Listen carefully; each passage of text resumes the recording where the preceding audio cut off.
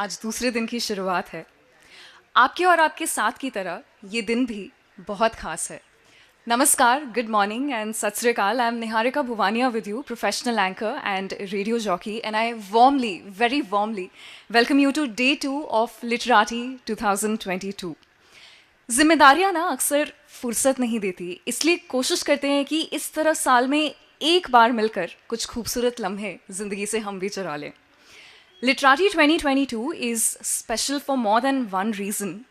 Firstly, ਇਸ event ਨੂੰ ਸ਼ੁਰੂ ਕੀਤਿਆਂ ਸਾਨੂੰ 10 ਸਾਲ ਹੋ ਗਏ ਨੇ, ਪੂਰਾ ਇੱਕ ਦਹਾਕਾ। ਤੇ ਦੂਜਾ, ਅਸੀਂ 3 ਸਾਲਾਂ ਦੇ ਗੈਪ ਤੋਂ ਬਾਅਦ ਆਫਲਾਈਨ ਲੀਗ ਕਲੱਬ ਤੇ ਵਾਪਸ ਆ ਰਹੇ ਹਾਂ। और एक और वजह है आज के खास होने की। You know, our beloved Dr. APJ Abdul Kalam sir used to say, the ignited mind of the youth is the most powerful resource on the earth, above the earth, and under the earth. And we at Chandigarh Literary Society truly stand by that. So this year, Chandigarh Literary Society is giving wings to young pursuits. It's launching a student magazine by the name of The Pursuit. Now that's a venture for young hearts to share their story. And it's a packed house. We can do better than that if we have to clap, if we have to applaud. That sounds more like it. So as I was saying, we will be adventurous enough. We will traverse all terrains from literature, business, politics, economics, creative writing, fashion, entrepreneurship, and much, much more in this magazine. Pieces from 15 students from 5 schools each are what the pages of this magazine are all about. And we have students contributing from St. John's High School, St. Kabir High School, a public school, Chitkara International School, Bhavan Vidyalay, all of these located in Chandigarh, and Learning Path School, Mohali. And because this magazine is made up of fresh thoughts and young voices, it's time we hear a young, fresh, dynamic voice detailing everything about the pursuit. Ladies and gentlemen, let me now introduce to you Navnoor Rana, a student of grade 11 studying in Learning Path School. Now, the pursuit was a venture by her, and she has been working tirelessly for the past year on this project. Navnoor, it's time you come up and tell us more about this magazine. We're all eagerly waiting and excited to hear from you.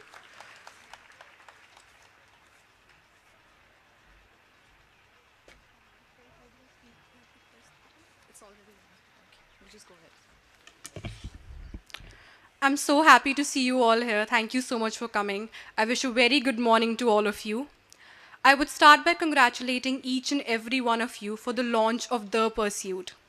I would like to thank our chief guest, Mr. Ravneet Singh Khurana, IRS Officer, Special Secretary Punjab, Mr. Ujjwal Singh Rana, Joint Commissioner, Himachal Pradesh, Tax Department, Ms. Nutan Buddhi Raja, Principal, Learning Path School, and Dr. Satish Kumar Verma, Retired Professor, Punjabi University, Patiala.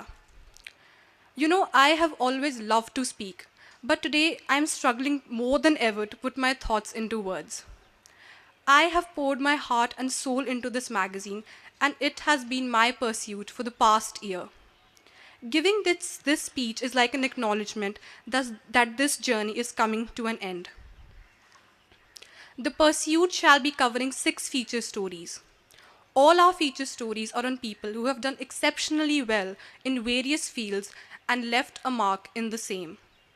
It gives me immense pleasure to announce that the feature stories for the first edition of the Pursuit magazine are Mr. Kuldeep Singh Chahal, IPS, Mr. Abhiraj Malhotra, founder, Schoolpad Technologies, Ms. Mahit Sandhu, international level 50-meter rifle shooter, Mr. Siddharth Kaushal and Ms. Neha Bakshi Kaushal, founders, The Idea Box, Mr. Aditya Bhatnagar, IIT engineer, and Mr. Navroop Shergill, founder, For a Cause NGO. The Pursuit, on its maiden pursuit, encountered quite a few challenges, but this venture has left me truly inspired. I would like to take a moment and thank Chandigarh Literary Society, especially Dr. Sumita Mishra and Mr. Vivek Atre for believing in me and giving me the opportunity to make this dream come true. Students have got so much to say, and my sole aim was to provide them with a platform where they could write and express themselves. There was no fixed theme, and students were given the liberty to write freely. The diversity of the articles shall shake you to the core when you shall further read the same. The courage that these students have is laudable. The courage to address such difficult topics at such a tender age. Learning Path School in its 10th year organized a theatre production called The Pursuit. The Pursuit was a play organized by Mr. Siddharth Kaushal and Miss Neha Bakshi Kaushal. Mr. Siddharth Kaushal and Miss Neha were my superheroes. I signed up for the auditions and got a small scene in the production. It wasn't something major, but I found the love of interacting with people. That's one of the main reasons why I wanted them to be a feature story for this issue. I am eternally grateful to Miss Neha and Mr. Siddharth and Learning Path School. To them, I owe the name The Pursuit. We worked with 15 students from each of 5 schools of Chandigarh and Mohali. We gave the top 7 students of each school an opportunity to conduct an interview with insanely talented people from different fields. Each school covered one feature story. We also organized a marathon in collaboration with Chandigarh Smart City Limited and Forocos Chandigarh and Sankalp NGO. The leaders of the 5 schools covered the marathon. I would like to extend my sincerest gratitude to each of our feature stories for taking out the time from the precious schedule and talking to us. The magazine could not have been possible without the endless support from Learning Path School Mohali. Mr. Robin Agrawal, who unfortunately couldn't join us today, helped me during the times when I felt crippled. And of course, Ms. Nutan Buddhi Raja, the principal of Learning Path School, for being a constant pillar of inspiration. I would like to thank Mr. Kuldeep Singh Chehal, our cover story for The Pursuit. It was an absolute honor meeting him. He is a true gem and I have so much respect for him. I learned so much and his simplicity and goodness is reflected in his voice. Mr. Abhiraj Malhotra's interview left me so illuminated. Mr. Navroop is such a hard-working young social worker. Ms. Mahit is an international level rifle shooter, and Mr. Mukul and his Proud Shooting Academy are changing lives.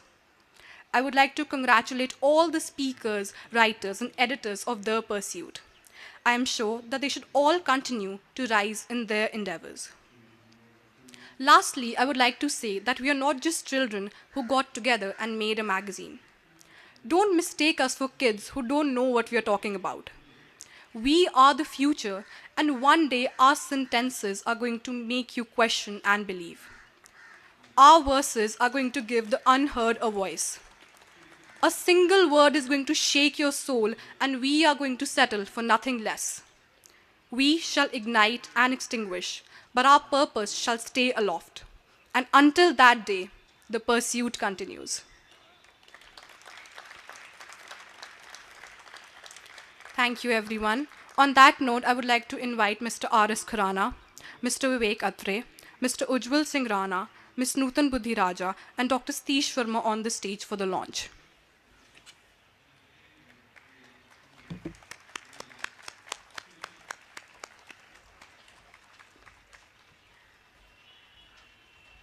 Thank you.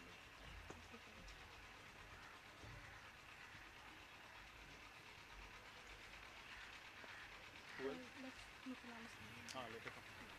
We launch here.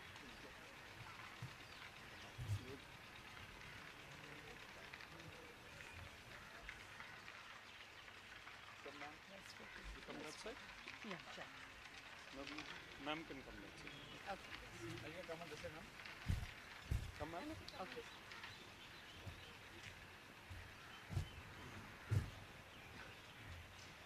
Here we go.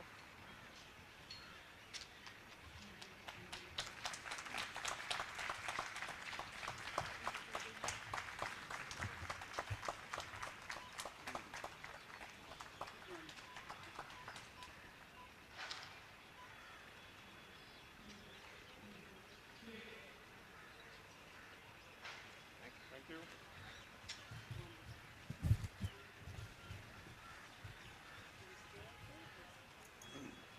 Start off. Now I would like to invite Ms. Nutan Buddhi Raja to address the gathering. Miss Newton is very passionate about creating opportunities regarding academic success for students. The focus has always been about creating a climate which is hospitable to education and also cultivating leadership. Miss Newton has taught and headed an American and IGCSE Cambridge curriculum in the Middle East for almost 13 plus years. She has headed the team for the American and QNS accreditation process in 2 established schools in Middle East. Ma'am has also worked in some prestigious schools in Delhi and Mohali, including Delhi University colleges. Miss Buddhi Raja is currently the principal of Learning Path School Mohali, a school ranked number 1 in Mohali in the category of co-ed day schools. Ma'am frequently has her articles published in journals and newspapers. She has been awarded the following awards: the Best Teacher Award and the SOF Best District Principal Award 5 times. Can we please have a huge round of applause for ma'am? Miss Newton is a true source of inspiration. I see ma'am as a true role model and I've always learned a lot from her. Ma'am was in fact the first person that I pitched the magazine idea to. And if it wasn't for her encouraging words, we all wouldn't have been here. Ma'am, please address the gathering.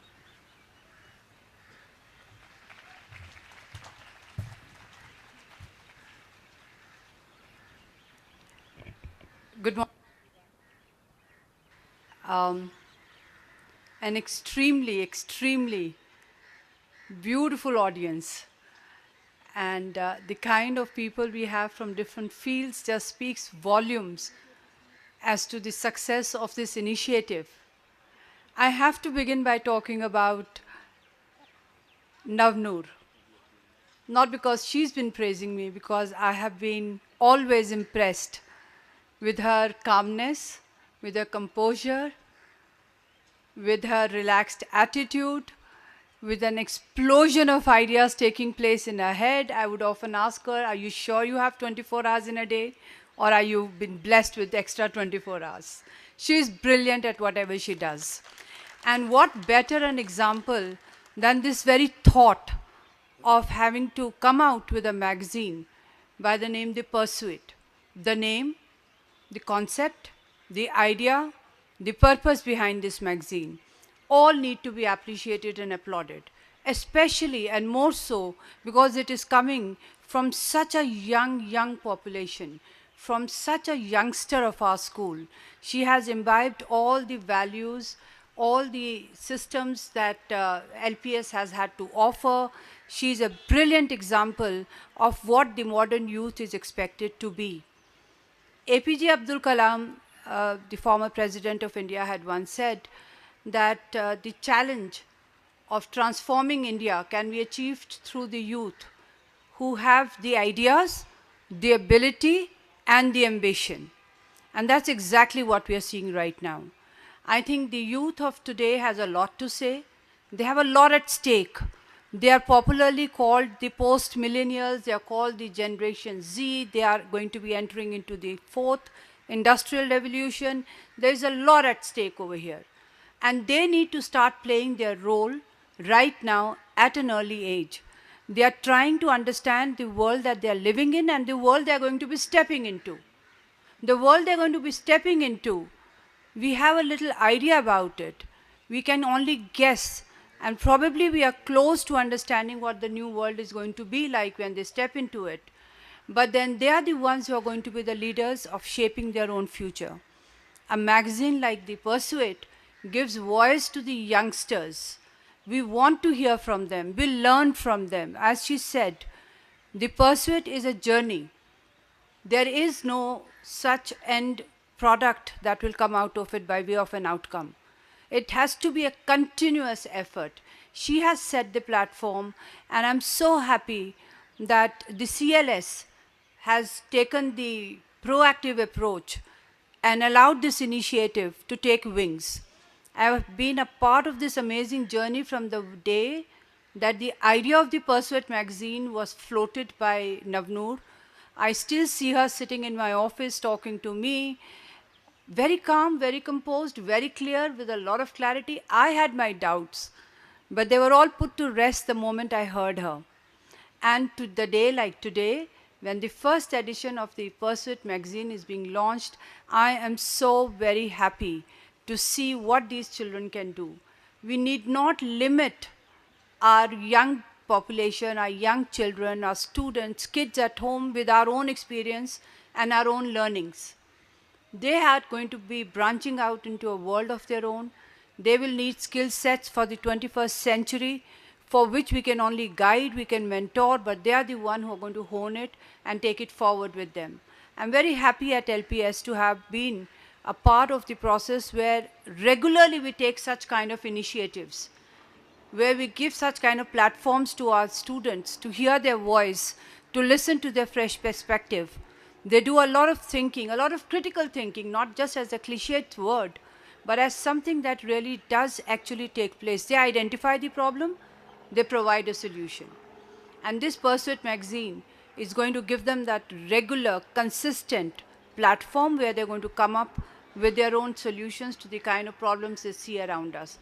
We, the adults, have created a lot of mess, and all this mess is going to be set right by the youngsters. That is my belief. So hands off, a big round of applause to the CLS and to the Pursuit team. And I wish them the very best to make the perfect impact that the society is only waiting for it to happen. Thank you so much, everyone.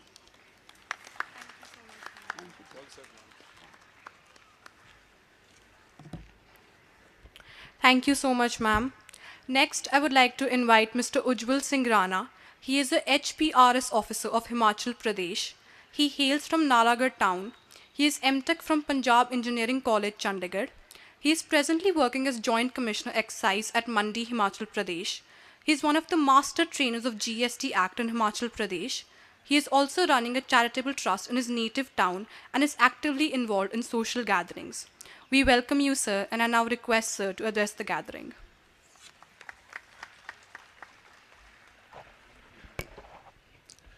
Good morning, ladies and gentlemen, and the distinguished guests at the dais.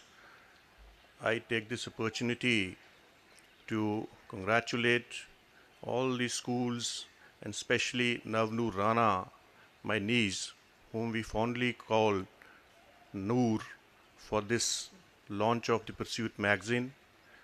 And as very well said by the worthy principal, that youth are the future of this country.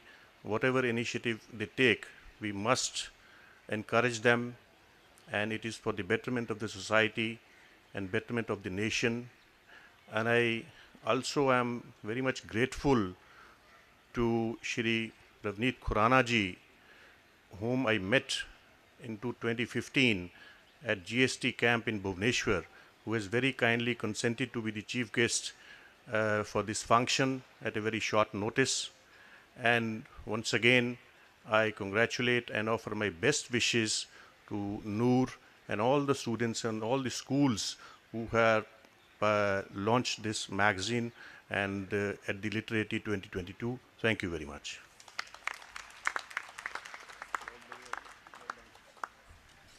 Thank you so much, sir. Next, I would like to invite Vice Chairman of CLS, Mr. Vivek Atre, sir.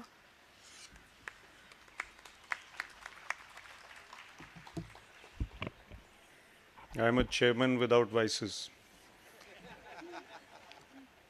Hearty congratulations to all those who have been part of the pursuit, all the students who've written, all the organizers, the schools who have participated, the principals. I know, as Nupur ma'am said, it was probably an outlandish idea to do this. Totally unbelievable for me at that time that Navnoor, a very young girl in school, could come up with this magazine. If you look at the quality, I think anyone in this audience would be very happy to be on the cover of this magazine. It's so good, well brought out. The colors are amazing. The editing is probably perfect. And Navnoor has a spark which is unique. I travel across India to speak to young people, and that spark is what really inspires me. And not only Navnoor, all those involved, in this pursuit. My congratulations, and CLS is delighted to have collaborated with this pursuit. I think young people need to be encouraged to write more, to read more, to be part of such activities much more than other things. Thank you. All the best. Thank you so much, sir. I would also like to invite Dr. Satish Kumar Verma on the stage. He joined us late due to some previous work. Sir, please join us on the stage. Can we please have a huge round of applause for sir? I would also quickly invite sir to address the gathering.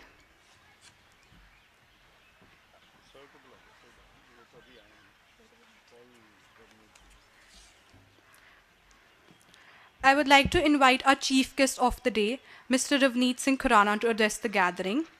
Mr. Khurana hails from Ludhiana. Sir joined the Indian Revenue Services in 2008. He was awarded with Finance Minister Gold Medal for Best Probationer and Chairman Gold Medal. He served in Excise and Customs in Gujarat for a period of 5 years. He has worked in the Ministry of Finance and was actively involved in policy making and the implementation of GST. Sir is presently on deputation with Government of Punjab as Special Secretary, Excise and Taxation and Additional Commissioner, GST Audit. Mr. Khurana during his college years was the gold medalist in BCom and MCom.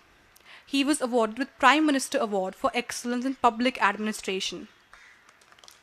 Sir was also honored with CA Professional Achiever Award in Government Sector in 2018. I thank Sir for taking out the time and coming here to launch the magazine. Can we please have a huge round of applause for our chief guest?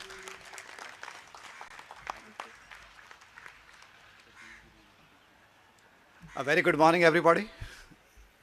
I think the audience, as Niharika said, we should have a better good morning. Good morning, everybody. I can have a response, please.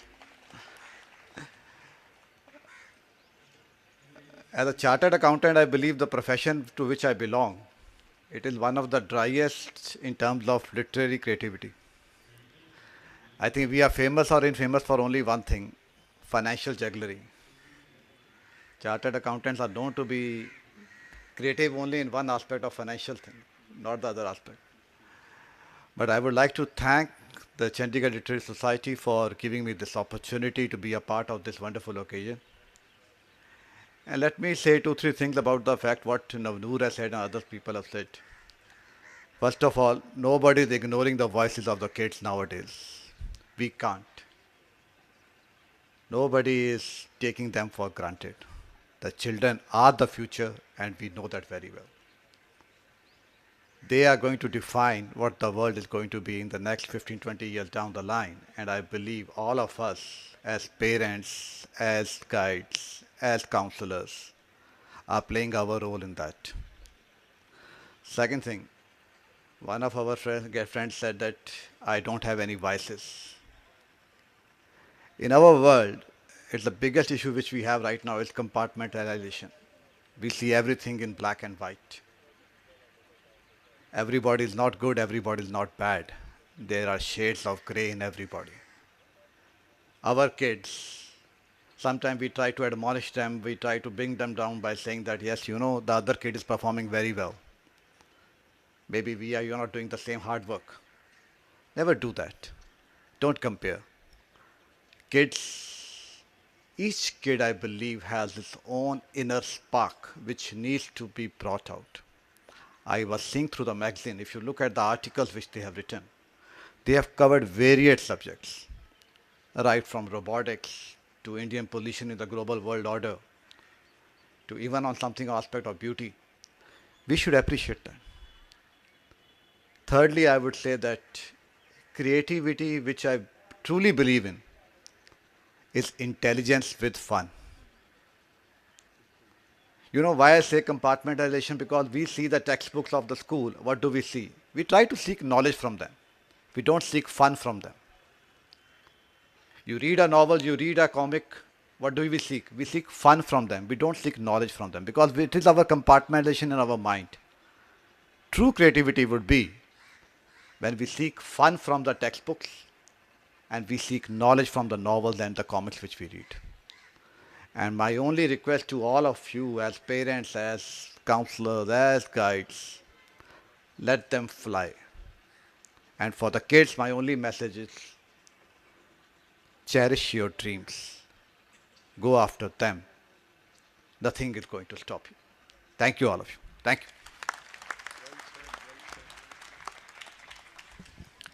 Thank you so much, sir, for your encouraging words. Before I end, I would again like to thank Chandigarh Literary Society, Dr. Sumita ma'am for her endless support, Mr. Vivek Atre, and all the staff at Chandigarh Literary Society. This magazine has only been possible due to their endless support. I would like to thank you all for taking out the time and coming here. All 75 writers of The Pursuit shall be provided with a free copy of the magazine. The magazine is available at the CLS stall.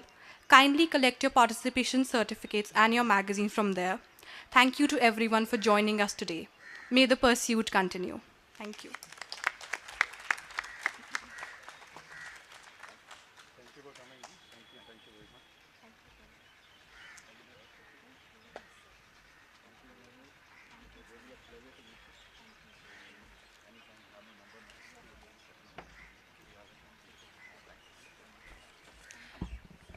Well, it's always art and culture which become the preservers of society and the harbingers of change. And if we write about it, in a way, we document our turning points.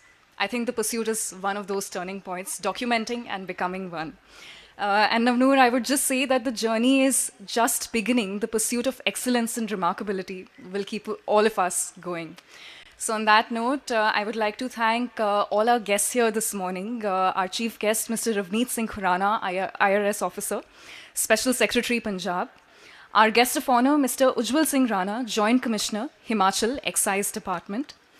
Ms. Nutan Budhiraja, Principal, Learning Path School.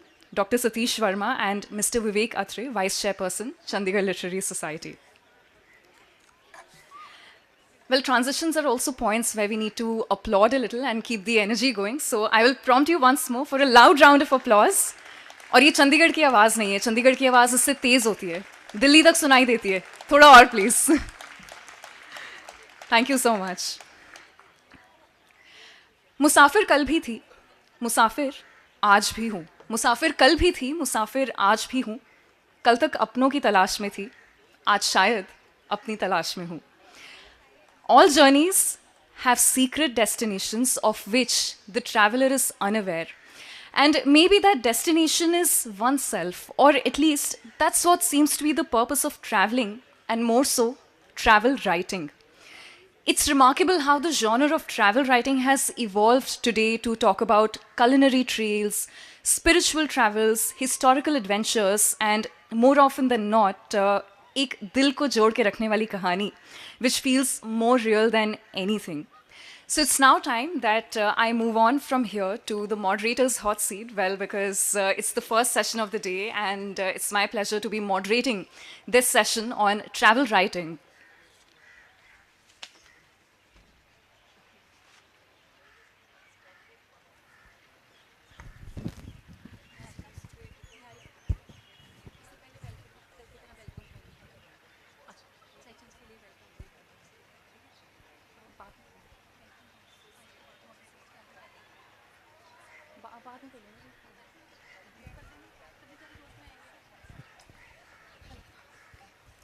So, well, I was just asked to wait for a little while. May I have Mukta ma'am on the dais?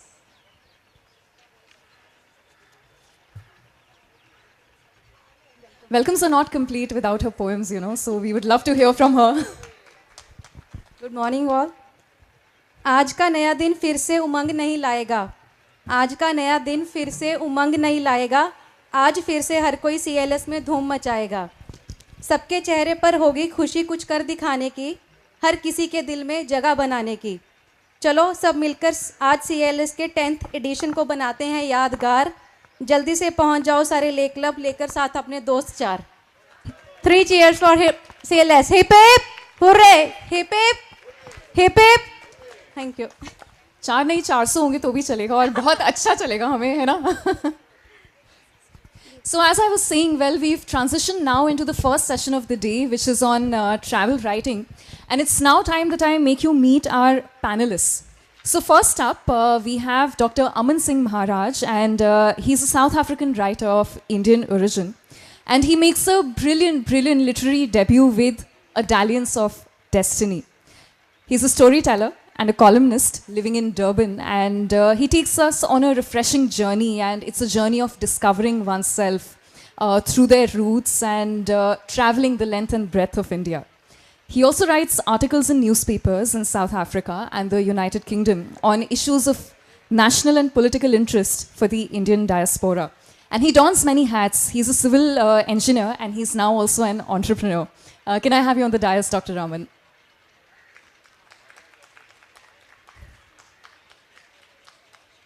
मुझे ऐसा लगता है पूरे चंडीगढ़ में सिर्फ 2 ही लोग तालियां हो जाते हैं, हम इतने सारे हैं. वो दोनों दिल्ली से आए हैं, मजे की बात सुनिए. वेल, चंडीगढ़ वाले तालियां बजाएंगे तो हमें बुरा नहीं लगेगा. You can go on and upload us. And our next panelist for the day is Mr. Nilesh Kulkarni. He's a management graduate from the Faculty of Management, Delhi University. And he quit the corporate world in 1985. And since then, he's been on a wonderful journey of his own, starting his own company and donning the hat of an entrepreneur. He's a theatre and voiceover artist with over 50 plays under his belt. He's an avid reader and a traveler. He's a poet, a cricket commentator, and a public speaking coach. And we will be in conversation about his book, In the Footsteps of Ram. Welcome, sir. Thank you so much. Good to see you too. Good to see you too. Yes, of course. I think that's much better. That's much better. So are we all ready? I guess we can pick up those mics. And, it's all about travel writing. We are taking footsteps towards destiny. So I have to start with this one. What's the travel column that both of you vividly remember from your childhood? And if you read one, did that place ever make its way to your bucket list, and did you ever happen to visit it? I'm asking this, I would have skipped it, but I'm asking this because technically we're representing, we belong to different generations. So we can in a way trace the evolution of travel writing over the years. So why don't you take over? Thank you very much for making that generation gap very obvious. That's not a very good way to begin, but thank you very much for doing that. Well, I meant it in a good way. Now that you have mentioned the fact that there is a generation gap between the three of us, let me say that, my dear child, when I was a child, there were no travel columns. People used to do cave paintings, and I think stone tablets had just been invented. Oh no, come on. So there were no travel columns I read at that time. But the only place I really wanted to go when I was a child was Africa. Of you guys, how many of you have read Phantom comics? Raise your hands there. I have. Yes. I have. So I wanted to go to Africa because I wanted to go to the Skull Cave, walk through the waterfall, and go and see the Ghost Who Walks. That's about the only traveling I wanted to do then. But the most distinct thing that I remember was in my younger days when I read about the Lonar crater. Now this, for those of you who are not aware of the place, it's a place where a meteorite hit the Indian subcontinent some millions of years ago. And now that's a 5-kilometer crater with a lake in the middle of it, which is so salty that it does not sustain any form of life. And it's highly alkaline. Now this is one place I wanted to see. And I'm very grateful to the powers that be and the universe that I was able to complete that. Both I and Sarita actually walked down the rim of the crater, went up to the shore of the lake, and stood there for a couple of minutes trying to get in the magnificent scenery that was around us. And one of the most amazing things we discovered there was that was a place where, since the soil was from the meteorite, it was so highly magnetic that if you put a compass down on the floor, it whirred like a table fan.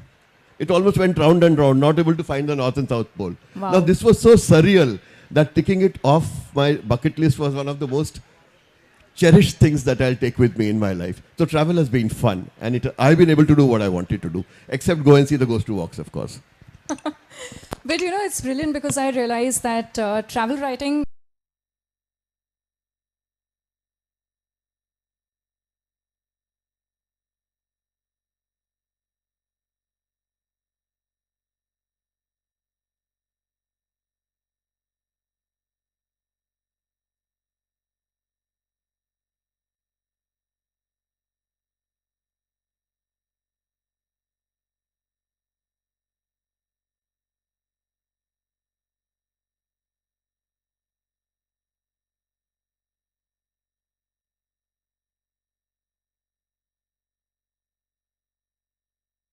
80s, I wish I could say we had access to travel magazines.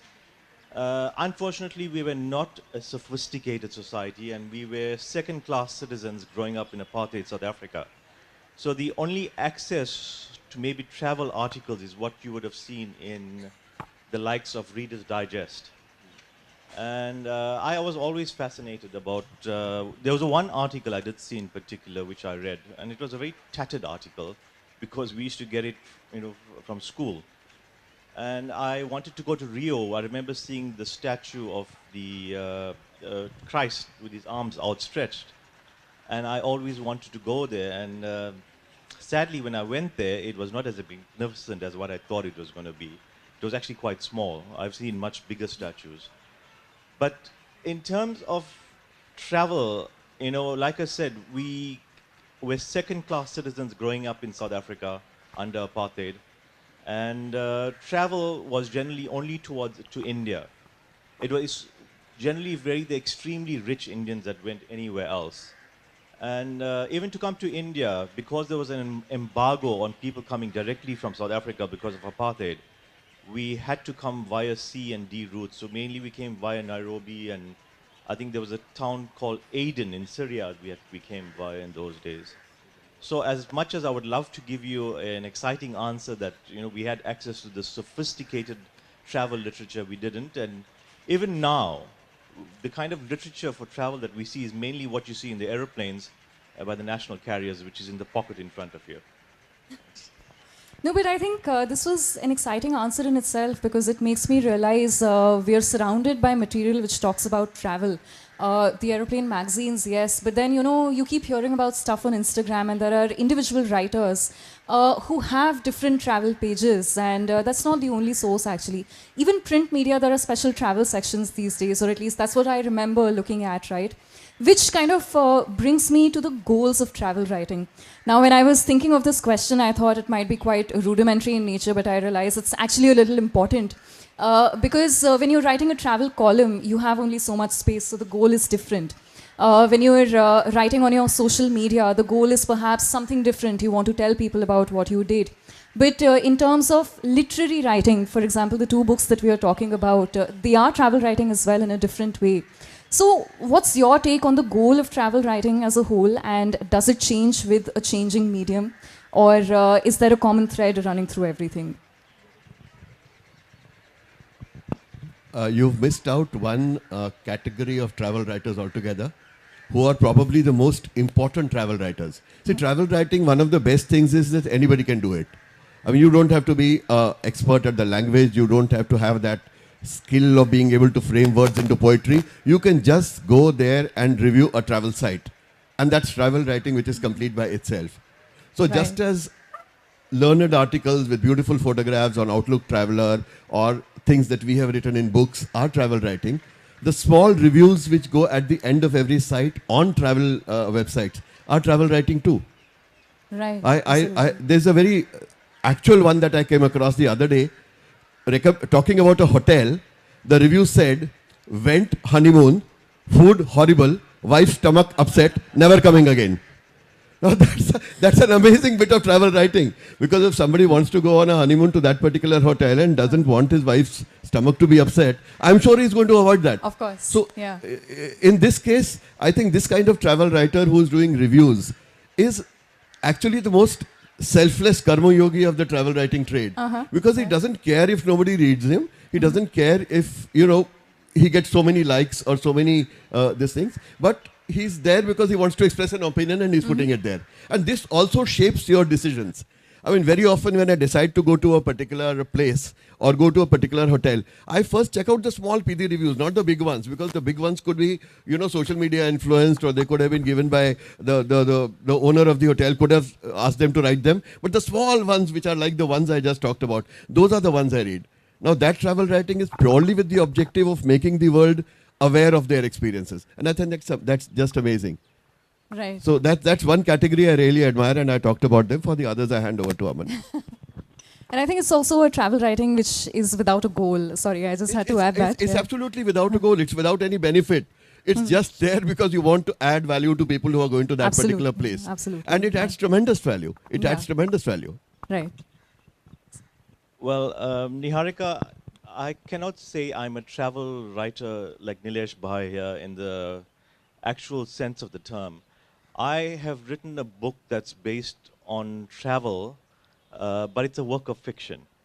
But it travels through various cities in India, and it gives these kind of disposition and the experiences of the narrator and the protagonist, who isn't a particularly savory character, quite like me, I would think. And his experiences these various mystical and ethereal experiences along the way. He's traveling up the Ganges, which sounds a bit cliched, but I assure you the writing itself isn't cliched, if I may say so myself.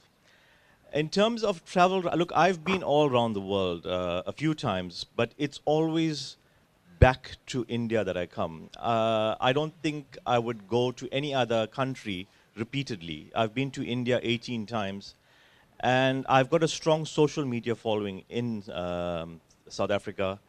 And it's generally my articles about South Africa. Even in fact, right now, whatever I wrote yesterday, there's just such a huge appetite for my travel writing about India. But it's done in a very colloquial way on social media only. But there's a huge demand, and people are hungry, especially those who can't afford to travel. They want to experience it vicariously through other people. And I think I have a way of writing, if I may be so bold to say, egotistical, that does capture the mind, whether it's fiction or non-fiction, although I'm a fictional writer. Right. I think you brought out some very interesting points, and since you were talking about South Africa, so I would just like to read something from your author's note that I found interesting, and my next question is based on that actually. So you say that in being a writer from Africa, there is this rather challenging issue of positioning a virtually unknown city within the global context. So a novelist in New York, for instance, would not think twice about incorporating a street name like Park Avenue into his prose. Even a hermit living in a cave in some secluded place would picture the upmarket skyscrapers. But alas, the very ethos of unfamiliar cities needs to be framed through a series of historical events in order to give one a genuine feel for their characters. So, since we're on the subject, how did people in South Africa react to your novel, or what did they think about? I mean, places in India for them would have been much the same. So there is extensive description of Bombay. There are places like Patna. There is extensive description of places in Uttar Pradesh.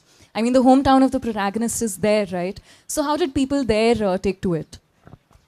Well, I've got to set the scene first and foremost. I have delusions of grandeur, so I didn't want to just be typecast as a South African writer. I wanted to be a global writer, even though it doesn't pay the bills. It's done as more as a hobby or as a passion. But it's very true. If I speak of Durban, not many people, although it's a city of about 5.5 million people, not many people have heard of it. They have heard of Cape Town because it's got that flat mountain called Table Mountain that made it very famous. But Durban is a beautiful coastal city, but if I try and write about Durban and expect international people to understand it without knowing certain events that shaped what Durban is, they are not going to understand it. So in my novel, I had to do almost a series of prologues to explain how the Indians went to South Africa. And we went along with the Indians to Mauritius, Suriname, Guyana, and Fiji as well, and Trinidad. So unfortunately, and I'm going to say this very tongue-in-cheek, what I've noticed in India is there's a huge appetite to understand Indians who are in the UK and the USA. But when we speak of, I mean, just yesterday, somebody was talking to me, and they said, so you're from Africa? And I said, yes, South Africa. Because to Indians, well, I'm saying this colloquially, to Indians in India, Africa is just one big country, and we're all living in huts and running around with lions, and it's out there. I mean, not from the sophisticated readers, but there is that feeling there. And they only came to know about Durban maybe because of our cricket team. So everyone is familiar with Kingsmead Cricket Ground. So I had to position certain things, and one of them was how the indentured laborers were forced by the British Raj to go to South Africa. So I had to create that. So a South African reading it didn't need that. But you as an Indian in India may have needed that to get a context. And there was also a riot that happened in 1949 that was catalyzed by the white man to get the African and the Indian to go against each other. It was a manufactured riot. So people in South Africa understand it, but people in India would not, because it's not common history. So to give you a feel for the city, I had to incorporate that into the chapter, although it doesn't really add candor to the storyline itself, if you understand what I mean. And the same with India, because so many Indians from South Africa and so many white people have not, it's not like England. England has a love affair with India, right, because of the colonialism. But so many people from South Africa have not been to India, so I go into a very lyrical description of each city. I think it becomes a bit raunchy as well. When the way I describe Delhi, it's a bit sexual, if I may say that. So yes, I did stretch the boundaries a little bit. And I hope I didn't overstep my mark. Well, when I was reading your book, I was at a loss for many things, including the riots that you mentioned, because I was unaware of those. And I can now totally understand, because I've been a reader, I've been in the reader's shoes. And I think you hit the nail on the head, because that historical context made me realize what's happening and why the protagonist is on such a spiritual journey back to India. And what happened that, he's so at odds with himself. He just wants to, find himself. I think in one of the paragraphs you say that he's a mess of the 19th and the 20th century. So and that was beautifully put. But now, putting a corollary of the question to you, sir. So there is this part 1 in your novel, The Banishment. You're looking for a village called Chakia Parv. This is an Indian place, and it's associated with an epic that is so in our blood. We live by it. We go back to it every day. It's taught, and it is a revered epic. But this place we didn't know about. So do you feel the same way when you're writing about places in India that are little known, unknown, or somehow lost in time? First and foremost, I would like to clarify that I didn't start out to be a travel writer. I would have wanted to be. Because ever since I started reading those issues of Outlook Traveler, every time I used to think, yaar, kisi time iske liye likhne ko mil jaye. Then this book happened, and it so happened that because of the book, I was featured in Outlook Traveler, which is really like that. Wow. So it was not as if I started with being a travel writer. This is a book which just happened because there was a theme which I wanted to follow, and that theme was the travel of Prabhu Ramchandra from Ayodhya to Sri Lanka and back.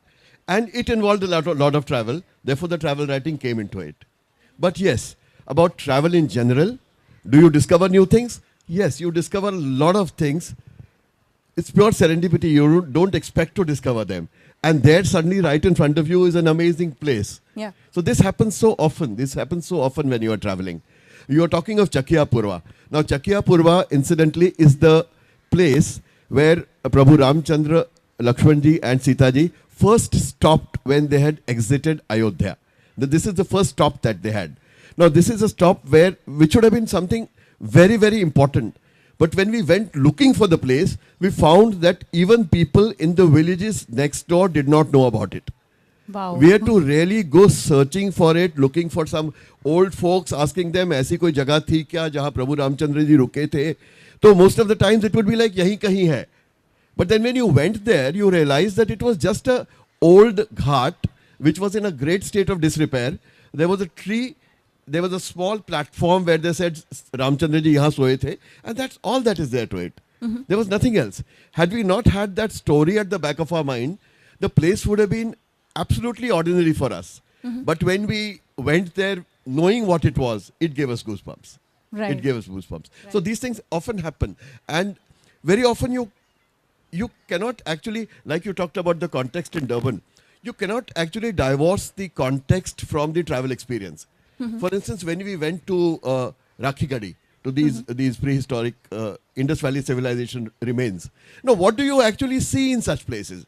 Some broken walls, Right. a window, a door here. What do you see that? But when you actually imagine what this place must have been 5,000 years ago, Yeah. then you realize there were people walking in the corridor. There was a very good place where there was a marketplace. There were places where people used to come and sell and buy material. There was a palace. There was a village. There was a whole thriving community. Right. And if you really close your eyes in the context and look at the place, you are in the middle of a new civilization. So it's the imagination that actually makes it work. And the imagination would be irrelevant without context. So context has to be there in any travel writing to make that place sound more fascinating. I think valid point. So even when we read a travel column, or let's say we are reading a city guide, there will always be some kind of history attached to it, you know. So then you go back, you look it up when you're planning your itinerary. And I was suddenly reminded of this trip we took to the Andamans. So it's a beautiful island, right? But then when you learn about the history of the Kala Pani, okay, that's a logistical issue. And Are you comfortable now speaking that? yeah, sure. Yeah, so, you know, when you learn about the Kala Pani and when you learn about the history, is when you actually realize what the place has been through all of these years, and, you know, something or the other will keep falling today. Thank you. And you. Rise to great heights as your things fall. That was beautifully put. Anyways, yeah. So I think that's quite important, the context to it. But Dr. Aman, I have a special question for you. So it's digressing a little from the conversation, but still, I read about magical realism in your bio, and that came up quite a bit. So you want to tell us what that is all about and how it comes into your book? Sure, but first of all, you got to call me Aman, right? Okay. All right, I'll try. I used a bit of magical realism in my book, not by design.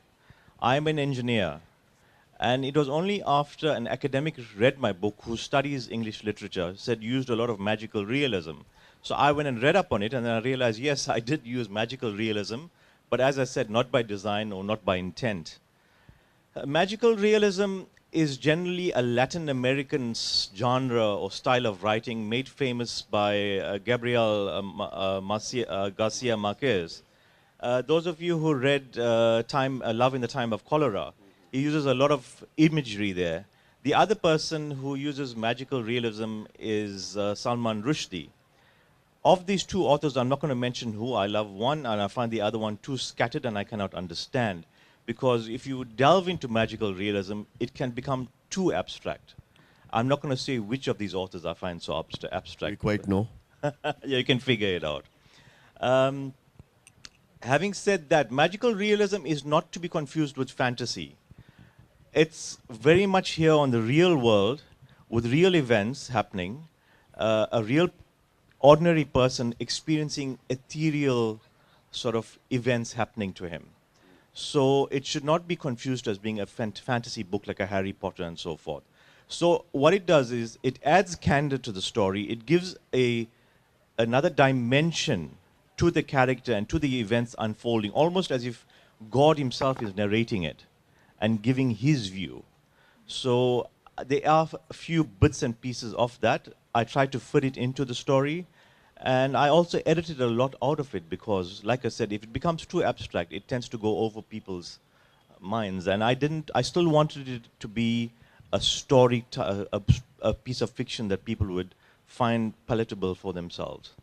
But generally, it's, like I said, not fantasy, but brings in that ethereal sort of sense of of a character and the experiences. And we see a lot of that actually. So when he's traveling through all of these places, some religious as well. In the beginning, he's a completely different person. He's so angry at life and he is so disappointed with it. But in the end, we see like a transformation. So I quite understand what you're saying and where you're coming from actually. Okay, so now I think we'll come back to travel writing and to what we've been talking about. Nilesh sir, there are two things to travel writing, the way I look at it.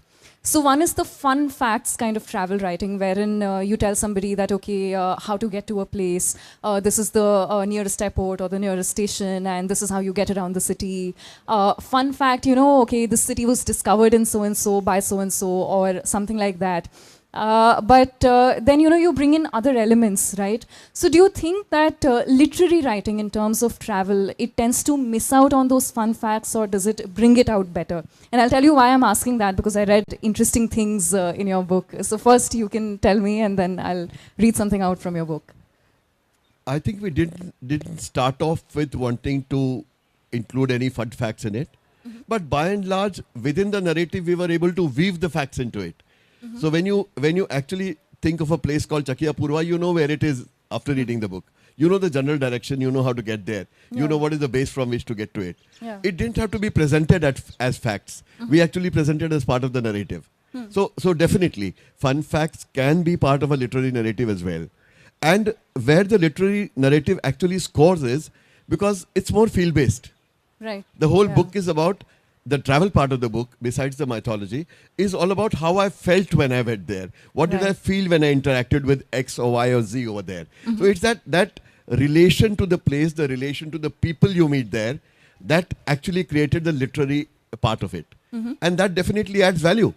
Because you don't want to go to a place just because it is so many square kilometers, has so many lack of population and 3 museums and 2 fun fairs. You want to go to it because you feel like going to it. It's only when it hits you here that you actually want to travel to those places. And that's what we try to recreate in the book. And I think any other books that are written in a similar genre, this would be important. The feel would be important. So that Right. definitely is of some value. Yeah, I think now, I mean, when I compare and contrast in my mind, so we do have a city guide for Europe cities. Somebody in the family is very fond of traveling and they got it. And this is how it goes, you know, every city is given 2 pages and on one page there are these basic know-how things. On the other, probably pictures and some historical places or some places that you can visit or plan your itinerary in. So the interesting pieces that I was talking about, which in fact cover both the fact and the feeling part of it. So this is part 3 of the novel, right? And he's talking about the war when Ram's army was going to Sri Lanka. This is in Sri Lanka. And it starts off as this. It might make you laugh. It made me laugh. We discover we had been cheated. Neither did we expect Vibhishan to receive us at the international airport in Colombo. Nor did anybody wrong us. We've been the victims of a visa scam. Indians have the provision of getting a visa on arrival here, but we didn't want to stand in a queue at the airport. So we had applied for e-visas, and then it goes on. And then there's another anecdote about caves in Sri Lanka, the cave system of Sri Lanka. So very quickly, would you want to tell us about that? When you actually decide to spend time at a particular place and not hurry through based on travel recommendations in fun fact-filled places, then you really discover fun. We really discover new things about the place. For instance, this cave system she's talking about is what we discovered when we were talking about the armies of Sri Ram and Ravan moving about all over Sri Lanka to fight that battle. Now, what local people told us was that the entire Sri Lankan, the country of Sri Lanka, was full of caves. And all these caves were interconnected. And the armies would move through caves as they would currently move through highways. So the caves were the highways of those times. So moving from one city to the another, the army would get into a cave, get out of another one. And we also had occasion to go to one of the caves and actually went down it. Now, on the edge of the caves, there were palaces. Just much like you would have malls and hotels at the end of on the side of a highway. We had those. And there was a Ravan's place, Ravana's palace, which is a little ahead of Ella, which was right at the end of a cave system. And it was a huge palace. It used to be a huge palace, which was now a cave. And there was another cave we went down, where it is said that after Hanumanji ravaged the Ashok Vatika, Sita was actually shifted from the Ashok Vatika to a secret place. Now that secret place was again a cave, into which we walked about almost 2 kilometers into the heart of a mountain, and came upon a lake which had absolute clear blue water. And it is said there was a palace at the edge of it. And that is where Sita was kept. Now these are amazing facts which you would never come to know if you just took a guide to Sri Lanka and walked across it. So sometimes when you are willing to spend time, talk to people, interact with them, and look for new things, you come up against some amazing places. This is one of those cases. Right. And I think the things that you're most open to, the things that you're ready for, always come to you. The universe finds a way to put them through to you. So I had a look at the time, and we just have a few minutes so that we can accommodate more audience questions. Now, this is going to be the last one from my side, and I'm basing it on something that I read in Aman's book. Now, it's a very interesting way, the way you contrast cities, or the way you explain what the skyline is like, or what the landscape is like in the city. I'll just read it out, and then I'll ask you what's on my mind. So, as his friend trudged towards the car, Milan, he's the protagonist, sighed, reminiscing about the past as he stared at the skyline, which was bleak when compared to a Manhattan one. No huge skyscrapers with glimmering, shimmering lights. The city didn't quite have an amorous mood. There was no sweeping combination, suspension bridge backdrops like London, against which a tender love scene could be enacted, and nothing quaint like a tram system as they had in San Francisco. It gives you a clear picture of what the city is like. So I want to know what makes a city famous that you compare it to your own. Is it because it has been featured a lot of times in movies? Is it because it's been written about in some way? Is it because some famous people were born there? Or perhaps many people dream of moving to that city to make a living. So the American concept or the American dream could be one example in this respect. So what do you think? So first of all, I got a lot of flack for those kinds of passages because they were written in a very unpatriotic way about my city and about South Africa. But I can only ever be true to myself, and I feel no sense of real patriotism towards South Africa and towards my city anymore because corruption is quite endemic. Having said that, it's a city of about 5 million people, so I think Chandigarh is about 3.5, so it's bigger than Chandigarh. It's the second or third largest city in South Africa. At the same time, like I said, most of you have heard of Cape Town because it has one of the 7 natural wonders in the world, which is Table Mountain. So you have a lot of international tourists that go to Cape Town.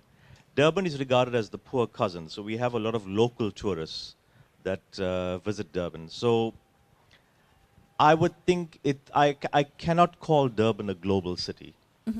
It's well known in Africa, it's got the largest port in Africa, but it's a relatively new city. It's about 150 years old. So we're looking at a city that looked like Dubai maybe 20 years ago. So we have, I won't say skyscrapers, we have 50-story buildings and so forth. But it does not, and you would see a little bit of me going into the character, which is, I think, what every writer does. But I don't think my own life story is good enough to put as an autobiography, so you got to put it on steroids. And a lot of what you see on there is quite hyped up. So if the character doesn't like Durban, I made him hate Durban, if you get what I mean. So everything is all hyped up to make it more readable for the reader. So what makes a city memorable? I think it's ultimately on a global scale, it's the people who visit there from external countries. And unfortunately, Durban has probably 1 million visitors, international visitors a year. And generally, these are people from England who want to go to the battlefields because their forefathers fought against the Zulus from England. So those are the kind of visitors we get. We started getting people from India coming, not in droves. It's a pretty city. It's regarded as a playground of Africa. It's famous for surfing, fantastic waves, fantastic beaches. But there is a fair degree of decay at the moment, and that upsets me.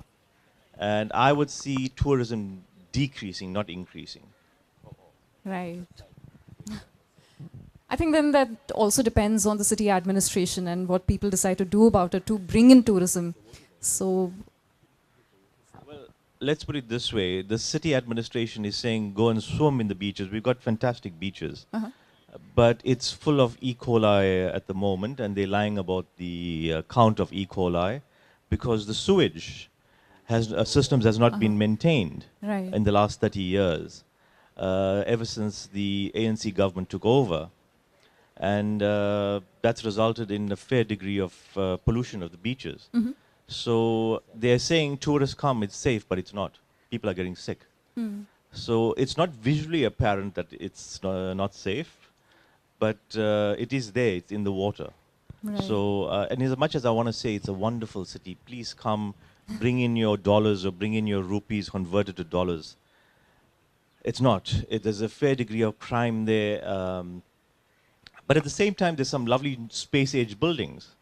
But it's still a very racist city because it's a family-orientated city. So people tend to spend time with their own races. So you'll have Indian nightclubs. Obviously, it's not legislated, but Indians will go to one nightclub, whites will go to one nightclub, African people go to their own nightclub. So it's very segregated in that way. It's definitely not cosmopolitan. And I wish it was different, but it's not. I get it. So your thoughts on this? And then we'll quickly throw the floor open to the audience. Let me get this right. This is about why certain cities get more hyped up than others? Why Yeah, I certain mean, cities are doing why certain destinations? cities are more famous than others? So everybody might know a London or a New York, but Yes, you yes. know, there are others which are lesser known or lesser popular. So I think the term famous is now almost exclusively defined by social media. okay, Because almost everybody, so when they say famous, then I think the people who do not pronounce it as social media, but call it social media, are right, because it's all about a lot of shosha. And this shosha is intensely driven by vested interests. So anything that begins to suddenly pop up on Instagram, LinkedIn, Facebook, everywhere, the first question I asked is, who's driving this, who's paying for it, who's pushing Yeah. it? So if something like this suddenly comes up and cities become famous, I can always say that there is some tourism board or some hotel or some airline which is actually pushing it. So Right. that famous is not famous for me. Why I would like to visit a city or what would give me good vibes is if one could somehow connect with the soul of the city. Right. If you heard about a city and heard that there was this feel that people get living in it. There's this feeling that people have in it. This is the history. This is the ethos of the city. Then those are the things which would make that city famous in my heart. That is why I would recommend it. That is why I would want to go to it. So there are many such places which are offbeat. And I think one of my agenda is to go to such offbeat places and get them on social media so that more people come to know about it. Yeah. A lot of shosha is created and social media results in more traffic to these places. As an example, I'll give you, I'm going to Hyderabad now sometime in the month of February. Now, very few people know that a 6-hour drive from Hyderabad is a beautiful place called Gandikota. Now, Gandikota is known as the Grand Canyon of India. It has got exactly the same geographical formation as the Grand Canyon in the US, in Utah. But people don't know about it. Now I intend to write an article on that in Outlook Traveler. So if I went there, took nice photographs and wrote a beautiful article about on that in Outlook Traveler, it becomes famous. So gradually as more people read it, more people come to know about such places, they automatically become famous. So I Right. think if we call ourselves travel writers, it is our duty to bring such places to the notice of people who do not know about them so that they are frequented, known, understood and appreciated. I think the places deserve that. Thank you very and I much. mean, it's been around for so long because the Grand Canyon would have taken millions and millions of years to form, but we don't know about it. So For that's- that matter, a travel magazine like Outlook Traveler, when I proposed this to them, the first question is, what is Gandikota? Where is it? They don't know about it at all. When they Googled it, saw the pictures, they said, oh my God, this Yeah. is so amazing. Why don't we know about it? I said, let me tell you. Yeah. I guess that sums it up on our end. So just 2 questions from the audience and a request to keep them very short. If you have any, you can raise your hands and we'll get the mic to you. Can we have the mic here to ma'am? Now, this is intimidating, Dr. Mishra. How can the chairperson want to ask a question? No, I want to ask a question as a very, very enthusiastic and avid traveler myself. Have you ever been to a place and thought, this is so beautiful, I just don't want the tourist throngs to be here? Because I have felt that, gone to places which are pristine, untouched, done my research, figured out how to get there, and then felt, oh, thank God this is not on social media or not known, because it is so beautiful, so pure like this, and it'll be ghastly, perhaps, with the crowds streaming in. So have you ever felt that? And said, let me not write about this? I didn't ever feel I should not write about it because you see a thing of beauty, you want to share it with people and you want people to know about it. What I would ideally want is that after reading what I have written about a place like that, only people who appreciate such things go there. But I can't be selective about who reads and who decides to act upon it. So that is bound, that's a Fair cost that enough. one has to bear with. However, right now I can only think of, I can immediately think of the Lonar crater I talked about before. When we walked down about 3.5 kilometers to go down about, say, 1,000 feet into the crater. When we went there, the first thing that struck us was, यहाँ कोई मतलब ना तो पानी की कोई जगह है, ना कोई कैफे है, ना कोई कुछ है, या कुछ होना चाहिए क्या? You know, but when we thought that, the counter thought immediately came in कि अगर वो अगर यहाँ आ जाए, then this place is not going to be what it is. Therefore, let it stay. God, let it stay like this. We'll take our cafe lattes when we go back to Aurangabad, but we don't want to do it here. I think we have space for just one more question, just about it. Right. Good morning. Good morning. Hi, Saguna. Hi, hi. So this is not really a question, really. It's a comment, and it's a way to say thank you to your travel writers. I have to, because I heard you talk about the caves in Sri Lanka. I happened to go to Sri Lanka a few years ago, and Nuvara Elia, or Nurelia as the locals there like to call it, went to see that place, went to do that entire thing with the guide of where Sita Ji was and the Ashok Vatika and all of that. And so I asked him, I said, पर वो रावण का palace तो आपने दिखाया ही नहीं. So this guide looks at me very quizzically and says, आपने पढ़ा नहीं, वो तो हनुमान जी ने जला दिया था. तो वो तो है ही नहीं. So thank you, travel writers, for making us know more than the local guides would ever be able to do so. You know what? This is a very existential challenge when you are traveling to remote places. That most people are actually wanting to only fob off their favorite fallacies onto you. They don't want to tell you the truth at all. For instance, this cave where Sitaji was kept, I was talking about. Now, this they were not prepared to tell us. Every time we would ask somebody, they would say, nahi, idhar hai, nahi hai, type. So you have to be really pig-headed to pursue people, get after their lives and tell them, mujhe to janna hi hai bhaiya. So finally you get hold of somebody who says, chalo main le chalta hu. And then you get there. But you've got to really be pig-headed and get after them in order to discover these gems. Otherwise, they will try to, we were in Hampi, and I was trying to go to the place where Hanumanji was born, and then we were trying to go to a place called Madhuvatika. Now, when you ask for these places, our driver and guide would say, "Wahan क्यों जाना है? वहाँ तो कोई tourist जाता ही नहीं." Yes, that's all the more reason कि मुझे जाना है यार. कोई नहीं जाता इसलिए मुझे जाना है, because मुझे उसके बारे में लिखना है. जहाँ लोग जाते हैं वो तो सब लिखते हैं ना यार. What's my point, isn't it? So you've got to really get after it.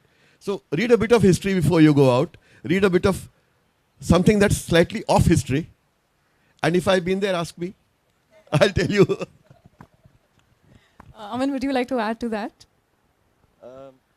Well, just to respond to ma'am, I'm unfortunately the opposite of that. I like a bit of mayhem and I like a bit of dirt. I don't like a very sanitized city. Coming from Dubai for the last 3 days, it's just too clean for me. So, and coming from a Western type of country, generally it used to be too clean in my own city. So give me a bit of dirt, give me a bit of grime, and I'm quite happy. I have a diary in which 1,300 such cities are listed. I will pass it on to you. Well, I was going to say this in the beginning. The two books don't have anything in common at all. So as a moderator, I somehow really struggled to get them together. But I hope I did an okay job. And, ours was a conversation of contrast. So I hope we've brought out the right contrast to you, the right places to you, the right tricks to you. And this is where we end it right on time. And we move on to the next session. Just a thank you so much. slight addition. I think Yes. anybody whose sessions are moderated by Niharika is hereby warned that her research is so thorough that unless you are really prepared and you want to answer them with some degree of sense, you're going to be in trouble. So it's very intimidating. But since I knew that Niharika was interviewing me and I knew who Niharika was, I read up everything possible she could ask. And so therefore one was able to make a semblance of a sensible statement. Thank you very much for being a great moderator, No, Niharika. sir. Thank you so much. Yes. On my side, as a preemptive, I'd like to apologize for my novel if I offend anyone. I wrote it at a time of my life when I was very angry, and it comes out in the novel. It's also, like I said, quite raunchy, and it was not by design. It just came out that way. And I hope it appeals. It's not travel lighting as you say it is. But yes, it's definitely set in a few cities. It's 75% set in India and 25% in South Africa. So, and I wrote about a very unsavory character. He's totally not sanitized. And also, as a feminist, if you're going to read the book, you're probably going to get angry with me as well. If you do, my contact details are on my card that I've sent to you. And I'll take the punches square on my chin. And if you're a short guy, I've picked on you as well. So take it as you wish. I can take the punch if you can reach my face. And that's it. Thank you. I think that was one hell of a preemptive. But in any case, thank you so much. It's been a lovely conversation. I think I've had a lot of fun moderating it, reading those books and reading those bits and pieces. I'm going to mark them for myself. And thank you so much for the kind words as well. Thank you. And thank you so much for being a patient audience, a lovely audience. And this is where I lead you on to the next session. So I guess it's safe to be back to the anchor's place and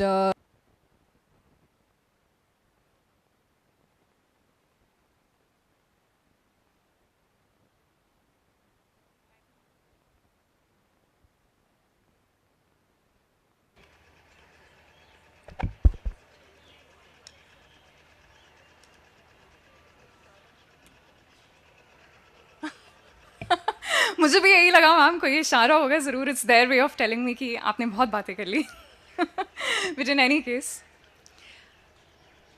आज मेरी कलम इतना सा है एहसास कर दे कह ना पाई जो ज़ुबां से वो तू बयां कर दे काव्य और कहानियाँ लिखना कौन जानता है पर वो तो अपने आप ही बन जाती हैं राइट जब दिल भर आता है खुशी से या गम से बस कलम खुद ब खुद चल जाती है आज हम दिल की बात करेंगे और दिल की कलम की बात करेंगे लेकिन इनकी कहानी मेरे शब्द नहीं अज़र इकबाल साहब के अल्फाज बयां करेंगे अगर वो यहाँ आ गए हैं मैं उनसे रिक्वेस्ट करूँगी कि वो मंच पर आ जाएं और इस सेशन के बारे में आपको और बताएं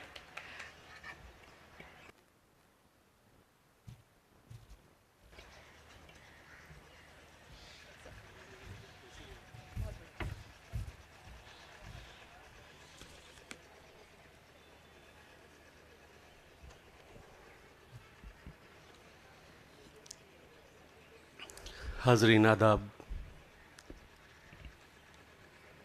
एक हर्फ मैं भी हूँ एक हर्फ तुम भी हो एक हर्फ मैं भी हूँ एक हर्फ तुम भी हो लफ्ज़ क्यों ना बन जाएं हर्फों से लफ्ज़ों से शायरी के इस सफ़र पर मैं अज़हर इकबाल आपका खैर मक़दम करता हूँ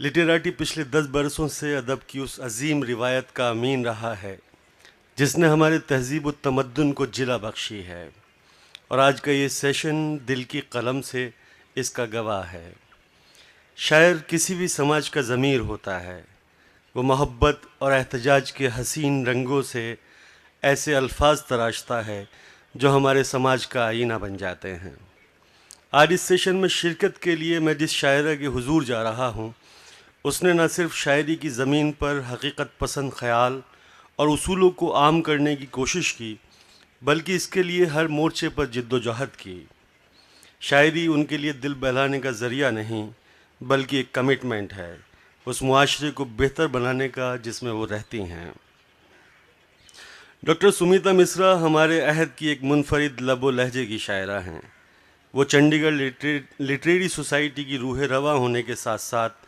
हरियाणा गवर्नमेंट में एडिशनल चीफ सेक्रेटरी जैसे आला ओहदे पर फाइज हैं अ लाइफ ऑफ लाइट ज़रा सी धूप वक्त के उजाले में आपकी तख्लीक़ात शामिल हैं आपकी किताब को साहित्य अकादमी अवार्ड से नवाजा जा चुका है लम्हों की शबनम आपकी ताज़ा तरीन पेशकश है उम्मीद की किरण के सिवा और कुछ नहीं उम्मीद की किरण के सिवा और कुछ नहीं इस घर में रोशनी का यही इंतज़ाम है मैं दावत दे रहा हूँ मोहतरमा डॉक्टर सुमिता मिश्रा साहिबा को वो स्टेज पर आएँ और ज़ोरदार तालियों से उनका खैर मक़दम किया जाए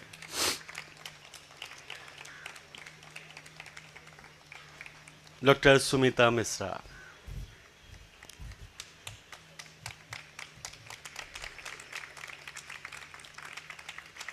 दोस्तों दिल की कलम से सेशन में डॉक्टर सुमिता मिश्रा साहिबा से बात करने के लिए मौजूद हैं एक ऐसे शायर जिनकी तख्लीकी हुनरमंदी और अशार का ड्रामाई अंदाज़ इश्क के बदले हुए तसव्वुर के तौर पर दिखाई देता है आप एक ऐसे अदबी खानवादे से ताल्लुक़ रखते हैं जो सदियों से मैदान अदब में सर बुलंद किए खड़ा हुआ है।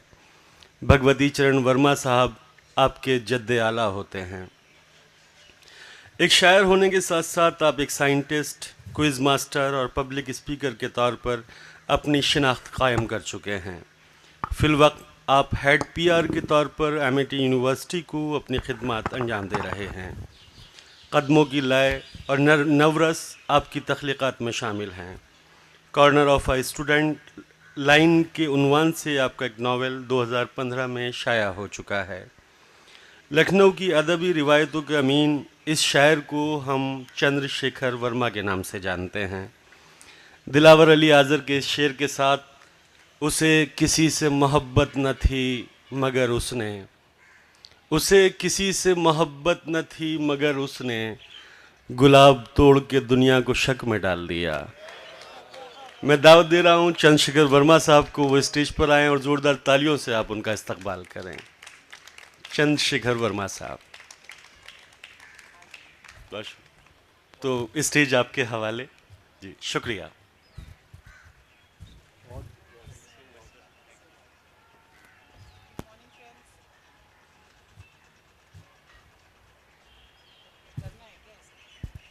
हेलो,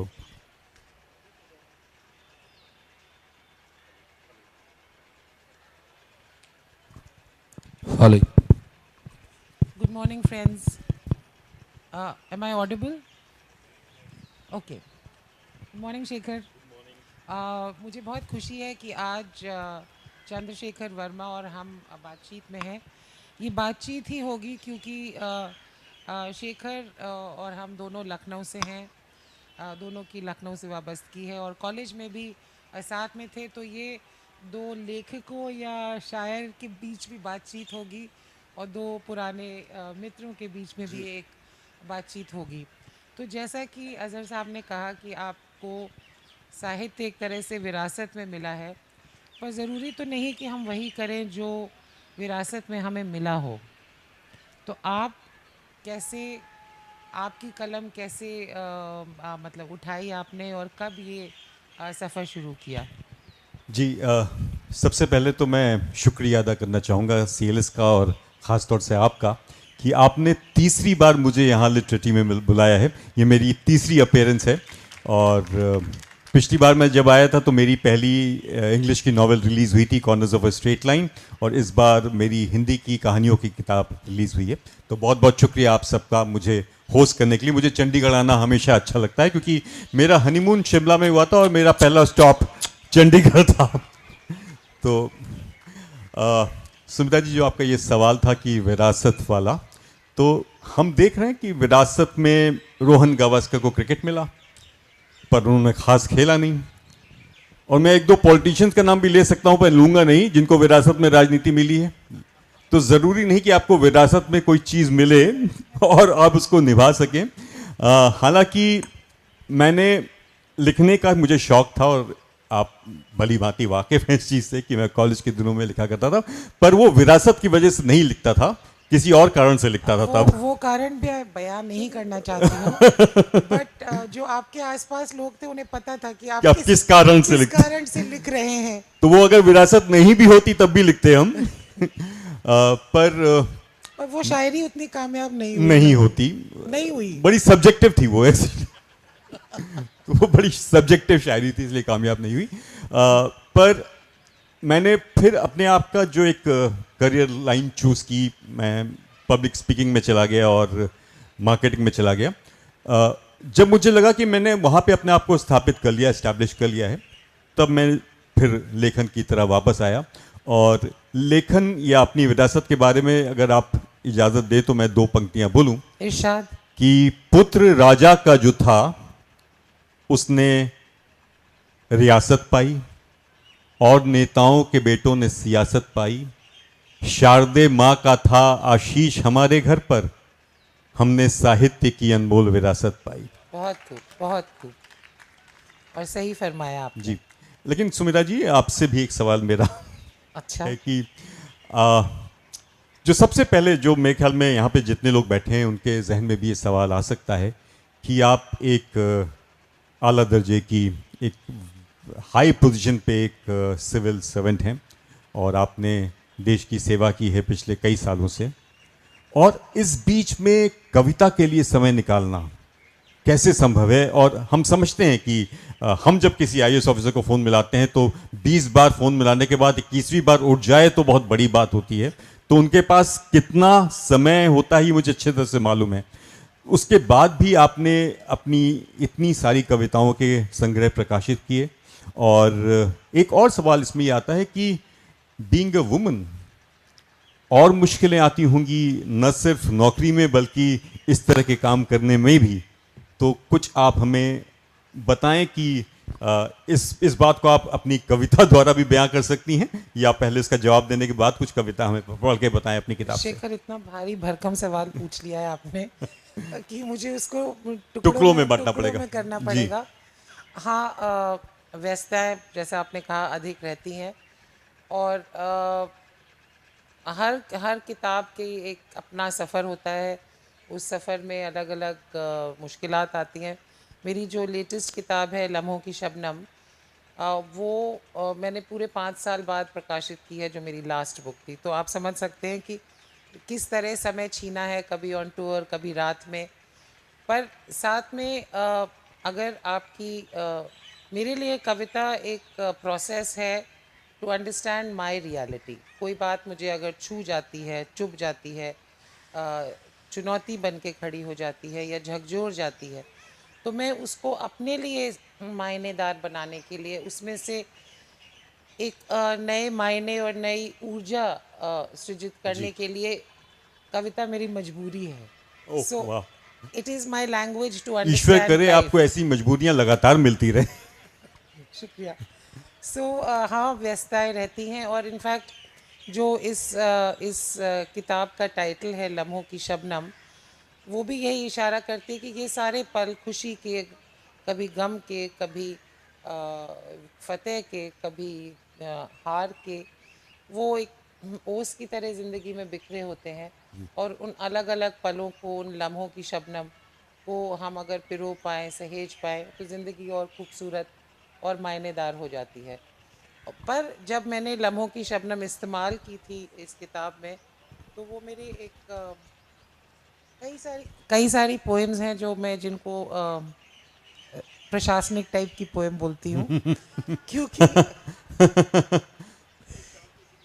जी, क्योंकि वो कहीं न कहीं मेरी प्रशासनिक औपचारिक जीवन से संबंध रखती हैं। तो जहाँ लम्हों की शबनम की पहली बार मैंने ज़िक्र किया है, एक कुछ अंश इरशाद, पढ़ूँगी, जी जरूर। जिसका नाम है कविता अपनों की दुनिया।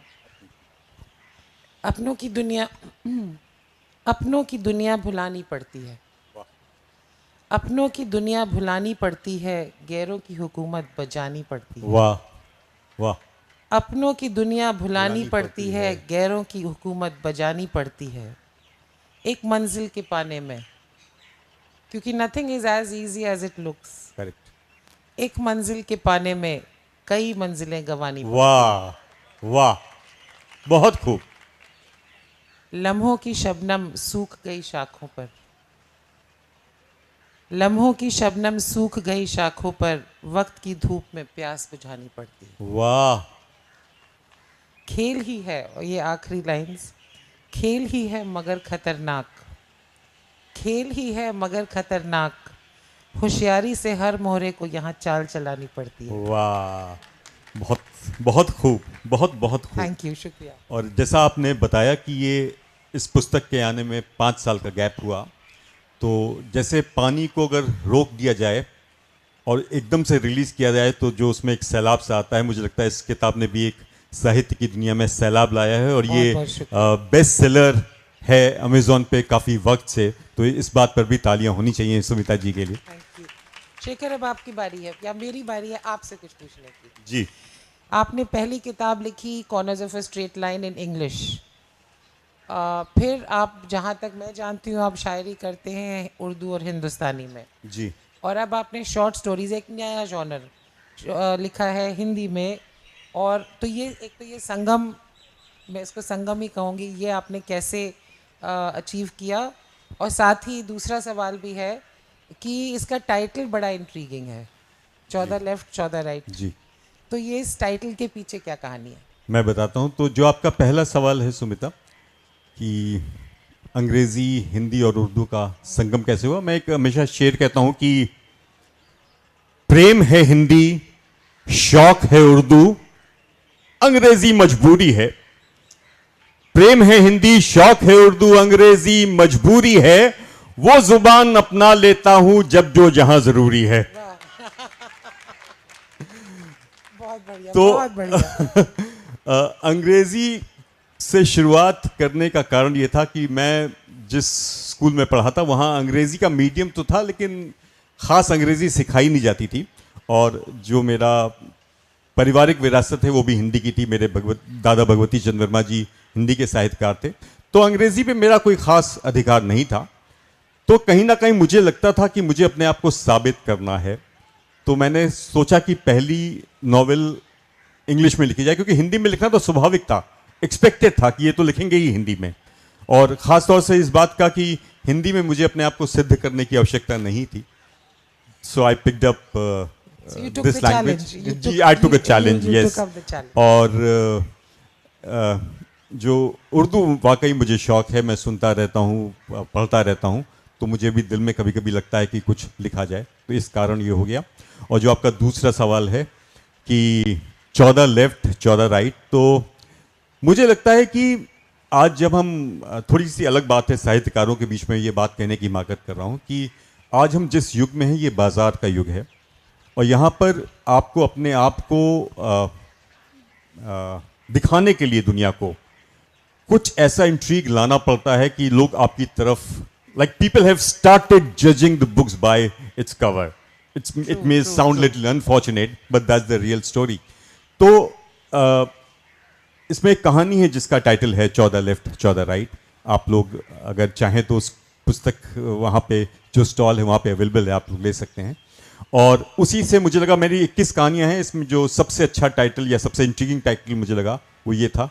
और इस पर भी एक दो सवाल आ गए सुमिता जी, बड़े इंटरेस्टिंग से। इसमें जैसा मैंने बताया 21 कहानियाँ हैं, और मार्केट का या कंज्यूमर का क्वेश्चन देखिए। कंज्यूमर का क्वेश्चन जो सबसे पहले आया कि आपने 14 लेफ्ट 14 राइट टाइटल लिखा है, यानी 28, और कहानियां केवल 21 हैं इसमें, तो हम ठगा सा महसूस कर रहे हैं।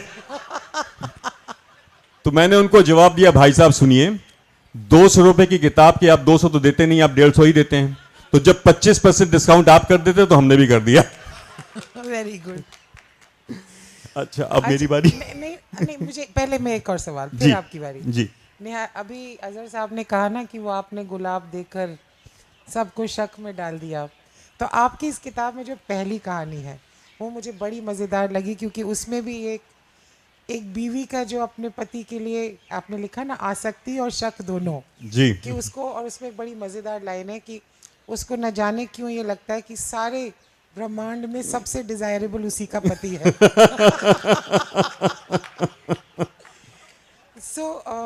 उसके बाद एक और कहानी जो मुझे बहुत पसंद आई वो है गंगा। और उसमें अक्सर हम लोग सभी ये करते हैं कि हम ज़रा सा कुछ अच्छा काम करेंगे, ज़रा सा किसी की मदद करेंगे, तो हमें अपने अंदर इतनी महानता का एक अनुभव होता है कि जैसे कि हमसे बेहतर इंसान कोई नहीं है। आज तो मैंने घर जाके भी बताएंगे और दिन भर अपनी पीठ थपथपाएंगे। तो गंगा कहानी में उसको आपने इतने एक ड्रामेटिक कॉन्ट्रास्ट में पेश किया है कि जहाँ हम लोग जो हो सकता है बहुत समृद्ध हों, अपने को महान बनाने के हर छोटी सी बात को बड़ा बनाते, वहाँ गैरत, एक गरीब में जो गैरत और दिखाई है, उस महानता को के अनुभव को छोटा कर दिया। मैंने तो सिर्फ 2-3 कहानियों का जिक्र किया है, तो अब आप किसी एक कहानी से जो भी आप पसंद करें। मेरे हिसाब से Dabboo is beautiful, but I leave that to you. क्यों ना कुछ सुनाएं। जी, बहुत शुक्रिया स्मिता जी। ओके, हालांकि कहानियाँ पढ़ना थोड़ा सा बोरिंग हो जाता है कभी कभी, कविताएं सुनने में बहुत मज़ा आता है, पर कहानियां सुनने में उतना मज़ा शायद नहीं आता है। तो मैं जो सबसे छोटी कहानी है उसको पढ़ूंगा कि आप लोग ज़्यादा बोर ना हो। और इस कहानी का शीर्षक जो सुमिता जी ने जिक्र किया, जिस कहानी का, मैं उसको पढ़ने जा रहा हूँ। इसका नाम है डब्बू। तो मैं शुरू करता हूँ कि अंजना जी को पशु पक्षियों से बहुत प्रेम है। गर्मी आते ही उनके घर के बाहर पशुओं और पंछियों के लिए पानी रख दिया जाता है। वो उन तमाम संस्थाओं की सदस्य भी हैं जो जानवरों को मुफ्त इलाज और दवाइयाँ मुहैया कराती हैं। एक दिन वो मुझे एक कार्यक्रम में मिली और बोली, शेखर जी, मेरे दोनों बच्चे बाहर पढ़ने चले गए हैं, घर सूना हो गया है, सो हमने सोचा है कि हम एक कुत्ते के पिल्ले को गोद लेंगे। मुझे अंजना जी की बात सुनकर बहुत अच्छा लगा। ये कितनी अच्छी बात है कि किसी के दिल में जानवरों के लिए भी इंसानों जैसी संवेदना हो। आप इस काम में मेरी कुछ मदद करेंगे? अंजना जी ने मुझसे पूछा। मतलब आप किसी ऐसे कैनल क्लब को जानते हैं जहां मुझे एक पपी मिल जाए? जरूर। अंजना जी सक्षम महिला हैं और उनके घर में एक जानवर अच्छे से पल जाएगा, ये सोचकर मैंने तुरंत अपने मित्र सौमित को फोन करके अगले दिन का अपॉइंटमेंट ले लिया। सौमित का लखनऊ से करीब 30 किलोमीटर दूर सुल्तानपुर रोड पर एक फार्म हाउस था। अंजना जी अगले दिन नियत समय पर अपनी गाड़ी लेकर मुझे पिक करने आ गई। उनकी गाड़ी में पहले से ही एक पैकेट में कॉलर, लीश और डॉग फूड रखा हुआ था। मैंने पहले से ही सारी तैयारियां कर ली हैं। अंजना जी काफी उत्साहित दिख रही थी। सौमित के फार्म हाउस में हमने अद्भुत नजारा देखा। सैकड़ों अलग अलग उम्र और ब्रीड के कुत्ते एक बहुत बड़े क्षेत्र में विचरण कर रहे थे। वे दौड़ रहे थे, खा रहे थे, लेटे हुए थे या आपस में खेल रहे थे। एक अलग ही निश्चल सी दुनिया थी उनकी। नमस्कार अंजना जी, मैं आपकी क्या मदद कर सकता हूं? सौमित ने गर्मजोशी के साथ अंजना जी का स्वागत किया। सौमित जी, मैं आपसे बहुत प्रभावित हूं। आप कितना नेक काम कर रहे हैं। हम स्वयं नेक काम कहां करते हैं, ये सब तो ईश्वर हमसे करवाता है, सौमित ने बोला। शेखर ने मुझे बताया कि आपको भी पशु पक्षियों से बहुत प्रेम है और मुझे ऐसे लोगों से मिलकर अत्यधिक आनंद की अनुभूति होती है। जी, मेरे दोनों बच्चे विदेश में पढ़ते हैं। घर में मेरे पति और मैं, बस यही लोग हैं। एक तो हमारा घर बहुत बड़ा है, दूसरा हमारे पास काफी समय भी है, सो हम चाहते हैं कि एक छोटा सा पपी हमारे परिवार का हिस्सा बने। बहुत ही नेक ख्याल है आपका, सौमित्र बोला और उसने इशारा करके एक छोटे से प्यारे से पिल्ले को अपने पास बुलाया। ये हमारे फार्म का सबसे प्यारा पपी है, टाइगर नाम है इसका। प्यार का भूखा है, आपके घर जाकर बहुत खुश रहेगा। टाइगर और अंजना जी की नजरें मिल गईं। जहां टाइगर अंजना जी में मां का वात्सल्य ढूंढ रहा था, वहीं अंजना जी टाइगर के दुबले पतले शरीर को टटोलकर उसकी पेडिग्री खोज रही थी। दुम, नाक, कान और मुंह, अंजना जी ने सभी को बहुत गौर से देखा और फिर पूछा, सौमित्र जी, इसकी ब्रीड कौन सी है? मुझे इसकी नस्ल तो नहीं मालूम। मेरी टीम का कोई सदस्य शायद इसे सड़क से उठाकर लाया है। क्यों, आपको अच्छा नहीं लगा? नहीं, अच्छा तो बहुत है, लेकिन आपके पास कोई ऊंची नस्ल वाला पपी नहीं है क्या? क्यों नहीं, हमारे पास ऊंची नस्ल वाले कुत्ते भी हैं। आपको कौन सा चाहिए? सौमित्र ने अंजना जी का मन पढ़ लिया था। मुझे कुत्तों के बारे में बहुत जानकारी तो नहीं है, लेकिन मैंने अपनी किटी में लोगों से सुना है कि जर्मन शेफर्ड्स बहुत अच्छे होते हैं। अंजना जी ने अपना सीमित सा ज्ञान बघारा। आपने सही सुना है, और मेरे पास इस नस्ल का एक पिल्ला भी है। वाह, ये तो बहुत बढ़िया है, मेरा काम बन जाएगा। आप एक मिनट रुकिए, मैं आपके लिए जर्मन शेफर्ड लेके आता हूं। सौमित्र ये कहकर थोड़ी देर के लिए कुत्तों के बीच में चला गया और एक गटे हुए बदन वाले पिल्ले के साथ लौटा। अंजना जी, देखिए कितना बढ़िया पिल्ला है, एकदम प्योर पेडिग्री सर्टिफाइड, बहुत स्वस्थ और समझदार। अंजना जी का दिल उस छोटे से पिल्ले पर आ गया। क्या नाम है इसका? डब्बू, सौमित्र ने जवाब दिया। डब्बू, देखो तुम्हारी नई मालकिन आई है। सौमित्र की बात सुनकर डब्बू ने अंजना जी को देखा और फिर वो सौमित्र की ओर देखकर मिमियाने लगा। लगता है आपसे कुछ कह रहा है, अंजना जी बोली। जी, मुझे भी यही लगता है। ये कहकर सौमित्र ने डब्बू को अपनी गोदी में उठा लिया और उसके मुंह के पास अपना कान लेके गया। ओके ओके, क्या कह रहा है डब्बू? अंजना जी ने मुस्कुराते हुए पूछा। उनकी जिज्ञासा बढ़ गई थी। ये कह रहा है, कोई अच्छी नस्ल वाली मालकिन नहीं है क्या? बहुत खूब, बहुत खूब। शॉर्ट स्टोरी में जो एक किक होना चाहिए, शुक्रिया, जो उसकी खासियत है, वो आपने बेहतरीन ढंग से इसमें कैप्चर शुक्रिया ब्यूटीफुल। जी। तो सुमिता जी, मैं आपकी कविताएं काफ़ी सालों से पढ़ता आया हूँ और अक्सर मैं ये बता दूं, अक्सर मुझे ये सौभाग्य मिला है कि शायद फर्स्ट कट मुझे पढ़ने का मौका इन्होंने कभी कभी मुझे दिया है। Before putting it on social media कभी कभी मेरे पास वो कविता आ जाती है। और जो सबसे अच्छी बात मुझे लगती है सुमिता जी आपकी कविताओं में, वो ये है कि आप जब अपने इमोशंस या जज्बात को कागज़ पे उतारते हैं तो ऐसा लगता है कि शब्द अनायास ही आपके गुलाम बन गए। The kind of control you have, मतलब फिर लगता नहीं, बहुत नेचुरल फ्लो आता है। और ये भी देखा है मैंने कि वो शब्द जो आमतौर पे शायरी में नहीं इस्तेमाल होते हैं, उनको आप बखूबी उनका प्रयोग करके उसके बहुत अच्छे माने निकालती हैं। तो ये जो आर्ट है, ये आपने कहाँ से सीखी, या ये आर्ट कहाँ से आपने एक्वायर की, कैसे आई? और मैं इसके एग्जाम्पल में एक दो कविताओं के अंश पढ़ना चाहूंगा, अगर आप इजाजत दें तो। इरशाद जी, अच्छा लगेगा आपकी आवाज में सुनकर। ये कविता हमने कल रात में भी सुनी थी और मैं इसको फिर पढ़ रहा हूँ। मेरी बहुत फेवरेट है। और जैसा कि एक हमारे नूर साहब जो लखनऊ के शायर हैं, उन्होंने कहा कि मैं तो गज़ल सुना के अकेला खड़ा रहा, सब अपने अपने चाहने वालों में खो गए। तो इसमें इतने मतलब निकलते हैं, मुझे यहाँ जितने लोग बैठे हुए हैं सब इसका अलग मतलब निकाल सकते हैं। आपका कॉन्टेक्स्ट दूसरा हो सकता है कि तुम गैर नहीं मैंने माना, फिर भी जब मेरे घर आना। तुम गैर नहीं मैंने माना, फिर भी जब मेरे घर आना। लाजिम है तुम्हारा जरा तकल्लुफ से पेश आना। जहां मैं रहती हूं वहां जमाना रकीब है। जहां मैं रहती हूं वहां जमाना रकीब है। क्यों बेवजह सबूत दें, कौन कितना करीब है, कौन कितना करीब है। बहुत खूब। तो Thank अब you, हमारे शुक्रिया। सवाल का जवाब आप दें। सवाल का जवाब, सच्चाई तो ये है कि मैं बचपन से कविता लिख रही थी, पर मैंने कभी भी हिंदी या हिंदुस्तानी में नहीं लिखा। अंग्रेज़ी में सोचा, अंग्रेज़ी में लिखा। और मेरी पहली कलेक्शन भी इंग्लिश में ही थी। पर ये शायद मिडिल एज, मध्य सफ़र की एक सौगात है कि आपको अपनी भाषा, अपनी विरासत, अपने लोग की पहचान भी बेहतर होती है और उनकी शायद एक मन में पुकार भी उठती है।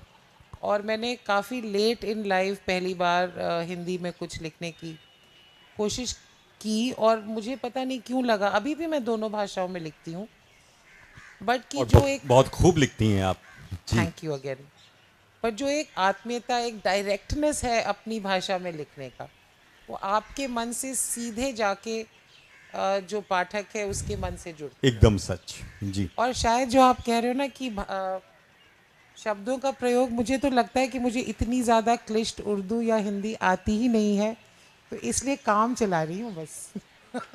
नहीं, तो आपके ऊपर माँ सरस्वती मेहरबान है, क्योंकि आप जो लिखती हैं, अगर आप ये कह रही हैं, आप एडमिशन कर रही हैं इस बात का कि क्लिष्ट भाषाएं नहीं आती, लेकिन जो शब्द आते हैं मुझे लगता है कि इमोशंस को बहुत प्रिसाइज ढंग से वो एक्सप्रेस करने में समर्थ होते हैं।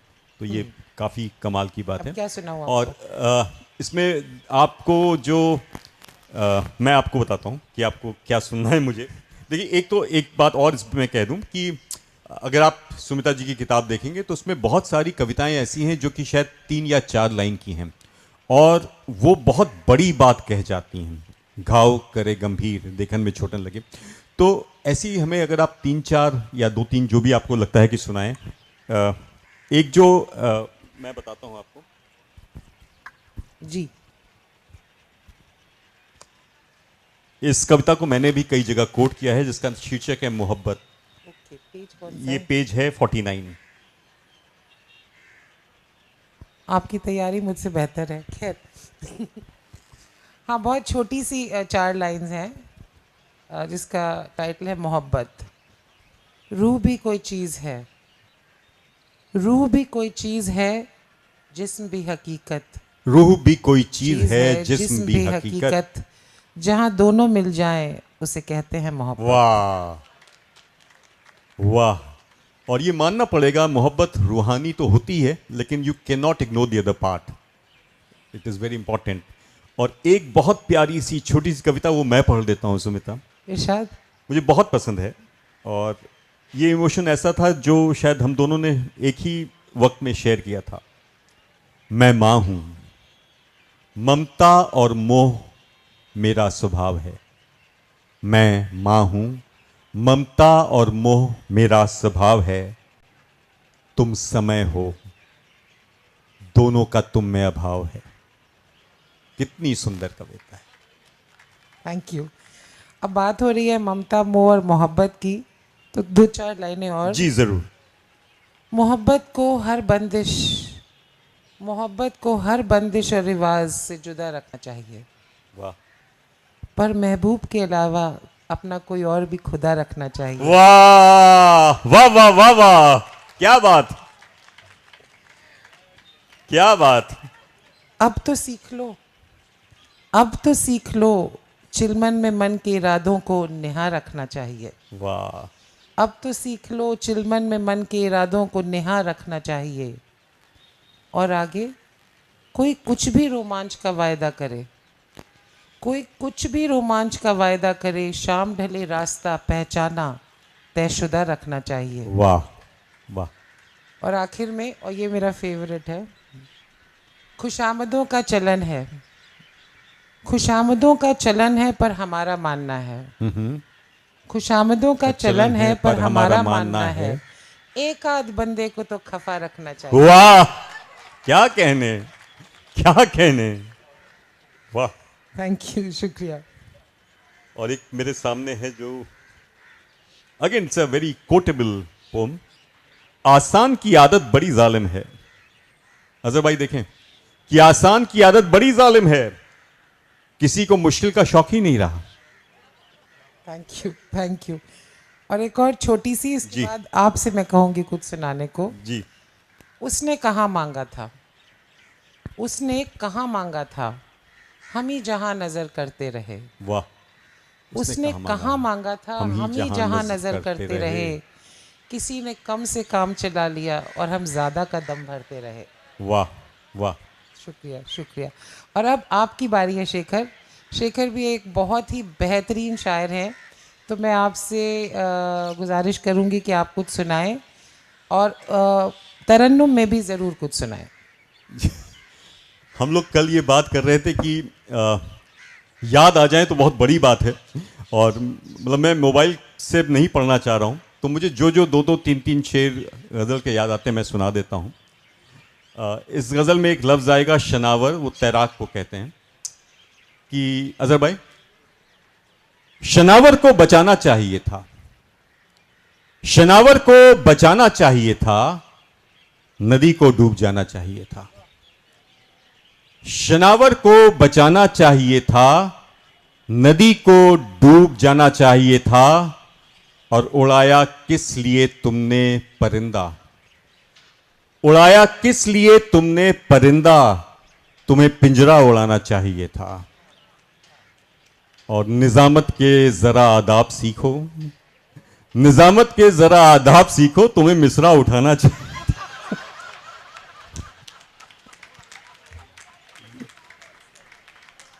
और एक जो विरासत है मेरी, उस पर मैंने कभी कुछ कहा था कि कहीं चंदन महकता है, कहीं केसर महकता है, कहीं चंदन महकता है, कहीं केसर महकता है, ये खुशबू है बुजुर्गों की जो मेरा घर महकता है।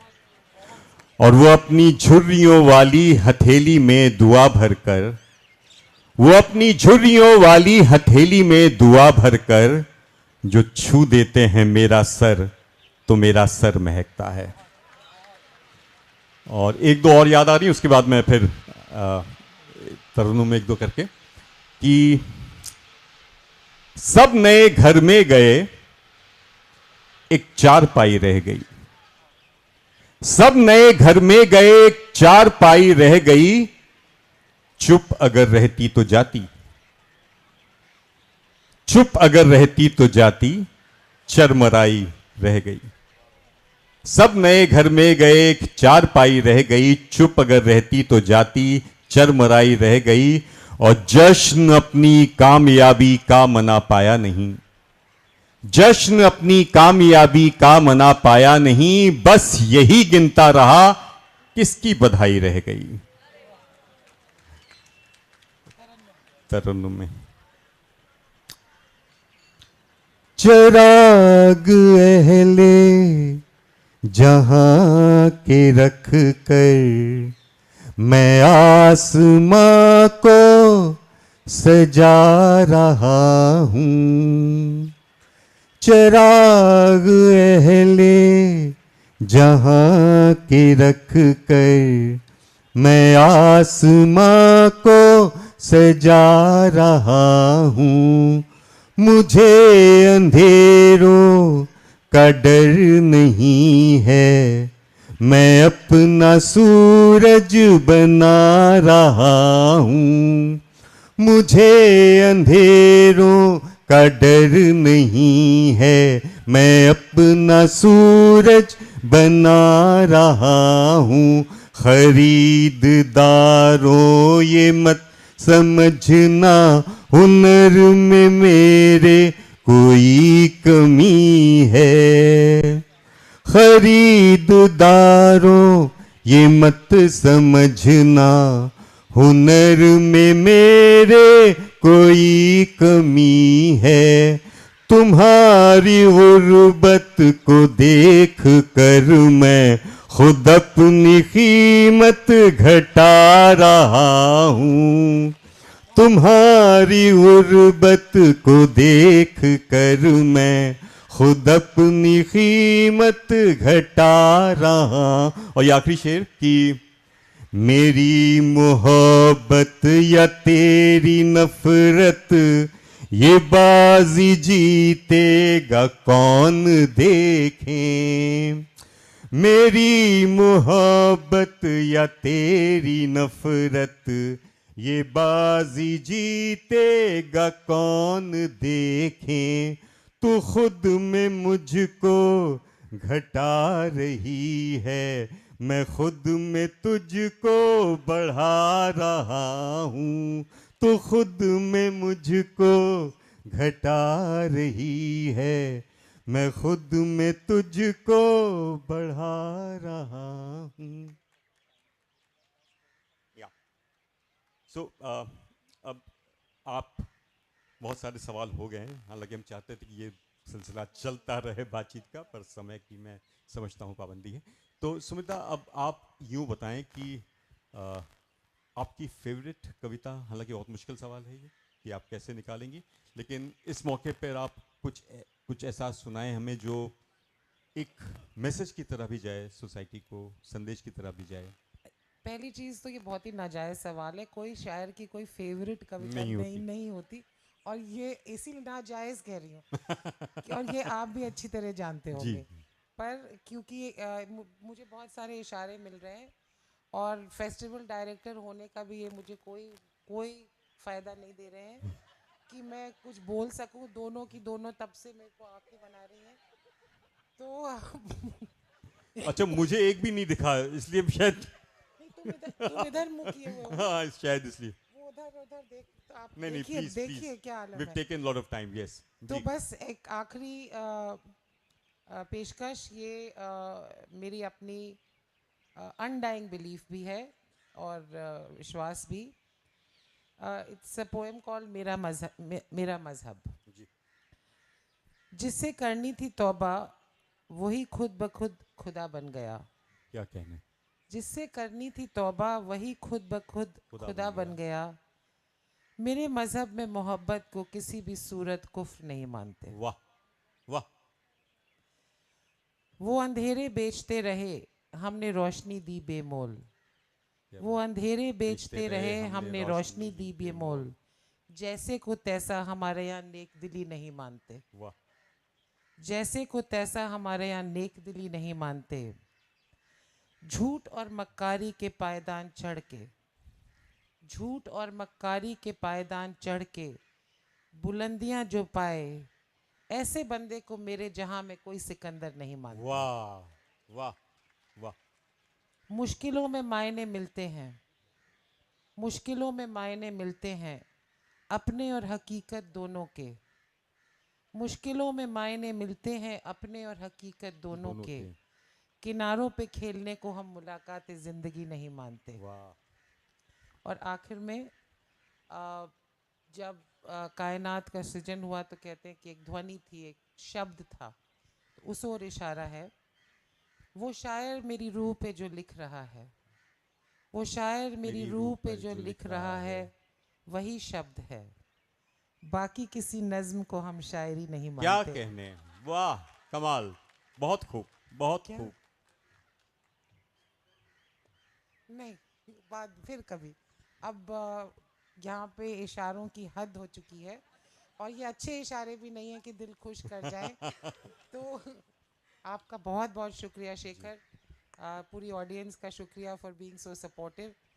सच में दिल नहीं चाहता कि हम ये सिलसिला ख़त्म करें, पर हमारे बीच दिव्या दत्ता जी आ चुकी हैं। उनका ढेर सारा स्वागत, खैर मकदम, और आप लोग भी बेताब होंगे उनसे गुफ्तगू करने के लिए। तो हम रुखसती लेते हैं। शुक्रिया, बहुत बहुत शुक्रिया आपका, बहुत। एक्चुअली हम भी क्या करें, हम भी मजबूर हैं, समय और दिल के बीच में फंसे हुए हैं। घड़ी इशारा कर रही है कि जल्दी करो, समय निकला जा रहा है। कोई बहाना नहीं चलेगा। It has been noted. Oh my God. But yeah, like I was saying, घड़ी इशारा कर रही है, चलो चलो, समय निकला जा रहा है, लेकिन दिल कह रहा है थोड़ा और चलने दो, मज़ा आ रहा है, अब किसकी सुने, right? But in any case, thank you so much, Sumita ma'am and sir, for that lovely session. And क्योंकि पोइट्री का समय इतना अच्छा बना हुआ है, so next session I would like to start on the same note. शाम आई तेरी यादों के सितारे निकले, शाम आई तेरी यादों के सितारे निकले, रंग ही खुशी के नहीं, नक्श भी प्यारे निकले। हमारी अगली प्रवक्ता जो हैं, उनके आसमान में कई सितारे हैं जो उनके अजीज़ हैं, उनके प्यारे हैं। We know about the book, The Stars in My Sky. We've loved it, we've read it, and we more than know its writer as well, right? Who happens to be our next guest. So she's an actor, she's an author, and now a poet as well. And she won a national award for Best Actor in a Supporting Role Female in 2018. Her writings, they include a memoir, Me and Ma, published in 2017, which was one of the most talked about books of that year. And of course, you would know that she has acted in more than 100 films in Hindi and Punjabi. I mean, you can name great films like Veer Zara, Bhag Milkha Bhag, Delhi 6. I can go on and on. She also has an interesting lineup of feature films, web shows, and short films, including Sharma Ji Ki Beti and Abhi To Party Shuru Hui Hai, coming up. Ladies and gentlemen, please give it up for our next speaker, actress Divya Datta. थोड़ी और तालियां बजा दीजिए खुल के, सुबह से कह रही हूँ, एक बार बात मान लीजिए।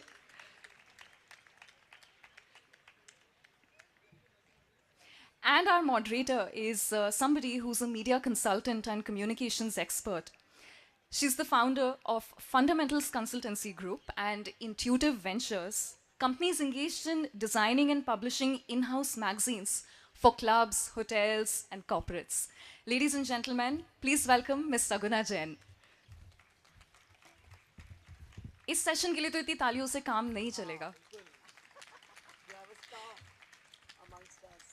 Well, I guess you'd listen to our moderator more a little. So can we have a louder round of applause, please? Thank you so much. All yours, ma'am. Thank you. Hi, Divya. Very good afternoon.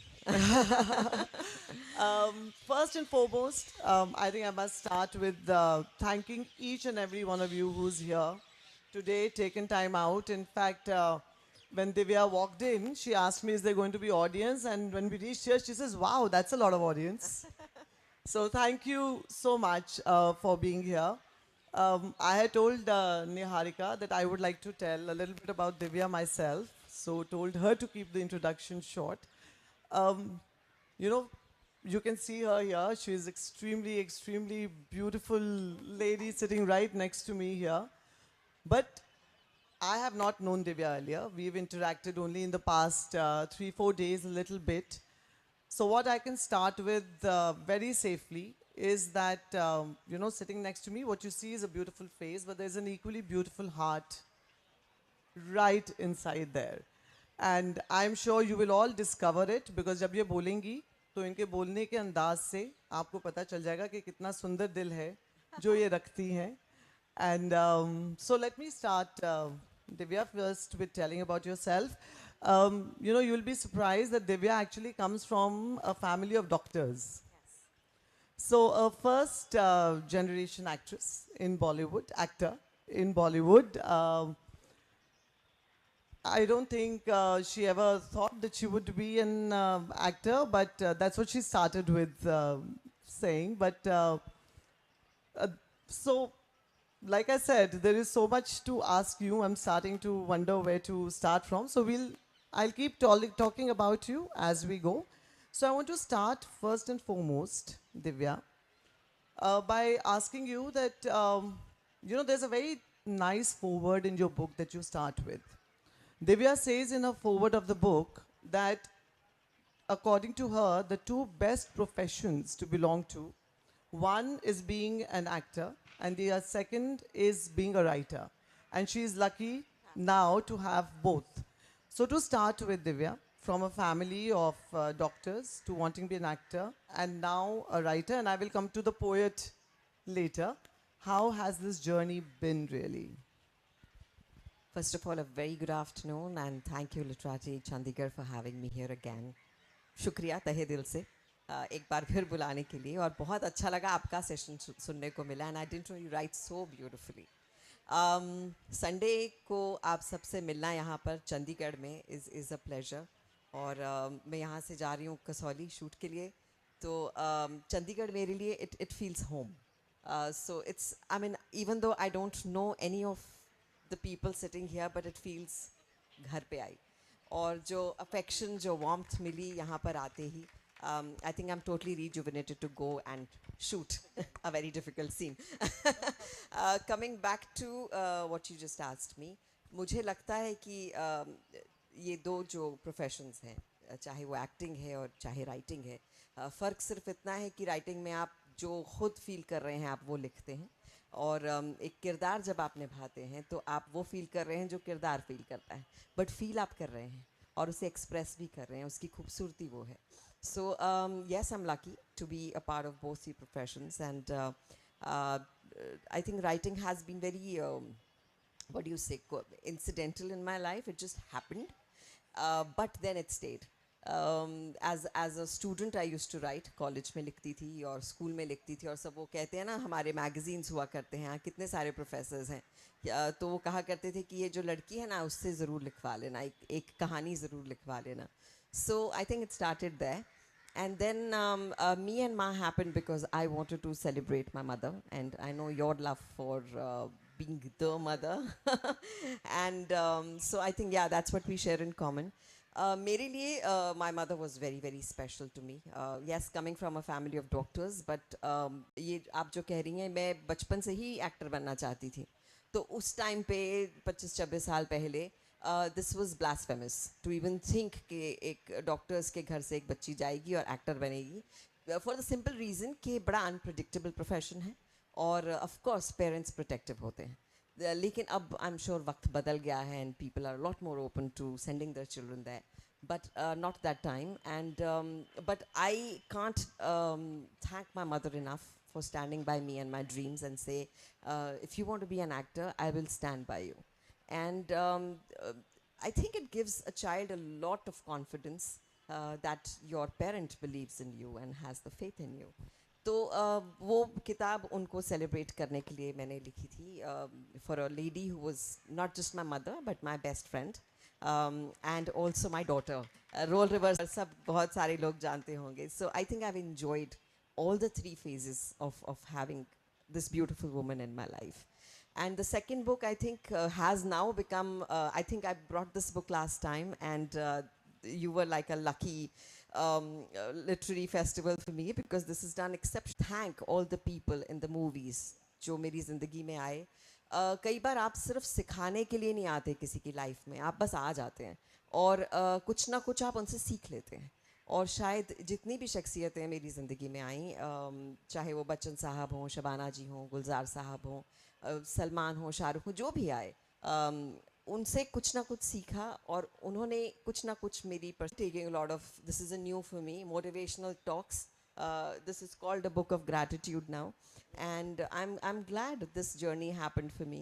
And एक नई दुनिया खुली मेरे लिए, ये literary festivals की दुनिया, जहाँ फिल्मी लोगों से बिल्कुल अलग अलग ऐसे लोगों से मिलना होता है जो साहित्य में बिलीव करते हैं, किस्से कहानियों में बिलीव करते हैं, कविताओं में बिलीव करते हैं. And I really feel amazed and very happy and delighted to belong to this world as well. So Divya has two books, like she just told you. The first book was Me and My Mother, जिसका अब हिंदी रूपांतर भी आ गया है, Me and Ma. And अब उसका हिंदी रूपांतर भी आ गया है, मैं और माँ, है ना? And the second one, of course, like she said, is The Stars in My Sky. The Stars in My Sky is got a very interesting format to it. It's chapters, and every chapter is dedicated to an contribution in the growth of her entire being in the film world, and her growth, as she says, even as a person to a very large extent. And you know, there are some very interesting anecdotes in there. I remember आपका यश जौहर वाला जो chapter है, उसमें यश चोपड़ा वाला, उसमें दिव्या कहती हैं कि जब मैं छोटी थी तो जब मैं पिक्चर देखने जाती थी होता था इंट्रोड्यूसिंग सो एंड सो, तो मैंने कहीं ना कहीं सोचा था कि मैं भी ज़रूर एक बारी वहाँ पे ज़रूर मेरा नाम आए. तो I guess it's all about throwing wishes in the air and then seeing them come true. I think आपके जब यहाँ पर एक पैशन होता है, एक आग होती है कुछ करने की, शिद्दत से कुछ चाहते हैं, बहुत शिद्दत से आप कुछ चाहते हैं, तो कहीं ना कहीं यूनिवर्स कंस्पायर ज़रूर करता है. तरीके अलग हो सकते हैं, ज़रूरी नहीं है कि आपने जिस तरह से सोचा. मैं इंट्रोड्यूस दिव्या दत्ता नहीं हुई, लेकिन जिस तरह से वीर ज़ारा हुई और जिस तरह से लोगों का प्यार मुझे उस फिल्म के लिए मिला, शायद पहचान ही मुझे वीर ज़ारा से मिली. So in a very different unconventional way, I was actually introduced by Yash Chopra. Exactly, because like you always say, you know, I've read your interviews, heard your interviews in the past, and you have often mentioned that a star stays for a while, but an actor stays forever. And you are very proud about being an actor and a star, of course, now, but an actor before, because you're so passionate about the roles that you live. You're so passionate, you're a director's actress, as you like to call yourself. You have always, I mean, each and every character that you have portrayed, आपने ये भी कहा है कि मैं दिव्या को पीछे छोड़ लेती हूँ और वो कैरेक्टर को आगे लेके आती हूँ. तो ऐसे एक या दो कैरेक्टर्स आपके जो which have lasted with you for in your journey, I'm sure all of them is the same as asking you know कि कौन सी आपकी favorite poem है. I'm sure each and every character has been special. लेकिन एक या दो ऐसे characters जो आपको लगता है कि आप बिल्कुल ही उस टाइम पे भूल गई कि आप दिव्या हैं और आपने उनको बिल्कुल ही अडेप्ट कर लिया उन कैरेक्टर्स को. Well, there have been lots of characters like that. क्योंकि किरदारों की खूबसूरती ये होती है, या तो आप उनमें कुछ ना कुछ अपने जैसा पा लेते हैं या वो बिल्कुल मुख्तलिफ होते हैं. और अभी मेरी एक फिल्म आई नज़रअंदाज नेटफ्लिक्स पे, आई डोंट नो कितनों ने देखी. नहीं देखी तो देख लेना please. This is not a promotion platform, but I'm just saying there's a point I'm asking this is because मैंने वो बड़ी strangely वो फिल्म बहुत enjoy की और मुझे ख्याल नहीं आया कि मैंने इतनी enjoy कैसे की.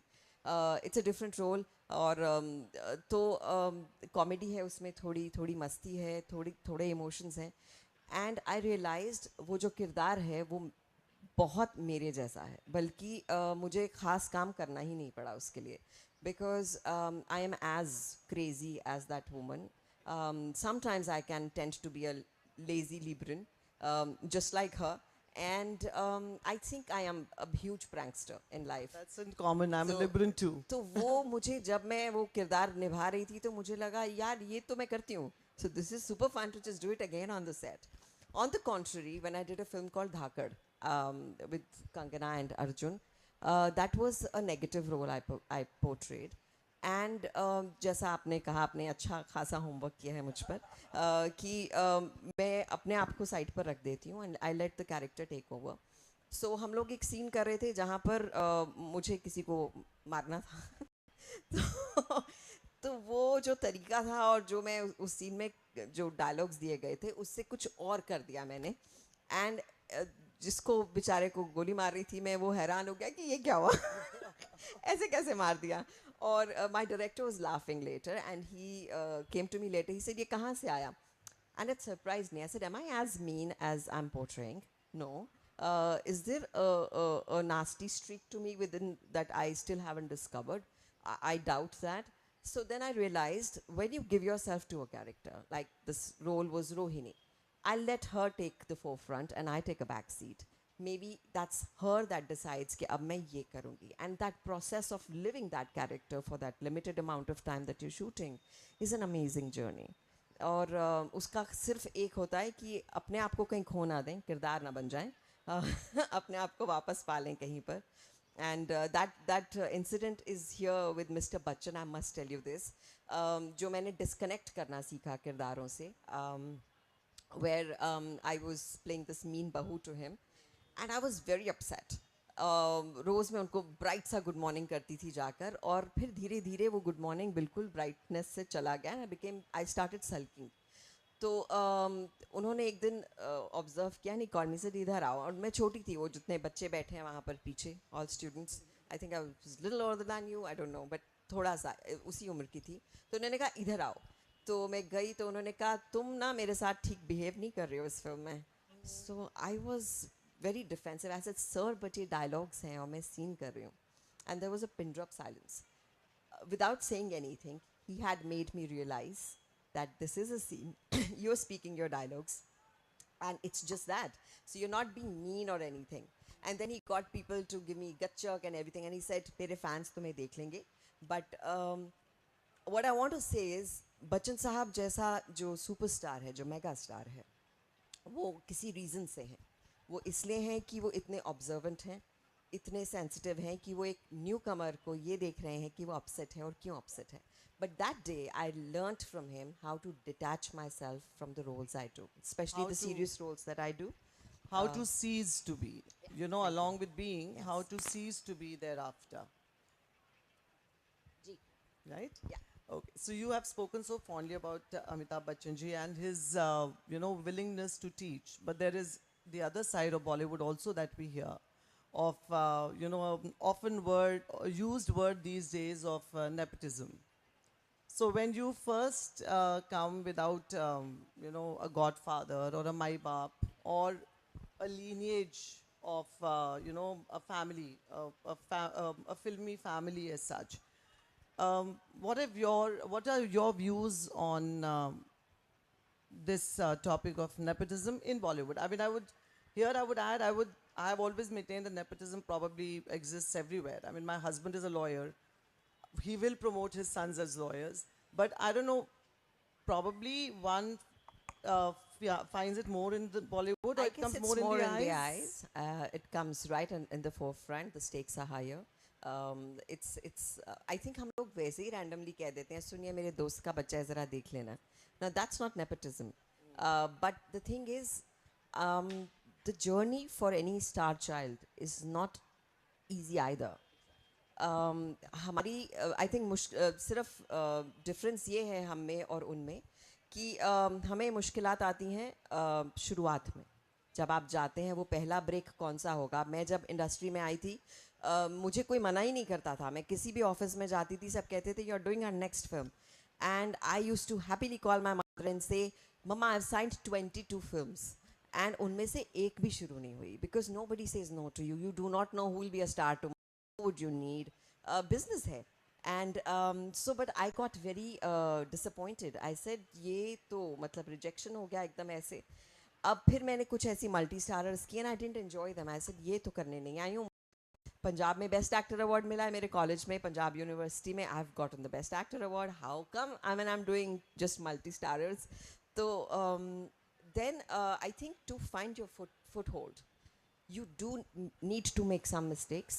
You do need to fall a few times. You do need to learn from them and get up and find your own niche. कि ये मेरी जगह है, ये मेरे तरह के लोग हैं, ये मेरी तरह का काम है, और फिर वो धीरे धीरे बनता है. And I think I had a very good guide in my mother. I remember मैं घर पे बैठ जाती थी और my mother used to say what are you waiting for. I said I am waiting for like a nice role opposite Shahrukh Khan और सलमान खान और आमिर खान, कोई तो आएगा. So she said do any of these producers know you are a good actor. I said नहीं. She says तो मैं तो तेरे लिए फिल्म प्रोड्यूस करने नहीं वाली हूँ, तो कैसे पता चलेगा. तो she said you should take up the roles that come to you, जो अच्छे खूबसूरत रोल्स हैं, चाहे वो हीरोइन के रोल्स नहीं हैं, लेकिन तुम उन्हें इतना अच्छा करो कि लोग तुम्हें इग्नोर कर ही ना पाएँ, और फिर तुम्हारे लिए वो रोल्स लिखें जो तुम करना चाहती हो. And thankfully I think after all these years that has actually come true, because the first film that I did was Veer Zaara. और वीर ज़ारा जब मैंने सुनी थी तो मुझे कहा गया था कि ये तो फ्रेंड का रोल है. तो मतलब मैंने सोचा था इंट्रोड्यूसिंग दिव्या दत्ता और मुझे शबो का रोल मिल रहा है, तो कैसे कर लूँ. लेकिन my mother said you must. And when I did it, right from preparing for the dialect, because उसका डायलेक्ट बिल्कुल अलग था, to everything that I could give my heart to. Like मतलब इस एक फिल्म में शाहरुख हो, अमिताभ बच्चन हो, रानी हो, प्रीति हो, हेमा जी हो, मनोज हो, इस फिल्म से बड़ा क्या होगा कुछ. उसमें एक दिव्या दत्ता नई कोई डाल देंगे एक्टर, तो कैसे कितने चांसेस हैं कि आप स्टैंड आउट करेंगे. So I just give it my best. And जब प्रीमियर हुआ इस फिल्म का, और इंटरवल में मैंने अपनी माँ का हाथ ऐसे थामा हुआ था, हाथ मेरे ठंडे थे, कि अब मैं I am the industries new best friend. So, I mean, I'm going to get all these kind of roles now. But the moment I got out during the interval, I was surrounded by people. Everyone was asking, Yash uncle, ये लड़की कहाँ से आई है, पाकिस्तान से लाए हो. मैंने कहा देखो मैं 5 साल से इंडस्ट्री में हूँ, मेरा इंट्रोडक्शन यहाँ से हुआ. And that's when I actually became like everyone's so-called favorite. तो I think वो जो आप खुद अपना मुकाम बनाते हैं ना, एक जहाँ पर रास्ता आपका है, ठोकरें आप खुद खा रहे हैं, कोई आपको उठा नहीं रहा, लेकिन आप जब सीखते हैं तो इतना खूबसूरत सीखते हैं कि लोग कहते हैं कि हमें भी उस राह पर चलना है. So I am glad I could carve that path for myself. I'm glad that when I look back today, it feels a very, very fulfilling journey, not just as an actor, but as a person. I think I've come a long way. It feels nice to have seen a lot of life. I feel the chosen one many times, and I'm just grateful. And behind all that was that mother who always told you, go live your dreams. Totally. There's undoubtedly, absolutely. I read that too. But एक anecdote मैं आपसे सुनना चाहूँगी आपकी माँ के बारे में. आप जब वो प्रोड्यूसर्स और डायरेक्टर्स घर पे आते थे तो वो क्या करती थी. This I found it very interesting because I laughed quite a lot after reading that. So I want you to share that with everybody. I was very inhibited as a person. पहले थोड़ा open up होने में वक्त लगता था, तो कोई मिलने आता था प्रोड्यूसर या डायरेक्टर घर पे और कुछ कहानी सुनाने आते थे. So my mother, I mean, I would be getting ready and I would tell her, मम्मा ज़रा चाय वाय पूछ लो ना उनको. तो वो चाय वाय पूछने का जो प्रोसेस होता था, I'm sure a lot of mothers here kind of relate to it, वो 5 मिनट का होता था. बट उसमें एक बड़ी खासियत ये थी कि वो 5 मिनट में उनको सब बता देती थी कि दिव्या अंदर है, वो रेडी हो रही है, वो थोड़ी सी नर्वस है, कहानी आप मुझे बता दो, आई विल सी कि वो कैसा है. अच्छा आप खाओगे क्या, टिक्की खाओगे, चाय लोगे, what will you have. So by the time in those 5 minutes, and I'm not exaggerating, I would come back, they would be like really chit-chatting as best friends, and I would always perpetually be very taken aback कि ये क्या हुआ. And they would say कि हमने खाना खा लिया है और story आपको हम script भेज देंगे, and don't worry, don't be nervous, we'll take care. So I was like, why has she told everything that I'm feeling to them? And apparently she assured them that you would do the movie for sure, right? वो उनका मेरा हमेशा चलता था. She would want me to do maximum number of films and I would always refuse a lot of films.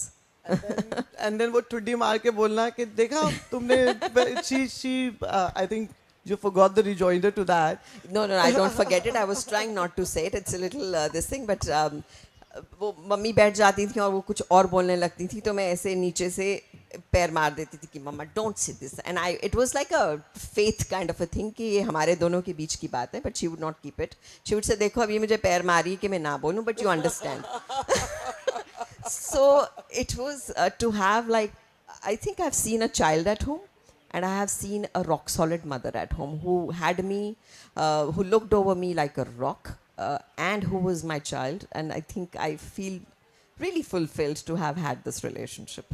And unfortunately, you lost your father when you were very young.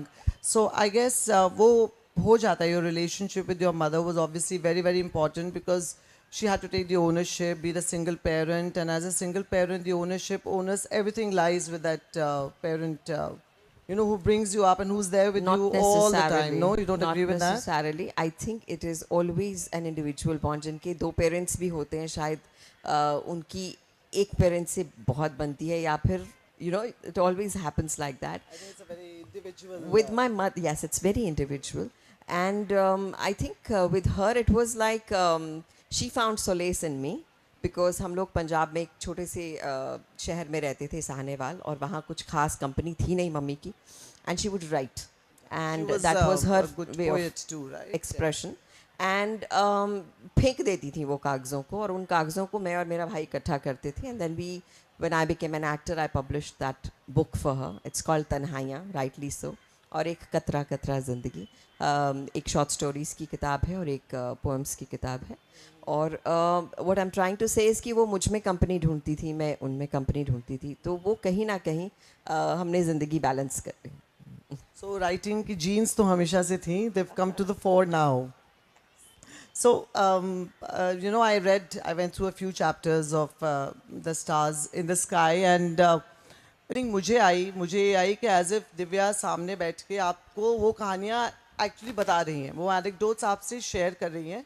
It's not, it's so, it's like a typically the text बिल्कुल उस तरीके की लिखी हुई book है.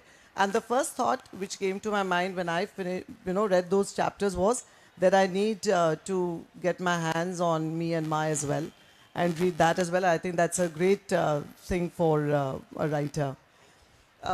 Okay, from your mother, I would like to move a little bit to your brother, who's also a doctor, is a doctor, but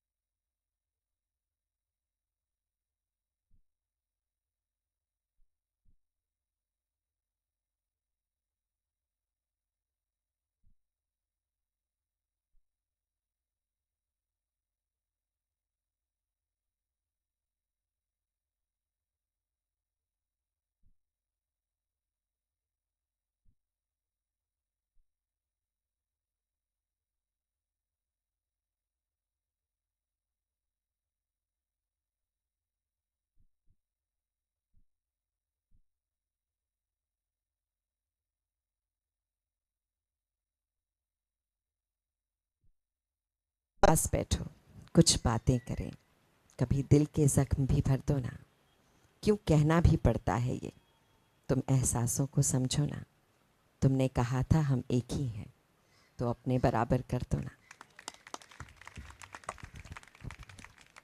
okay Divya मेरे को भी इशारा हो चुका है. हम क्विकली सवाल ले लें 2-3 हाँ जी जरूर. Any questions? Yes ma'am.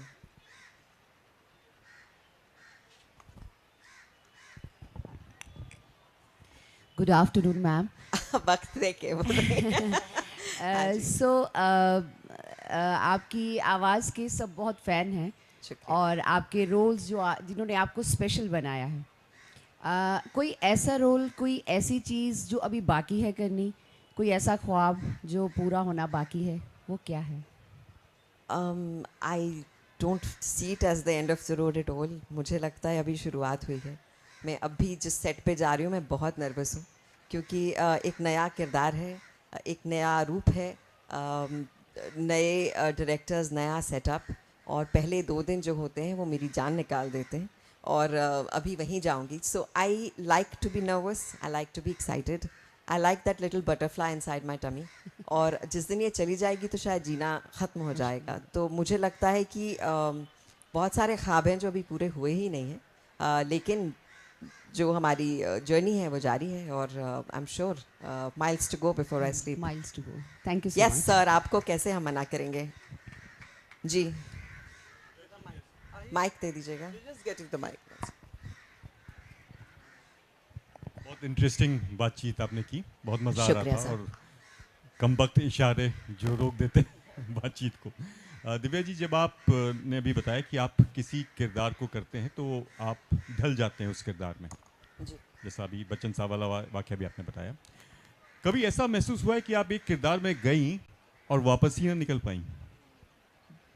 जी हुआ है, और बड़ी तकलीफ़ देता है ये इस तरह का एक एक्सपीरियंस, क्योंकि ज़्यादातर मुझे रोल्स जो मिलते हैं वो कॉमेडी के नहीं मिलते हैं। मुझे ज़्यादा सीरियस, सबको लगता है ये बहादुर बंदी है इसको सबसे स्ट्रॉन्ग वाले रोल्स दे दो, लेकिन that also includes a lot of emotional turmoil, because anything that becomes strong has to go through a certain process. एक फिल्म मैंने की है, आई डोंट नो आपने देखी है कि नहीं, नेटफ्लिक्स पे है, ज़िंदगी इन शॉर्ट स्टोरीज़ हैं उसमें, और वो मैरिटल रेप पर है। तो कहानी मैंने चुनी, मैंने दी प्रोड्यूसर को कि बड़ी कमाल की कहानी, और उस वक्त कोई मुझे ऐसे फीलिंग्स नहीं थे कि मैं इससे इतनी वो हो जाऊंगी, कनेक्ट हो जाऊंगी। बस मुझे कहानी लगा कि ये कहानी सुनाई जानी चाहिए ज़रूर, और मैंने प्रोड्यूसर को कहा कि इसे बनाते हैं, और सेट पर गए, और मेरे साथ संजय कपूर हैं उस फिल्म में, ही प्लेज द हस्बैंड। तो हमने हंसते खेलते अपना सीन्स किए और जो भी किया। मैं घर लौटी तो ऐसा भार चेस्ट पर, जिसे कहते हैं कि I needed to get it out, और अगले दिन मैं पूरा दिन आई हैड सम मीटिंग्स, ऐसा कैंसिल कर देते हैं, और बहुत रोई, और जाके रोते भी बाथरूम में, ताकि कोई देख के ये नहीं कि भाई क्या हुआ, तुम तो स्ट्रांग हो तो अंदर घुसी बाथरूम में, बहुत रोई। तो समझ नहीं आया, मैं रो तो रही हूँ, I have a catharsis, but what is this, ये हुआ क्या? And then I realised I had probably carried that role back with me. I had carried the pain that she had, I had carried the turmoil that she had, क्योंकि हम जब acting कर रहे होते हैं वो बहुत सारी चीज़ें आपके अंदर रह जाती हैं। ऐसी सिचुएशंस को आई थिंक मैं सिर्फ इतना कहूँगी, हम खुशकिस्मत हैं कि ऐसी सिचुएशन से हम गुजरते नहीं हैं, लेकिन जब आप किरदार करते हैं तब आप जानते हैं कि जिन पर ये गुजरता है उनकी ज़िंदगी कैसी है। So I think I carried that with me, and वक्त लगा उसको निकालने में। कोशिश करते हैं कि स्नैप ऑफ करें, but after all we are all human beings जी। We'll take one Yes, last sir. question. Yeah. 2 हैं। माइक ले जाओ बेटा पीछे, वो मैम के पास, on the left. Good afternoon, ma'am. Good afternoon. I'm sorry, I'm going to ask a little emotional question. Your mom was your best friend. How do you manage with her absence in person around you? ये आप कुछ साल पहले कहती तो शायद मैं इसका जवाब नहीं दे पाती। आज बहुत क्लियर हूँ कि दे सकती हूँ इसका जवाब, because I think she is made me that strong as she was. पहले शूट पे जाती थी तो सबसे पहले फ़ोन करती थी माँ को, 10 कम से कम 10, एग्जैजरेशन भी नहीं है। मेकअप ये कर लूँ, ये वाली लुक, अच्छा ये वाली ड्रेस पहन लूँ कि ये वाली पहन लूँ। फिर when she went, I think I found it very difficult कि मैं किससे बात करूँ, किसको पूछूं कि ये करूं कि वो करूं। एंड आई थिंक हमारा एक प्रोसेस होता है, क्योंकि मेरा भाई एक हिप्नोथेरेपिस्ट है, तो मैं ये जान गई हूँ कि हम सब के ग्रीफ का एक प्रोसेस है, सौरों का एक प्रोसेस है, Yes. जहाँ आप पहले डिनाइल में चले जाते हैं, Exactly. फिर आप एक्सेप्टेंस पे आते हैं, Yes. फिर आप उसे फेस करते हैं, तो ये फेस करना शायद मैंने अब धीरे धीरे सीखा है. पहले तो मैं बिल्कुल डिनाइल में थी और अब मुझे लगता है कि अब कहाँ जाएगी, अब तो यहीं बैठी है. तो अब कोई सवाल करना है तो यहीं से पूछ लेती हूँ और जवाब बहुत क्लियर आता है, यहीं से आता है. So I feel very happy that I have a huge part of my mother now in me and I feel delighted about it. Thank you so much, ma'am. Happy to get such a beautiful answer. Thank you. Because I feel whenever you are emotional about something, you cry. But when you're talking about something emotional and you're not crying, means you have healed actually. I might not have, but I'm on my way. Yes, yes. Thank you. Thank you so Shukriya. much. Okay, we'll take one last question जी because sir. they raised their hands at the same time, so Okay. it'll be unfair. वो एक ना बच्ची है वहाँ पर. Sure. The Ma'am, एक. Thank you. 2 questions and that's it. जी. बेटा वहाँ.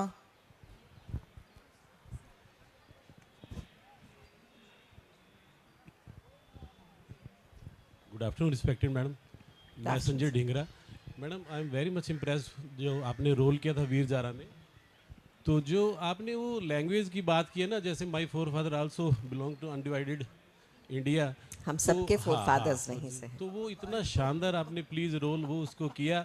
पर मैं थोड़ा सा ये आपसे जानना चाहूँगा, जैसे आप भी पंजाब में हैं, पंजाब से बिलोंग करते हैं और वो भी पंजाब था, तो कितनी ज़्यादा आपको परेशानी उसको अडॉप्ट करने में, क्योंकि मोस्टली जितने और हीरो हीरोइन थे, चाहे प्रीति जिंटा थे, वो सारे हिंदी में बात कर रहे थे, सिर्फ आपने उसको अडॉप्ट किया उस पर्टिकुलर लैंग्वेज को.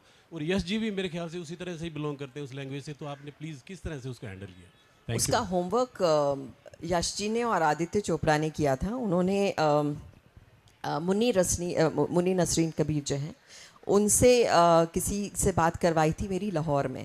और लाहौर में उन्होंने कहा कि 2 लोग बात करेंगे तुमसे, दोनों का लहजा सुनो. तो पहले मालिक ने बात की, उन्होंने बहुत अच्छे से मतलब जैसे आप कह रहे हैं कि सब ने बात की, जैसे हम उर्दू बोलते हैं वैसे बात की. फिर उन्होंने कहा अब उनका ड्राइवर बात करेगा तुमसे, वो सुनो. तो उन्होंने उस लहजे में बात की, वो जो जिस लहजे को मैंने पकड़ा, और वो थोड़ा सा सिंग सॉन्ग था और थोड़ा वैसा वटेवर. तो वो पकड़ा और फिर उन्होंने सुना और कहा कि ये वाला तुम इसे इस्तेमाल करो. सो उसे सुना और फिर उसी को किया. और मेरे लिए फ़िल्म इसलिए मुश्किल थी क्योंकि सिंक साउंड फिल्म थी और इसे डबिंग में नहीं कर सकते, जो बोला वही बोल दिया वहाँ पर. सो आई थिंक जब आप एक बार अपनी ज़ुबान पर एक भाषा बिठा लेते हैं तो फिर वो बैठ जाती है. सो वो भी बैठ गई थी, इतना मुश्किल हुआ नहीं. और it was nice, it was fun. Ji. Yes ma'am, you're the last one and let's do it quickly. लिख के आई हो क्वेश्चन. उनको माइक दे दो बेटा उसको. क्वेश्चन लिख के पढ़ोगी तो मैं नहीं जवाब दूंगी. ऑन है mic. Namaste ma'am, my name is Jannat and I'm from 11th Humanities and I study in Bhavan Vidyalaya, Panchkula. Lovely. So ma'am, you're such a renowned actress, an amazing author, and quite recently you're a poet as well. So my question for you is, out of these 3 roles, which one is your first preference, or like which one is your most favorite? यार तुम खाना खाती हो तो कभी Chinese खाती हो, कभी इंडियन खाती हो, है ना. लेकिन जब चाय पीते हो उसमें चाय पत्ती भी चाहिए, चीनी भी चाहिए, दूध भी चाहिए. अब उसमें कहोगे कौन सी वाली चाय ज़्यादा पसंद है, ऐसे नहीं होता है. आपके आई थिंक इट्स लवली, आपकी ही पर्सनालिटी का हिस्सा हैं ये सारे प्रोफेशंस. चाहे वो एक्टिंग हो, जो मेरा सबसे पहला प्यार है, of course it stage here. Writing उसका एक्सटेंशन बन गई और I am enjoying this as well. Thank you so much ma'am, thank you so much. इजाज़त लूँ और एक चीज़ मैं ज़रूर कहना चाहूँ. Sorry. I said she has to run for a shooting, so that's why she's in such a hurry. आप जो कह रही हैं कि मैं अभी मुझे गुड लक कर दें ताकि मैं अच्छा जाके काम करूं. और एक चीज़ मैं ज़रूर कहना चाहूँगी आप सबको, because we were talking lot about my mom. एक आपसे मैं ज़रा मुतासिर हुई हूँ और आपसे हुई हूँ और मैं ये ज़रूर सुनाना चाहूँगी. ये मेरी माँ की पोएम है.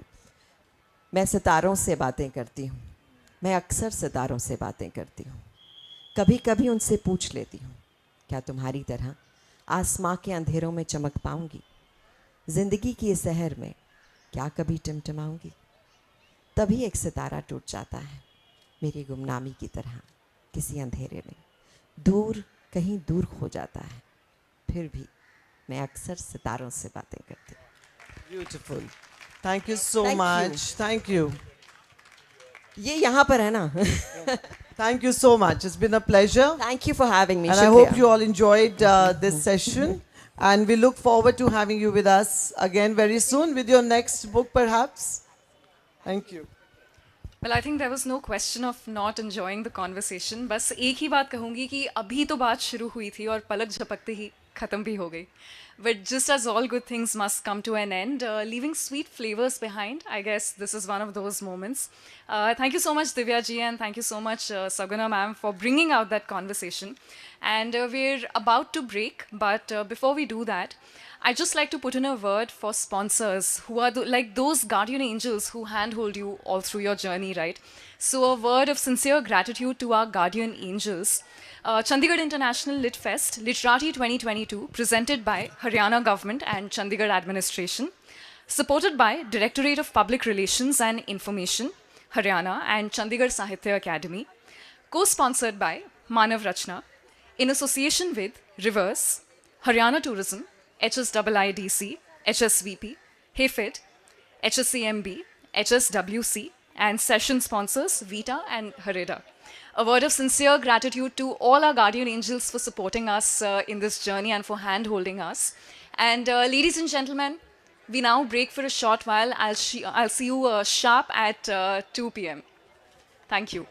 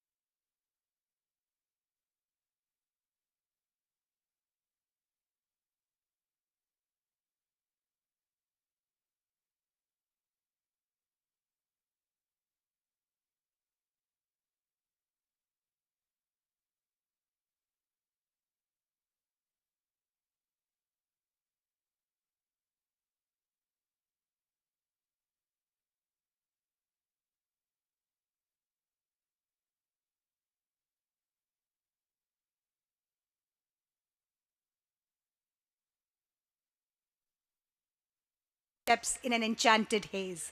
Aristotle might have felt the same way when he wrote, "In all things of nature, there is something of the marvelous."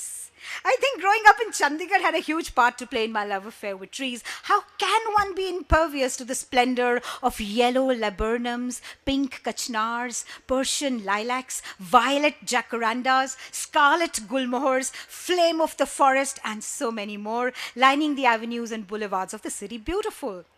Then having a green-thumbed mother who was an avid gardener made it easy to appreciate kitchen gardens, seasonal blossoms, kagazi lemon trees, mango trees abuzz in Pinjore gardens, the Sukna Lake canopy, the peepal tree here when you walk down, the banyans, the kikars, or as Shiv Batalvi said, "Kuch rukh mainu put lag dene, kuch rukh lag de mama." Right. So some trees seem like sons to me and some like mothers, reeds, tall grasses. "I took a walk in the woods and came out taller than the trees," said Henry David Thoreau. It's almost as if he was saying it on my behalf. Cedars, pine, juniper, spruce, oaks. To borrow Sylvia Plath's words, "I felt my lungs inflate with the onrush of scenery, air, mountains, trees, people." I thought, this is what it is to be happy. Later, my visits to the USA, columbines, cherry blossoms, crabapple trees introduced themselves to me.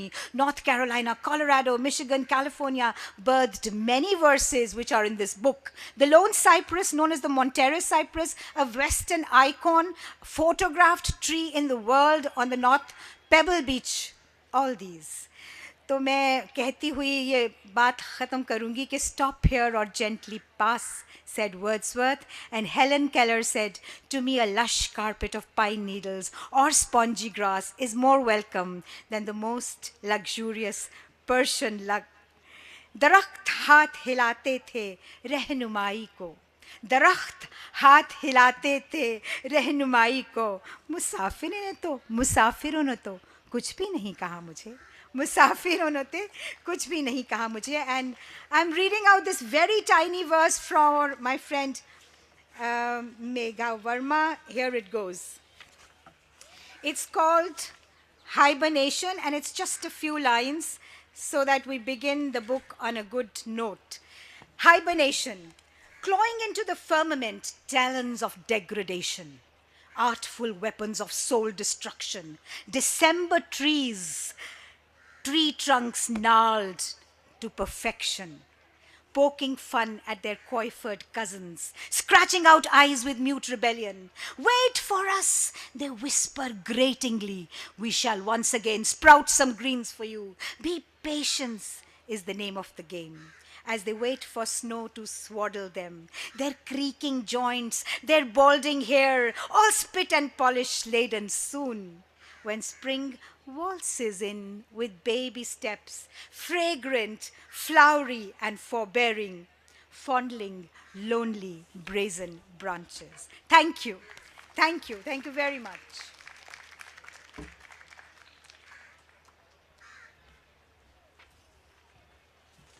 See, I think you figured I was right about her effortlessly transitioning from one language to the other. Urdu, Hindi, Punjabi, English, all of it just flows effortlessly. Thank you so much, Lily ma'am, for that wonderful book and for telling us about what it is. We can find the past, present, and perhaps the future intermingled in the concept of identity. That's about it. I'll leave you with this cryptic statement, but our next author will lead you to light. Ladies and gentlemen, please give it up for Miss Gauri Parashar Joshi, Flight of the Golden Eagle and Other Stories.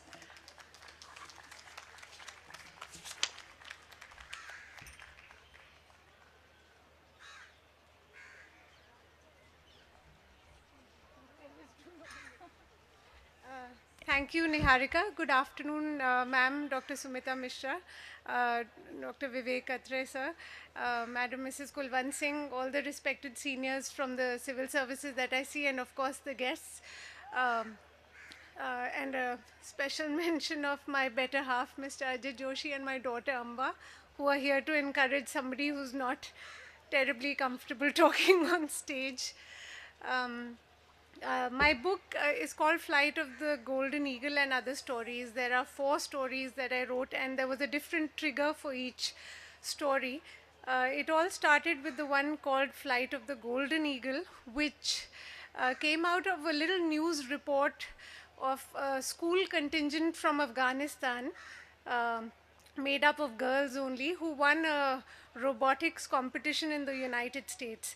And there was this statement by this Afghan girl who was of the winning team, and she said, here we're happy and we can express ourselves. Once back, we will learn to hide our smiles behind our hijabs. And I thought that was a very telling statement of the kind of energy that young people have, the kind of talent they have, and what our social norms and our political structures do to that talent. I mean, do we encourage it or do we sort of let it die? And so there was this story about a girl who is an Afghan girl and who goes to a foreign land to study and almost becomes a robot trying to live in the world of science. And then there is a call from home and she travels back home, and that is a sort of rehumanization. So all of these stories that I've written have to do with how identity is a complex or a function of history, of our past, and how history itself creates access to it. Whether we repress our past or whether we walk into its arms willingly, it will somehow or the other impinge on how we negotiate with our present. And so one of the stories is about a Yazidi girl. In 2014, the Yazidis were subjected to massacre by the IS terrorists, and Yazidi women were sold in, it's alarming and shocking, but in this day and age, they were sold in open markets based on the color of their eyes, their hair, and then they rose up. The women rose up. So the Yazidi women fought back. And so this is the story of a girl whose mother died fighting the Yazidis, and she becomes a refugee and comes to live in Germany as a refugee, and how she sort of finds her own purpose in life with the kind of burden that she's carrying. And what I wanted to bring out was that she was actually the child of a Yazidi woman and an IS terrorist who had forcibly had this child with the Yazidi woman. So the kind of complexities that have come out, and these have been real situations faced by people. Another story called House of Music is about the Ainu people.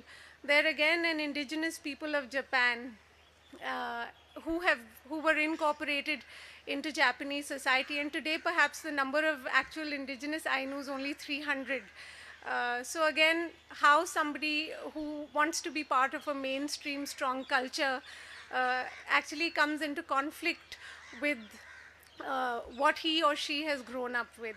So there are a couple of copies of the books that are available, but I will just read out one small paragraph from this book called Finding, which is about the Yazidi girl. And this is towards the end, when the story is reaching its denouement. It says, "It is the moment of twilight. In the steady decline of the setting sun in the old lady's eye, I can see movement, streaks of fiery memory slashing across her calm visage. Come." I put an arm around her shriveled shoulders. "Come now, tomorrow the new dahlia bed must be christened. Think of a name. Twilight," she mumbles, "or flame. But wait, let us call it Hills of Rose," she says, inexplicably, irresistibly. And then suddenly, turning towards me, eyes large with worry, "But what about you? I feel that you hold back so much. There is that purple storm behind those lilac waves in your brow this evening. What about you?" I look at the horizon and realize that she is far away and yet alert to my presence. Maybe this is the hour, this the moment when history is to be laid bare, its carpet's edge just touching the fringe of the present. "We shall have to be here all night," I manage, smiling. She takes my hand. Hers is warm. The vineyards of the low hills blend into the towering Mount of Sinjar, into my mother's robes as she hit the sands of the desert. grapes and tomatoes exchange their plasma, and a peacock feather dances through the clean air, unfettered, unhurried, whole. I read this paragraph out in particular because the Yazidis are an interesting sect. They're a minority and they live in northern Iraq and a small part of Syria. And the very interesting thing about their culture, which I've learned from my father and from a book called The Beekeeper of Sinjar by Dunya Mikhail, is that the temple of Lalish in Iraq, which is a very important shrine for the Yazidis, actually has a woman sitting before a lamp, and the woman is wearing a sari, and the lamp is pretty much the lamp that you and I and other people from our country would light on a festival like Diwali. And the peacock feather for the Yazidis is an important religious symbol as well. So there's a lot of connect with certain religions like Hinduism in India. And so this was the unraveling where somebody who has a very heavy past to deal with and is in a foreign land is able to make a connect and find some meaning in life. And so just to reiterate the idea that identity willy-nilly will be formed by what we have been through. It is just whether we shun it or whether we walk towards it or whether we are shocked into a confrontation with it. But our present is definitely a function of what has gone before. And I think I'll stop with that. Thank you so much. Good afternoon.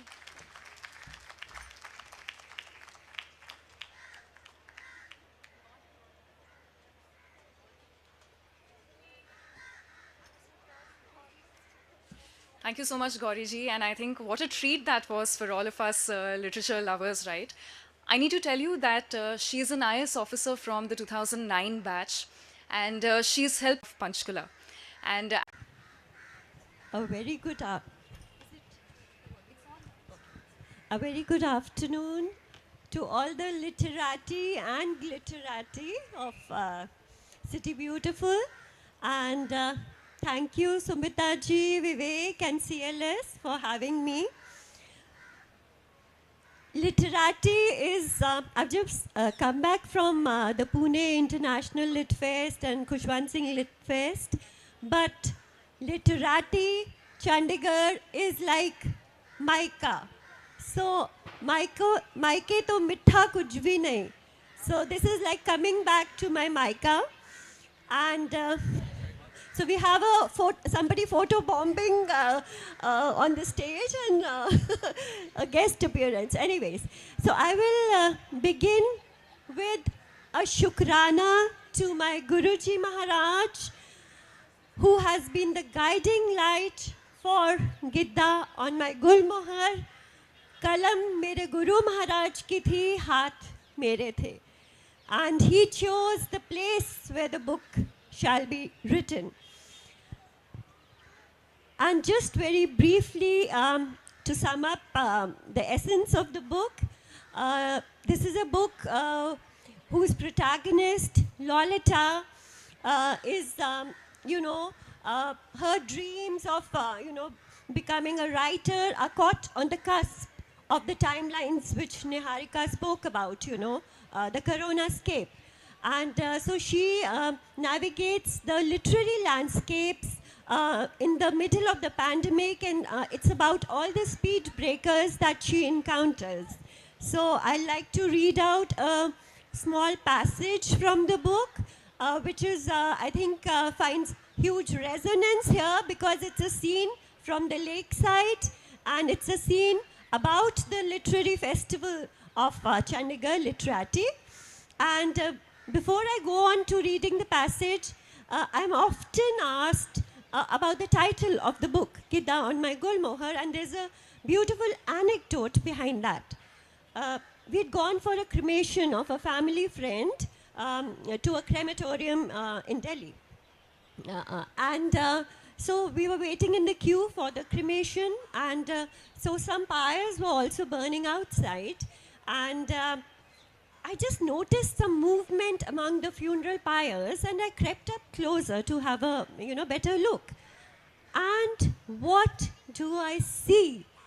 In the middle of the tandav of death that was happening among the funeral pyres, there were two peacocks, you know, flitting about. So I was so fascinated and intrigued that I, just crept up and wanted to take a few pictures. And just then I saw one of the peacocks strut out of, the funeral pyres, and he started going back into the wilderness. I just followed it. I was just so mesmerized.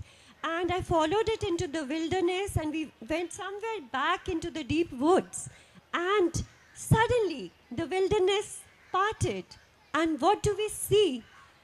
A huge mammoth sculpture of Lord Shiva. And close to that sculpture, just as the cremation started in the electric crematorium, that peacock strutted onto a tree and erupted into its dance of life, dance of celebration. So the title Giddha on my Gulmohar, on the one hand, the Tandav of death, on the other hand, the dance of life. So that was the biggest takeaway, biggest learning, from that little anecdote which inspired the title of my book. And I have to say, Gulmohar was first with it. Gulmohar shall be the queen of trees. And the book touches upon very core concerns, a book which was written last year. So it does touch upon, very deep concerns like life and death, and climate change, and, loss of livelihoods. So the Gulmohar is a metaphor, not just for the change of seasons, but the changing moods of the pandemic. And now I'll just read a very short passage, which is about a scene on the lakefront.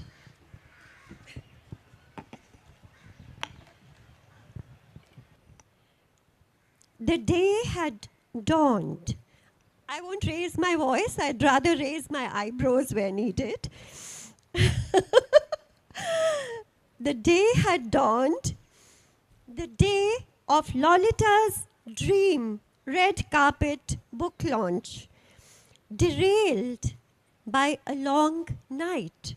The maple syrup goldenness of the muted sun beamed its resonance upon the million suns smiling up from the bouquet. The golden dawn after a deep, dark night, spider chrysanthemums.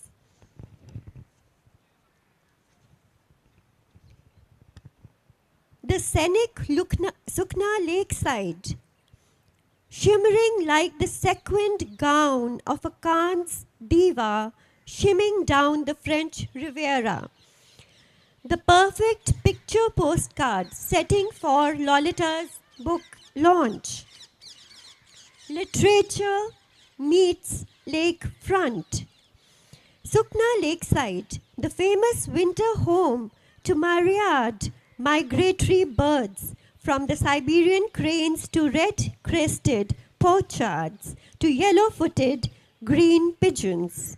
A lakeside where perhaps the winged visitors were the only guests returning to a post-pandemic landscape with their lives unsinged, their flocks undepleted. A lakeside that had cradled to teenagehood one of North India's leading literary galas, LITERATI. Le Corbusier's landscape's literary stage that, with its fast-growing footfalls of young India, had been subtly scoffing at the sobriquet of the city being of Chitti Dariyan Te Hariyan Chariyan, a sobriquet bestowed upon it by legendary writer Khushwant Singh, popularized by him rather, in its nascent days as an ode to its geriatric gentry and greenery. So that's a very, short excerpt of a scene from the lakeside. And I think I will just sum up by saying that this book, Gida on My Gulmohar, firmly establishes our city beautiful on the fiction map of India. This book belongs to Chandigarh as much as Chandigarh belongs to this book. And what Masuri is to Ruskin Bond, or the fictional Malguri is to R.K. Narayan, Chandigarh and its surrounding hill towns are to Gidda on My Gulmohar. So a huge shout out to our city and this Gidda on My Gulmohar. Thank you so much. Thank you so much, Cheetna ma'am. And I must tell you that she's been a part of the CLS family since the very beginning. And in the previous editions of Literati, she's enthralled students and children with many of her workshops on writing. And if you ask her, she will often say that I'm a humorista at Life, columnist at Hindustan Times, satirist at Khushwant Singh Humor Fest 2020, and conversationalist at TED Circus 2020. Thank you so much, ma'am, for that lovely reading. Thank you, CLS. And as I said, this is like my Maika, and Maika to mitha kuch bhi nahi. बिल्कुल सही बात ma'am, बिल्कुल सही बात. Thank you so much. नहीं, आप तालियां बजाएंगे तो बुरा नहीं लगेगा हमें. There's a saying that I came across that a symphony is like the world. It contains everything. We're about to launch a symphony of our own into this world that contains many more symphonies, right? Ladies and gentlemen, it is now time to launch Symphony, which is a book of short stories written by 11 authors. I can call them authors. They're all students of Manav Rachna International School. May I please have on the dais Mr. Nilesh Kulkarni, Mr. Abhay Anand, and also Mr. Vivek Atre to bring this symphony into the world.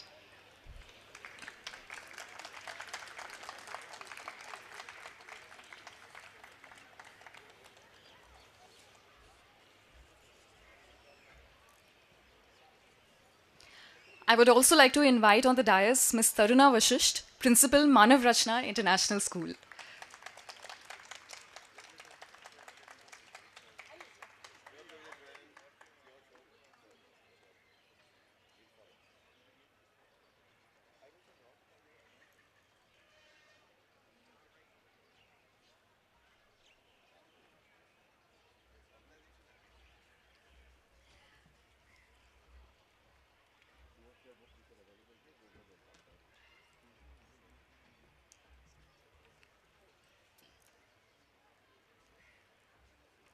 Well, we have the books with us, and I'd request our dignitaries to finally unveil this gem into the literary world. Aren't the authors going to come up?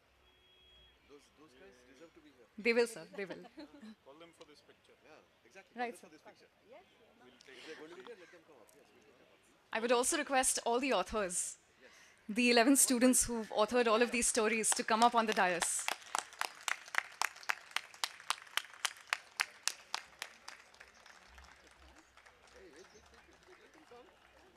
We won't display them yet. We'll just see this exactly. Come, guys. Hey. Come in front of us. I think we can make use of the space in the front. Yeah. Maybe more Why- space in the front. Except you, everybody in front. Come. No, you also. The taller ones with us. Yes. And the shorter ones. I don't know, why don't you squeeze in and why don't you get closer? They line up automatically when you are here. Let's take a picture there. Yes. One second.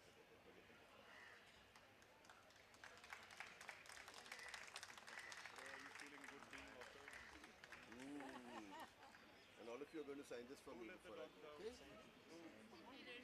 Who let the dogs out? Oh, I wonder here for me. I think that's a very special moment indeed, because our authors are getting younger and younger, and I guess wiser. Are you also an author? Come right over. Yes, come right in front. Get used to this. This is going to happen more often to you. Yes. This is just the beginning. This is just the beginning. Come. Yes. This is going to happen more often.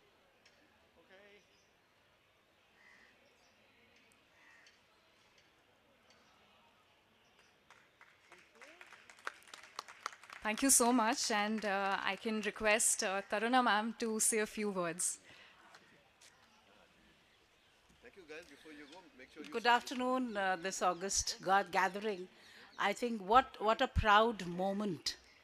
My kids are here, and I don't think I need to say anything because what we are is what our children are becoming. So I think a lot of pride. This is we just started in 2018. I'm talking about Manav Rachna International School, Mohali, and this is the eighth school in the chain of Manav Rachna International Schools. And this is the first book that we are launching, Symphony. We have a club, Young Authors Felt Pen. And otherwise, if we see in all those 8 schools, this is the 9th book that we are launching as Manav Rachna Books.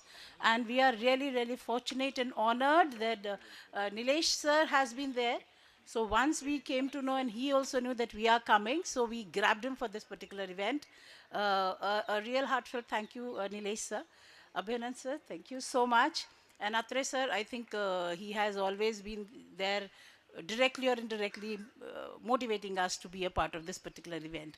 It was, I think, couldn't be a better platform of launch of a book other than this Chandigarh Literature Festival. So it's a lot of congratulations and lot of blessings and lot of thanks to Almighty for all this what my kids are getting here. And to children, I can only say that this is just the beginning, and there are so many things that we are going to do together, and we will make the Tri-City proud. Thank you so much, Niharika, everybody who's present here. I think I have my goosebumps, and though I'm not nervous, the excitement, my legs are actually trembling. So this is, I can handle my success, but my kids' success, I think this is beyond me. I thank you so much, and I thank Almighty for this particular moment that we are experiencing, and thanks everybody who's there. Thank you so much. Thank you so much, ma'am, and I'm sure it's a very proud moment indeed. This is a feeling that can't be put into words, yet we will have some words on the stage. So our students, Faiz and Dhruv, want to ask some questions to Nilesh sir and Abhinand sir. So Faiz and Dhruv, why don't you guys come forward, grab a mic, and just go ahead.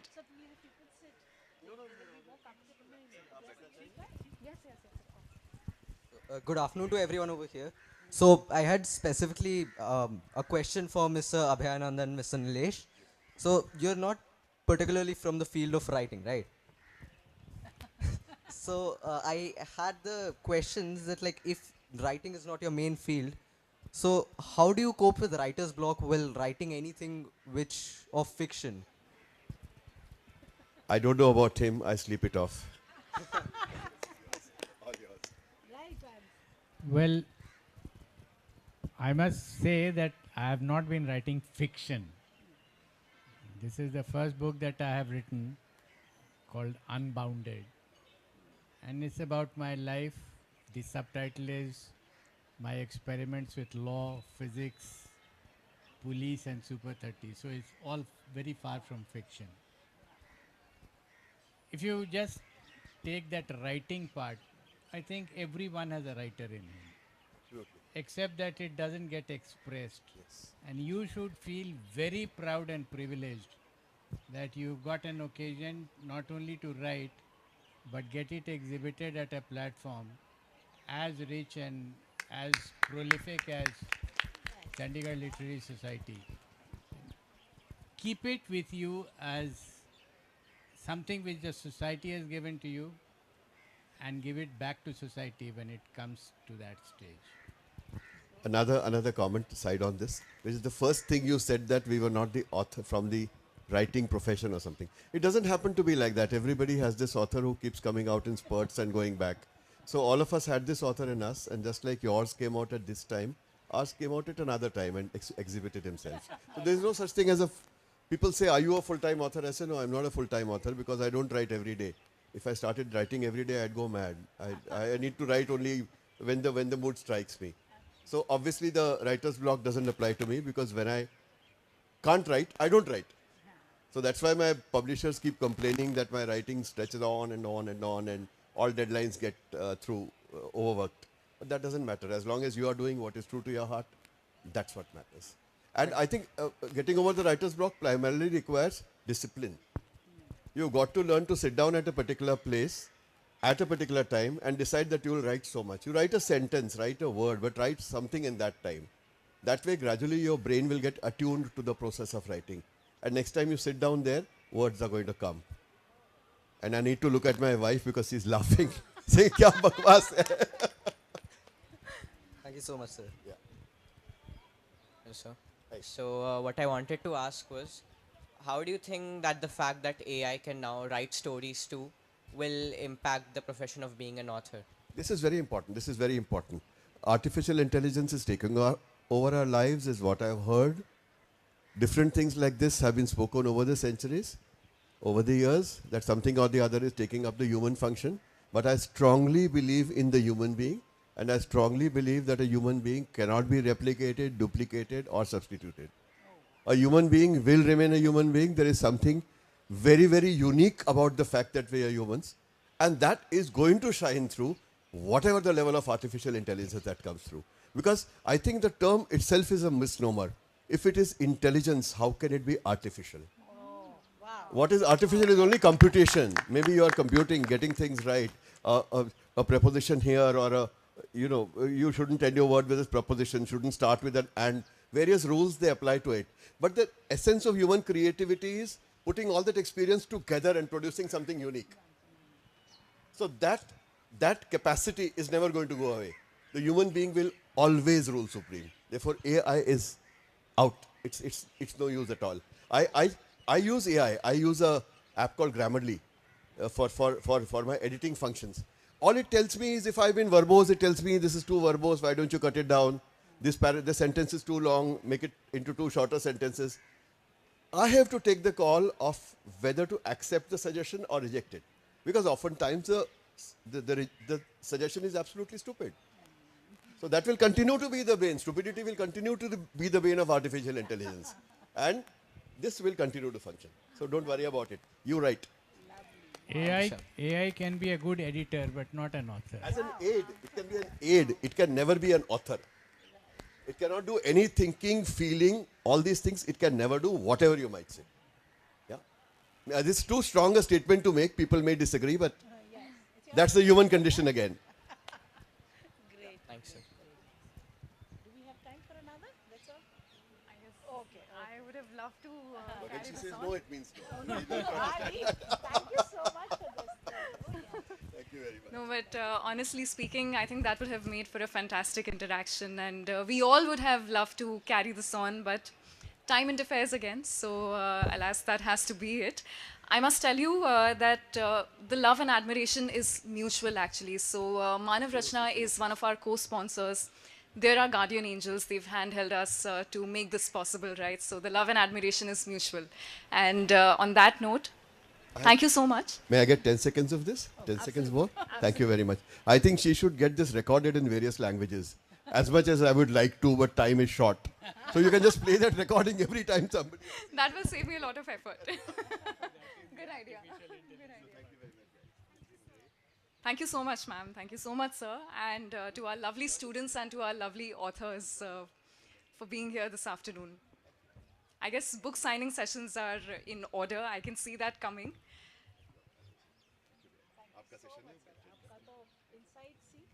And with that, let me now lead you on to the next session. Appropriately titled Beyond Boundaries, but we're used to a very different concept of beyond boundaries, right? This one alludes to professions. So we might think that professions have boundaries and one is different from the other, but is that really the case? We're about to find out. So we have with us on the stage Mr. Abhay Anand, who's our speaker. He's a 1977 batch Indian Police Service Officer of the Bihar cadre. And he became the 48th DGP of Bihar, following in the footsteps of his father. He's known for changing the paradigms of policing through his innovations. I guess innovation rules at the end of every day be it any profession. He's also a philanthropist who conceptualized the Super 30 to mentor poor yet talented students from the country's toughest competitive exam, the IIT JEE. And his book, Unbounded: My Experiments with Law, Physics, Policing, and Super 30, is a true reflection of the unbounded person that he is. Ladies and gentlemen, please give it up once more for Mr. Abhay. And we have with us our wonderful moderator, Ms. Manraj Grewal. She is the resident editor of the Indian Express at Chandigarh and covering states of Punjab, Haryana, and Himachal Pradesh. She's also the author of a book on the Punjab militancy titled Dreams After Darkness. Over to you, Manraj.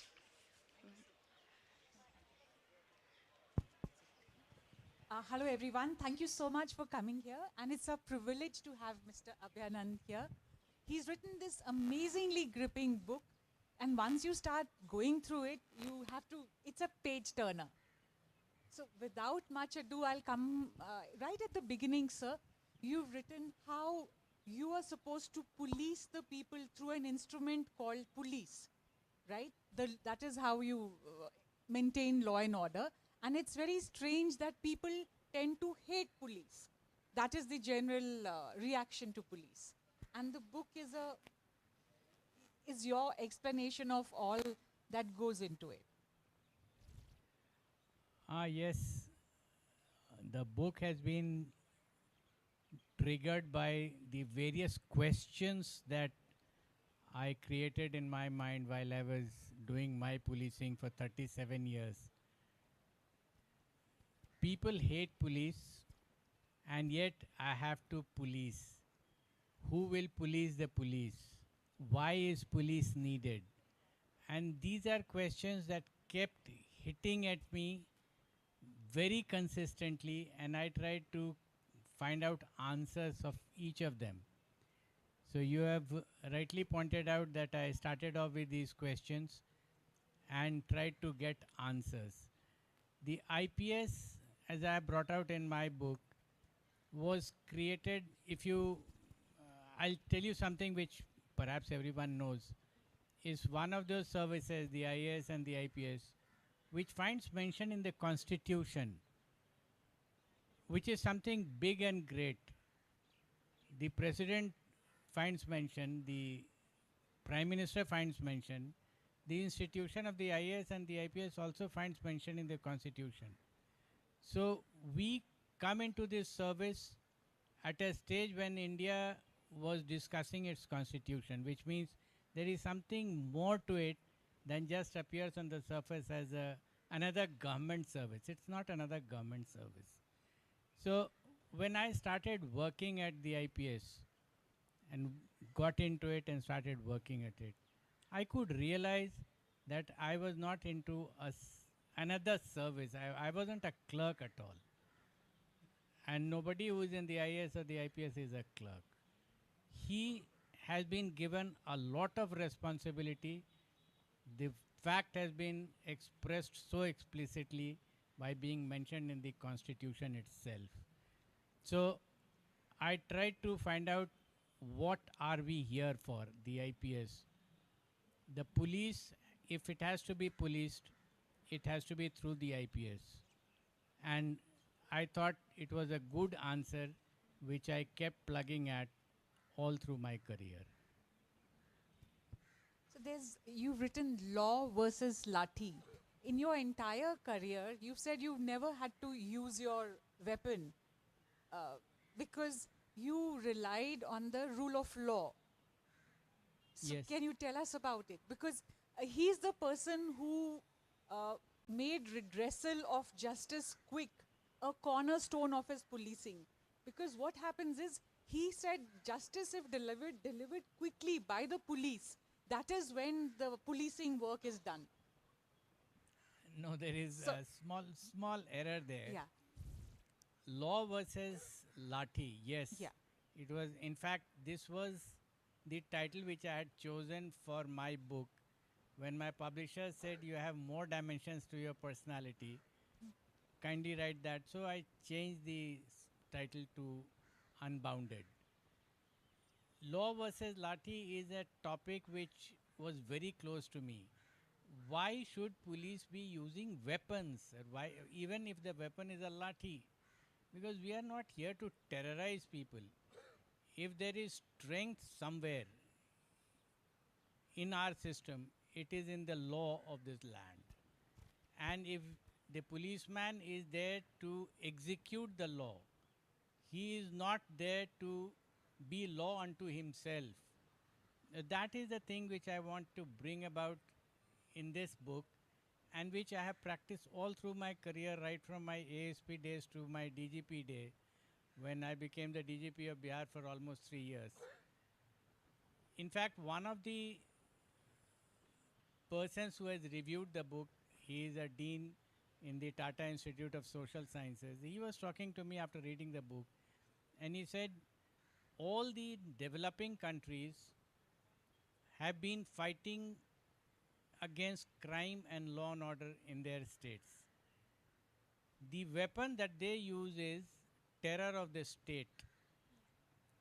And he says that most of the time the terror of the criminals, or the whatever word you use, terrorists or extremists, is being matched by the terror of the state, and nowhere has it succeeded.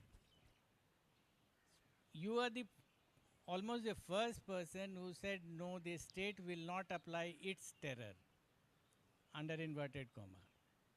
The state will apply the force of its law that it has passed. Whether it is good or bad is for the Supreme Court to decide. But the law has been passed, and the police should execute only those laws. Execute means not give judgments, not be the judge on the spot, but do exactly what is required, do it with speed and alacrity, do it with the confidence that it will stand the test of scrutiny in the courts. So can you give us some incidents, because you have many interesting anecdotes here. There's a murder, and there was a speedy trial, and the justice was made out in a month or something like that. Yes, the first time when I really felt it was in a district where I was posted on in my 7th or 8th year of my policing, where I got a call from the SHO. I was sitting in my office saying, sir, murder ho gaya hai yahan. Dadagiri tha. I mean, somebody was asking for something, and the shopkeeper was not giving him that something. He was shot dead, broad daylight. The first thing I did was instead of going to the place of occurrence, there was a dying declaration, so evidence-wise, it was quite good. I went to the Chief Judicial Magistrate and requested him for the attachment processes immediately, which is very difficult to get. I said, I'll write anything.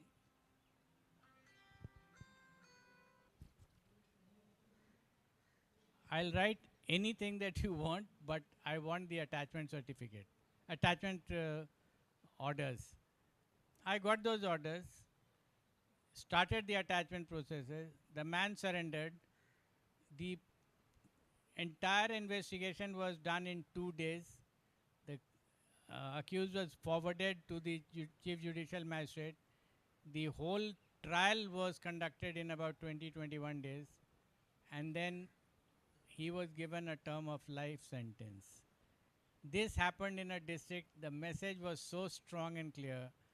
Commit a murder and we can get you sentenced to life within a month of the murder. If this can happen, then the message is sent loud and clear.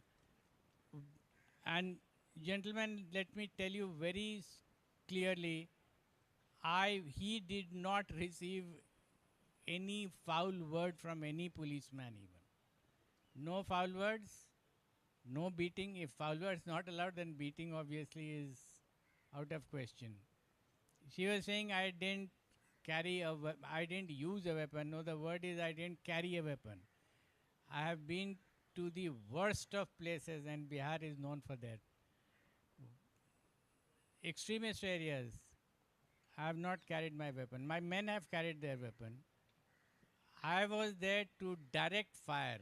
I was not there to fire myself because I'm there to direct the fire to protect my men. But if I'm just firing from my weapon, I'm only protecting myself. So that's why I never used my weapon. I never carried my weapon. And so you were also airlifted to a place where there was violent action, uprising against the police.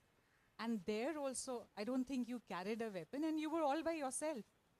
So how did you handle that? Yes, I was all by myself, not even in uniform. And it was like a curfew imposed by the people, not by the district administration. Curfew imposed by the people.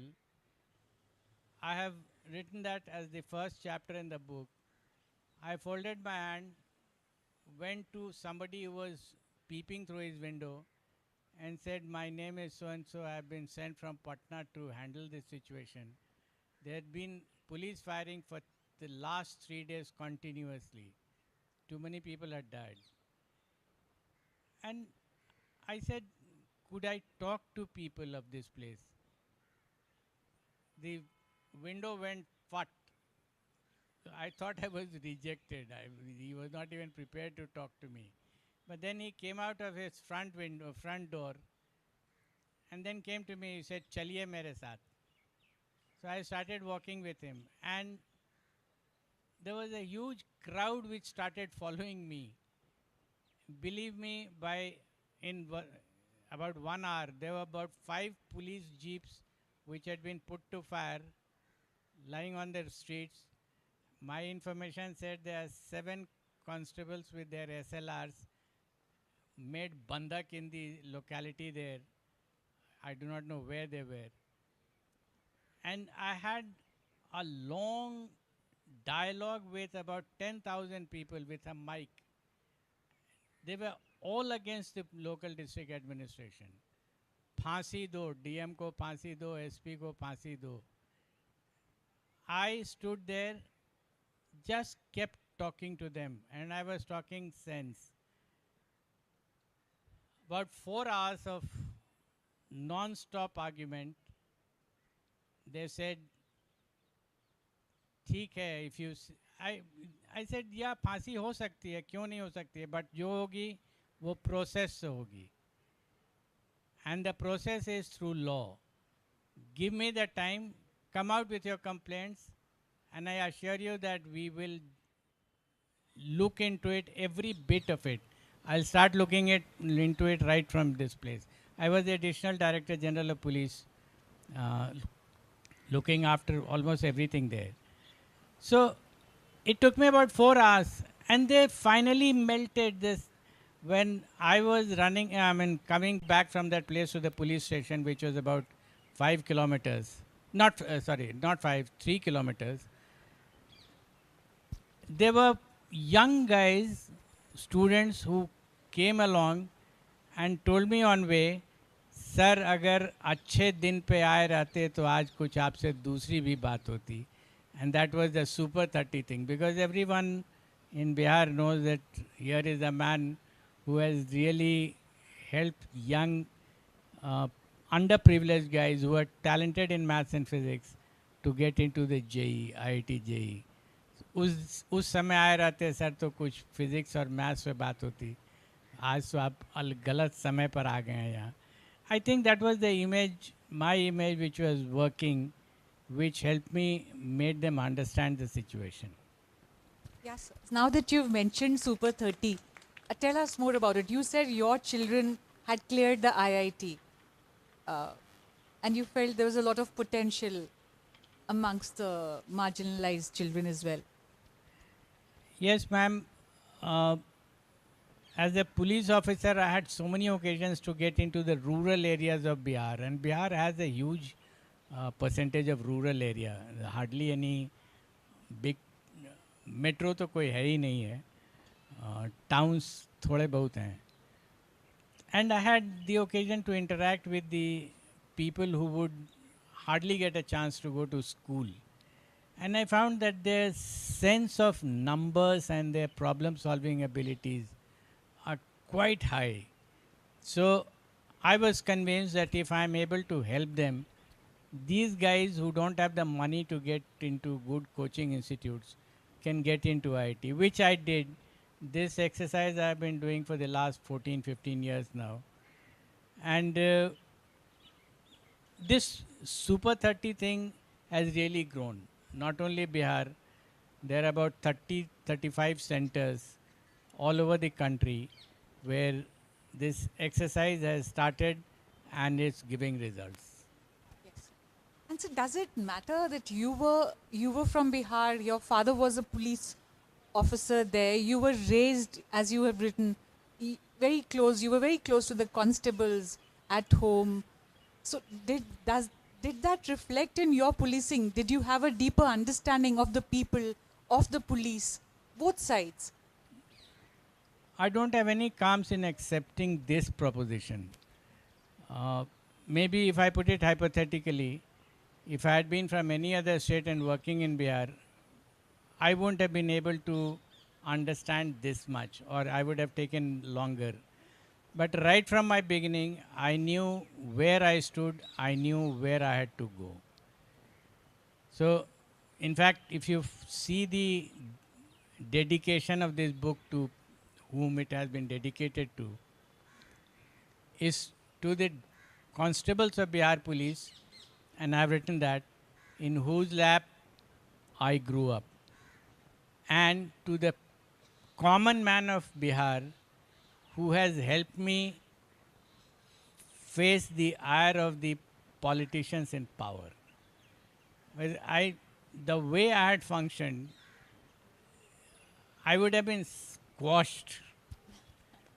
But I knew the people who protected me were the common people, because no politician can ever hurt common men.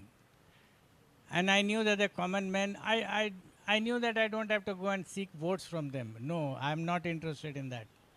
But I knew that these people will rise up for me whenever it is required. If the law and order is good, the credit is generally given to the politician, the government in power. So, and if it is bad, then I guess then the police are dragged in. So how has your relationship, what has been your experience? Well, the statement that you made is 100% correct. And any government servant should never seek that credit, because credit is being sought by people who need votes. As a government servant, I don't need votes. In fact, even today when I have retired, 8 years of retirement, I don't need votes, because I made it very clear I am not going to join politics. So if somebody is taking the credit for it, fair enough. The second part of it, if it goes haywire, then you have had it. Then the police are to be blamed. Yes. And if to ensure that it does not go haywire, you're a common man. If the common man supports you in your endeavors, there is no way in which law and order. Your speedy trial, the experiment, the speedy trial, it was very successful. So why do you think it wasn't followed later? Well, this is a question which I can't answer, because I'm not there. And my principle of life is, you perform a role. The moment that screen is, the stage one, act one is over, then you are nowhere on the scene. And after that, I am nowhere on the scene. I read the newspapers, I go through the social media, but I don't get involved in it. I don't know exactly why it is that way. So your book is a very good ready reckoner for new cops, new civil servants. So you must have interacted with a lot of them. So how do you see? Because everybody comes with a very different expectation and different notion of the service. When I was writing this book, the people who were in my view were the probationers, the IAS and the IPS probationers, because what I have observed is that these people, when they come into the service, they have all sorts of grandiose ideas about what they can do. And when they interact with me, this is the impression that I wanted to communicate to them. Be aware of the fact that you are created in the womb of law. Never think outside law. The word unbounded shows you have brains. You have brains, that is why you've got into the UPSC. Use your brains to expand the boundaries that law has created, but don't ever break it. The moment you break it, you have had it. You have the brains, expand the boundaries, you will have a bigger area to play around in, but just be within the boundaries. And what about, sir, increasingly there is this gap between the common man and the establishment. So people generally, because I am in the media, the complaint we always get is that the officer is not accessible. Saab to milte hi nahi. Oh, that is the worst part of it. Saab nahi milte hain, which means you are at the far end now and you should be prepared for any eventuality. Question in the book itself. I'll ask you a question. If some guest come to your house and you boot him out, the next day when you go to his house, do you expect yourself to be taken in with a lot of gratitude? Hamare mehman aaye. No. So here is the same situation. People come to you when you are the district magistrate or the SP of a place and say, sir, mere yahan ye problem ho gaya hai. And he said, bhago abhi yahan se. Next day when a law and order situation comes up and you go to his house, which is the mahalla where he lives, you don't expect to be treated well. It's very simple. And why should you only SP or a district magistrate of that place? No. It has to be a reciprocal thing.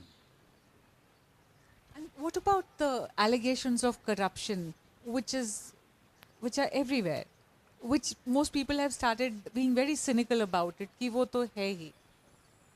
Yeah, I think it's not a very healthy thing. I feel bad about it. I can understand with the very lower subordinates. I can understand, but with the All India service officers, I just cannot understand this. No. So how do you think this can be tackled? I mean, By behavior. Hmm. If you are the district director general of police, then your behavior should go down very straight and clear. The man doesn't do it himself and he will not allow others to do it. Which means I'm not going to go after everyone with a danda. But when the matter comes up, you can be very sure, even if you are in very good books of the senior officer, if I'm him, then even if you are there in the good books and there is evidence against you, don't expect me to be lenient. yes. And so you have a lot of, you put a smattering of physics everywhere, right? The way you think, even when you were going there, trying to handle this huge sit down full of people who wanted to actually kill the cops, the way you thought of a solution was from a very physics point of view. So Exactly. You're perhaps mentioning about the first chapter, the law versus Lathi thing. It was going on for 4 to 5 hours and I was tensed. It was not a very easy situation. But then I was like a forced oscillator where I thought if I could bring them to my frequency, then I can make them react the way I want them to, not the way they want. And I was waiting for the transients to die out. That's the oscillator part of it. So I was working it out that way, which was the physics part of it. very interesting. So you've also worked radio canopy Yeah. project. Yeah. If you've seen the police communication system, they have a VHF set which a Thana will talk to a Thana. Then you have a HF set which a far-flung district will talk to a district state headquarter. You will have some dedicated landlines all these were when till the mobiles had not come. I'm talking about the year 1996, when the mobile had not invaded this country. So, having learnt of physics, and having studied physics, I tried to bring out changes in the communication system so that it was all one, seamless. And I had almost done it. It just had to be put on a final thing and brought out as a product.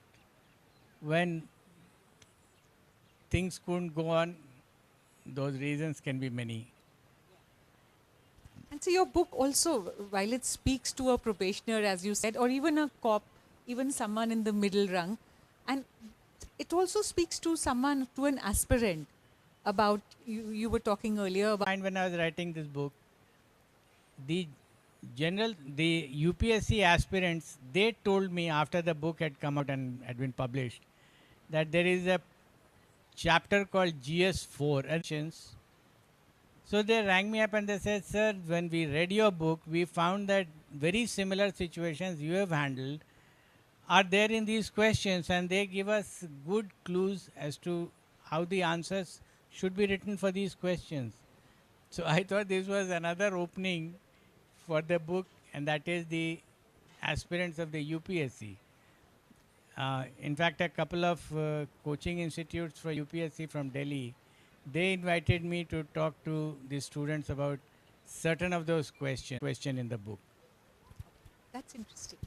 And tell me, your Bihar, it's also, but there are communal situations, communal flair. I'm sure you would have had your share. Ma'am, my take on all these situations, including communal, is it is hardly communal. It is basically economic. If you take up any place, follow the details. 2 years after the communal tension or the communal riots, if it is a riot altogether, then bring out who are the people who left that area and where has that property gone.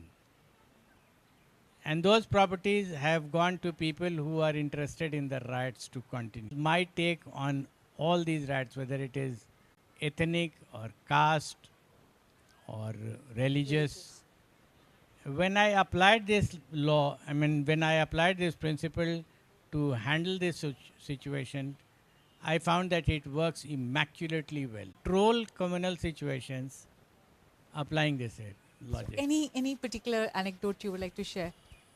Yes. In fact, I won't tell you about the country, this country. I'll tell you about England. We were sent to a place called West Yorkshire, a county. Bradford is the headquarters of West Yorkshire. There was an ethnic riot there where the POK, the majority of people are the POK guys, and the whites are in minority at Bradford. There was an ethnic riot which was handled so well, and obviously the British police handles all these things very well, very professionally.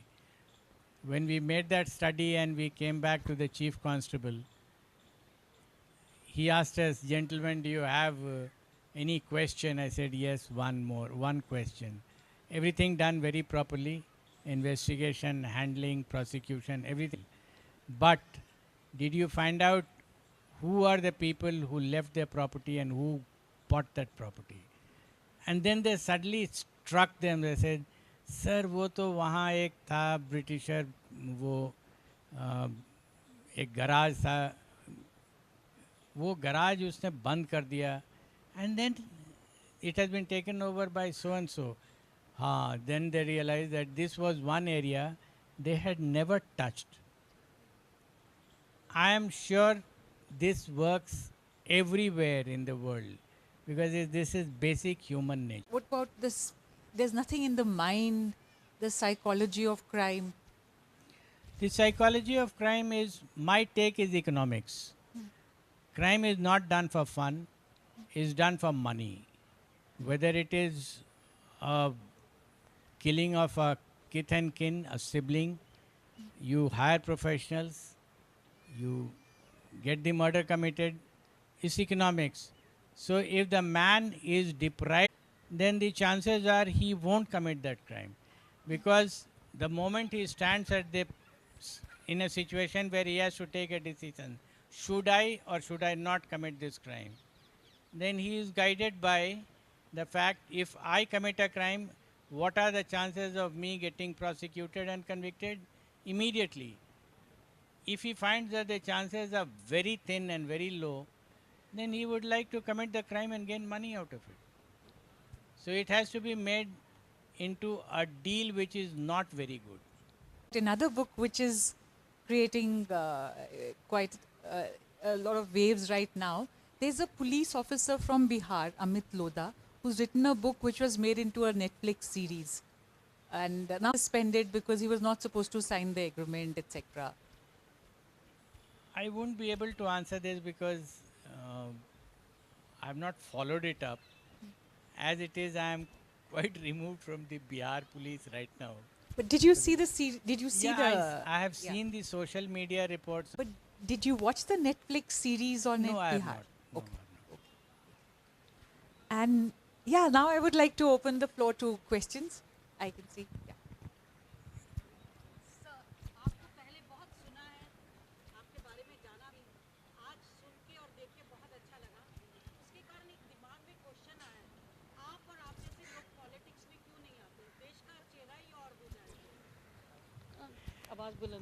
I'd like to stand up and answer your question because you have stood up to ask the question. I'll give you a very simple answer. I can fold my hand to anyone provided ये मेरा salutation है उसको. But if I fold my hand to seek something, no. You're mistaken. Come elections, and if somebody who is contesting that area doesn't come to you, you will not vote for him.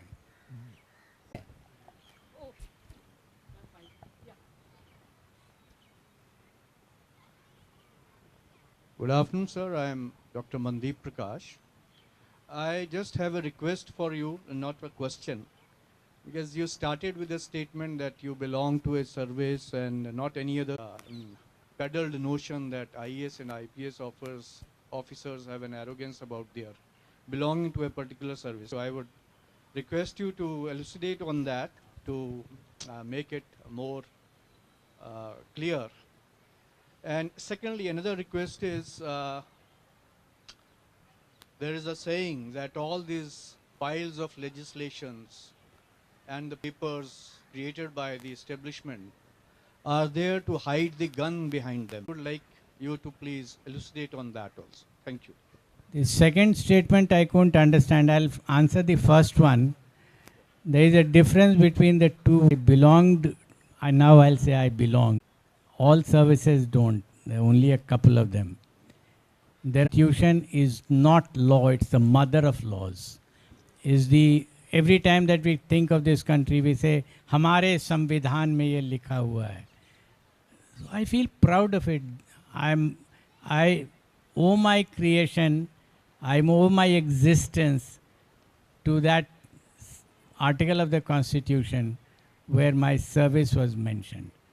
So I'm not anybody else, but I'm definitely not arrogant. I don't get out of the pride that I get from belonging to that service.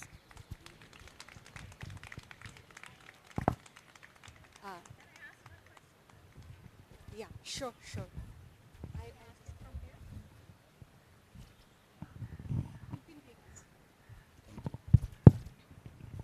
Sir, I am Dr. Prabjot Kaur, an educationist.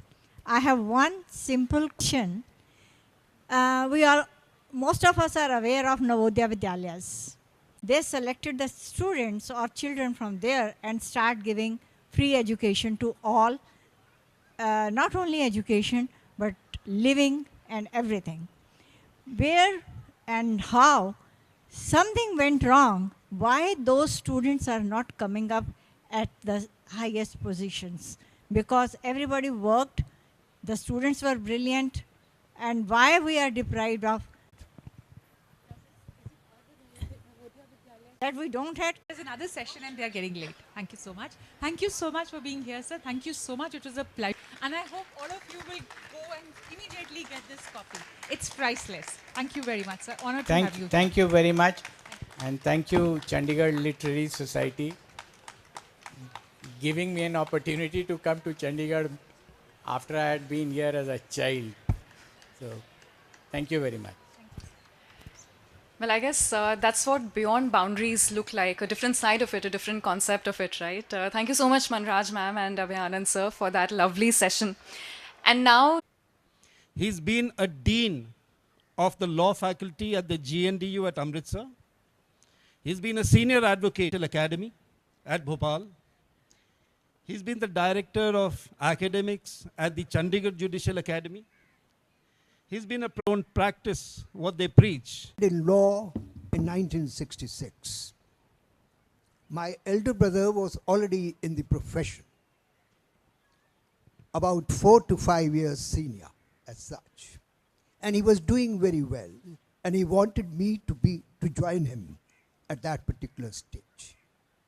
I thought to myself, I must do something of my own, where I have to be of my own and put in my own effort into that. When I was toying with this idea, I was reminded of Edmund Burke. He said, if you cannot do anything else, teach. That was a challenge by itself. I, as a student, once wrote a piece, Teaching as a Profession. When it came into print, it was Teaching as a Vocation. That was the beginning of my thinking of teaching as such. I accepted the challenge. And I thought, essay for that matter. He wrote a letter to the professor of Mr. Mishra in Allahabad, saying, it is Englishmen who have conquered English, conquered India. It is Mishra who has conquered English. Wonderful. He came to law. At the age of 52, he was judgeship. Which is your favorite poem would be rather unfair. And I today feel, a teacher lives in the reflected glory of his students, for that matter. True. May it be the United Nations. May it be the Parliament. How she performed. It makes me feel proud.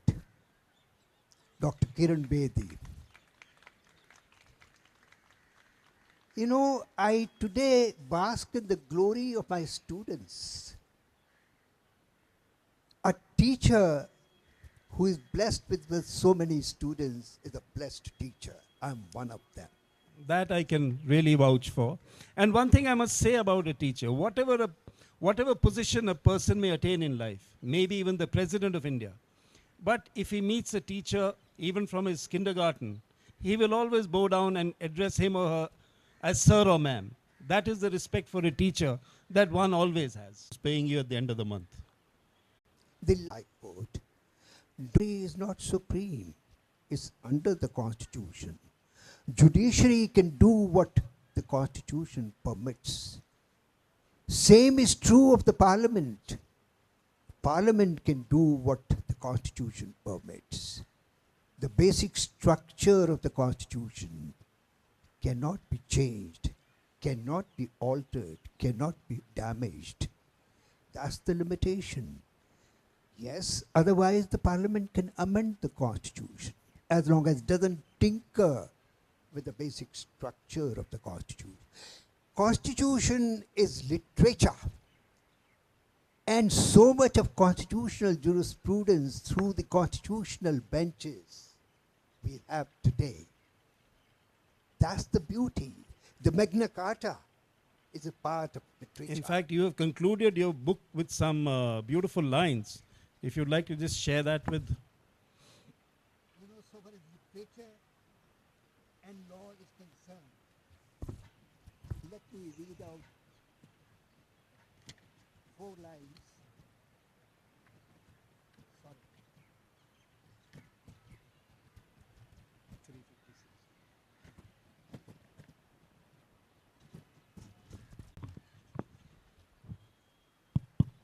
Law and literature are inseparable.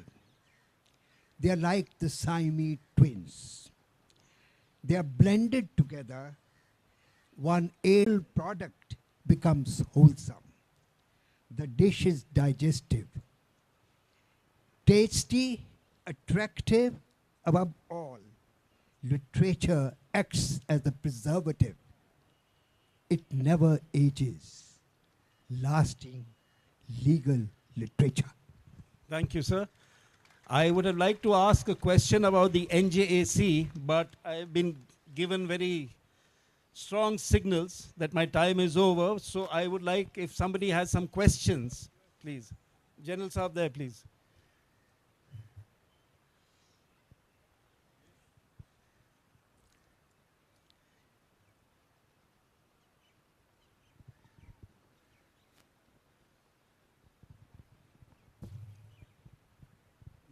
ये वाला ले लो.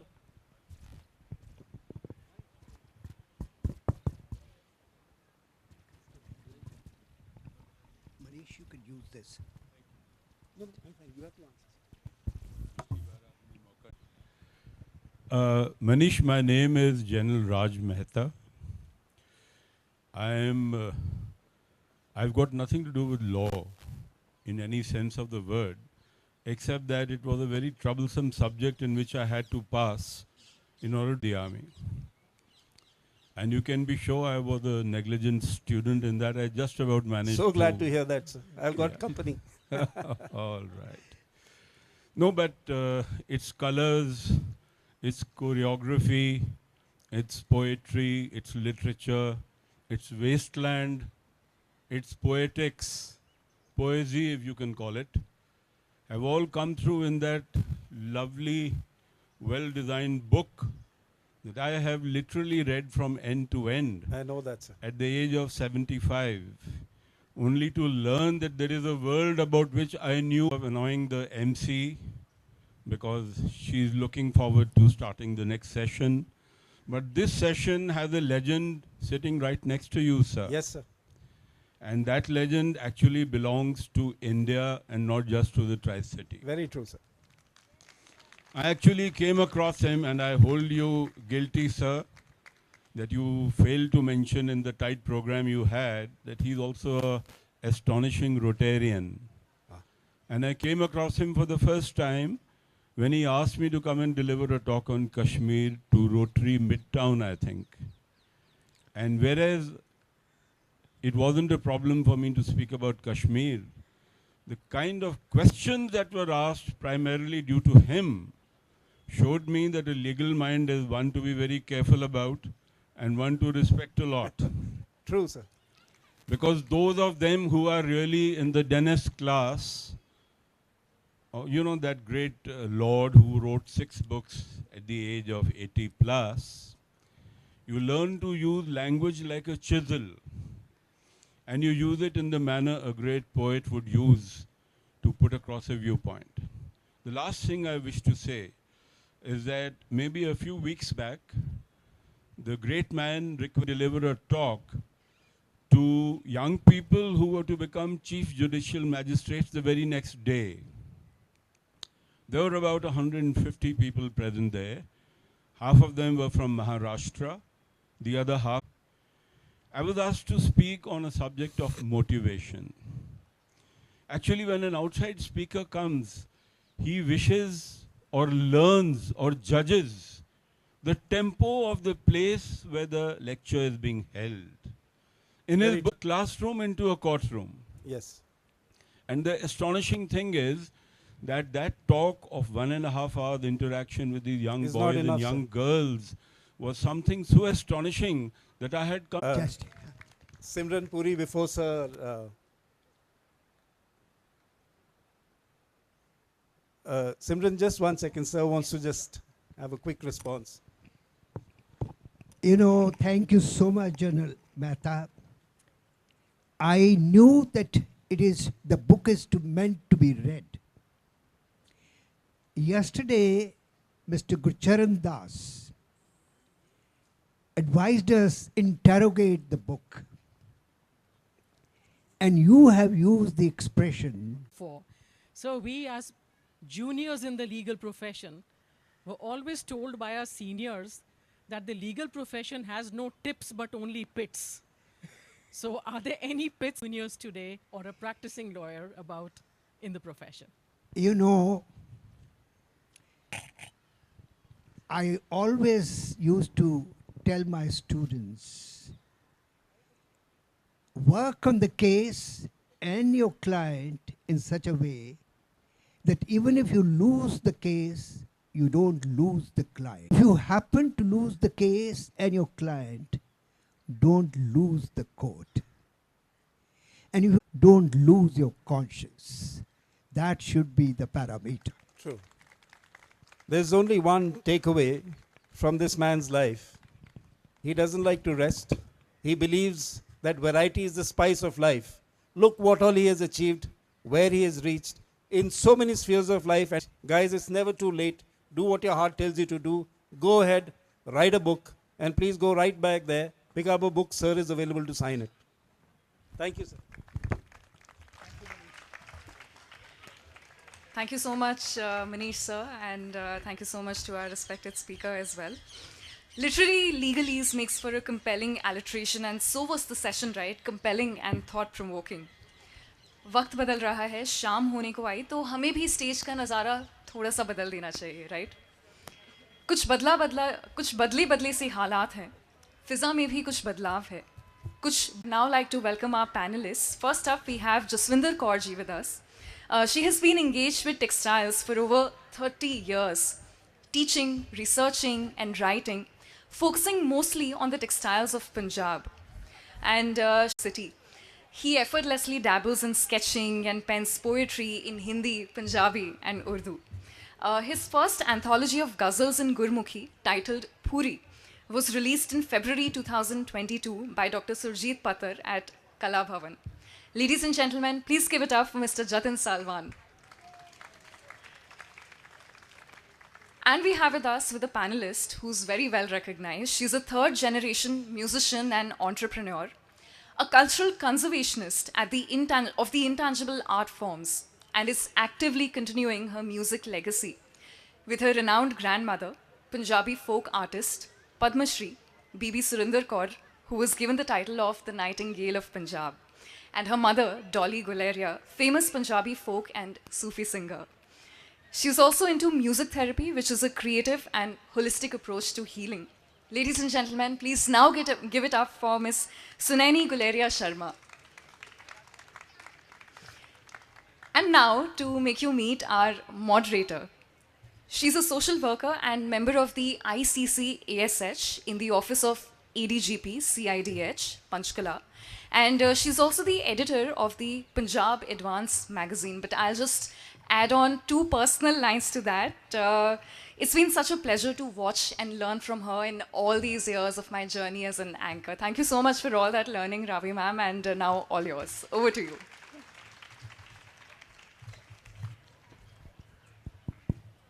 शुक्र है निहारिका बुलाई लिया इस तां सौन लगे सी सानू सारिਆਂ ਨੂੰ पर गरीबां ਨੂੰ अखीर च रखिया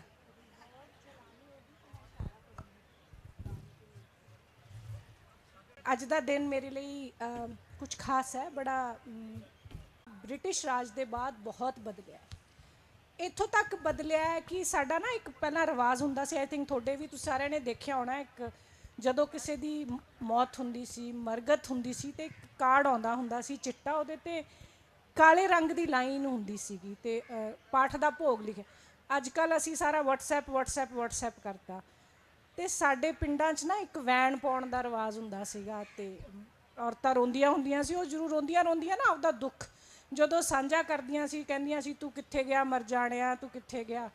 ਅੱਜ ਕੱਲ੍ਹ I think it is going to be like where are you rascal, where have you gone, please come back.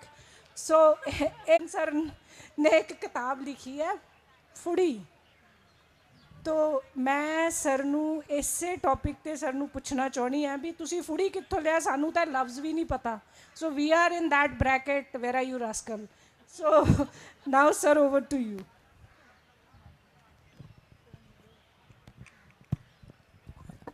देखो तुसी पहला वो कार्ड की गल की, मैं एक अपना शेर उस कार्ड बारे ही सुनाना। जो मरग दे कार्ड आंदा सी कि काला हाशिया सोग दा, काला हाशिया सोग दा वाया करे हर कोई, चार चुफेरे खत दे।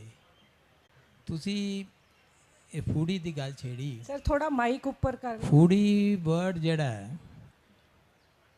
ये साडे सभ्याचार चों पंजाबी लिटरेचर चों एक किस्म का अलोप हो गया। नहीं सर, ये माझे दा मालवे दा दुआबे दा कित्थों दा, बिकॉज़ मैं नहीं सुनिया। ये माझे दा वर्ड है, ये लत्थ दे पंजाब ते चढ़दे पंजाब दोवां च, लाहौर पाकिस्तान च वर्ड चलदा है, अमृतसर गुरदासपुर दे विच बहुत इस्तेमाल होंदा है।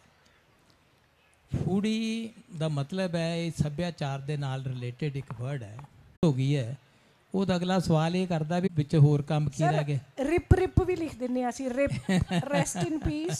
सो बेचारे नू पता नहीं रेस्ट करनी है नहीं करनी, तुझे पहला ही करा दो। हाँ, तो वो जिन जो हुन फूड़ी दा वर्ड ही है, ये फूड़ी किताब च वो शब्द आए जेड़े अलोप हो चुके हैं। तो ये एक शेर आंदा है कि फूड़ी पाई जद शब्दां ने, जेड़े हुन साडे शब्द लोप हो गए ने, वो भी फूड़ी पाई बैठे है। स्यापा सियापा करी फिरदे भी, सानू कोई पढ़दा नहीं, कोई गल नहीं करदा। फूड़ी पाई जद शब्दां ने, रोंदे वाक नड़ोए आए वे, पीड़ां दे गल लग उच्ची उच्ची, वैण गीतां ने पाए वे, वैण गीतां ने पाए वे। मैं सुनैनी मैम कोले जानी है, जिवें तुसीं देखिया इन्हां दी 3rd जनरेशन हैगी है गायकी, ते इन्हां ने आपदे नानी मां नूं भी सुनिया होना है ते उन्हां दा लहजा भी देखिया होना है। तुहाडे हिसाब नाल मैम असीं कित्थे जे खड़े हैं, की बदल गया साडे च, की गुम गया, की रह गया? होना माड़ा नहीं है, पर आपदा भी नहीं छड्डना चाहीदा। Change is the way of life, असीं यही सिੱਖਿਆ।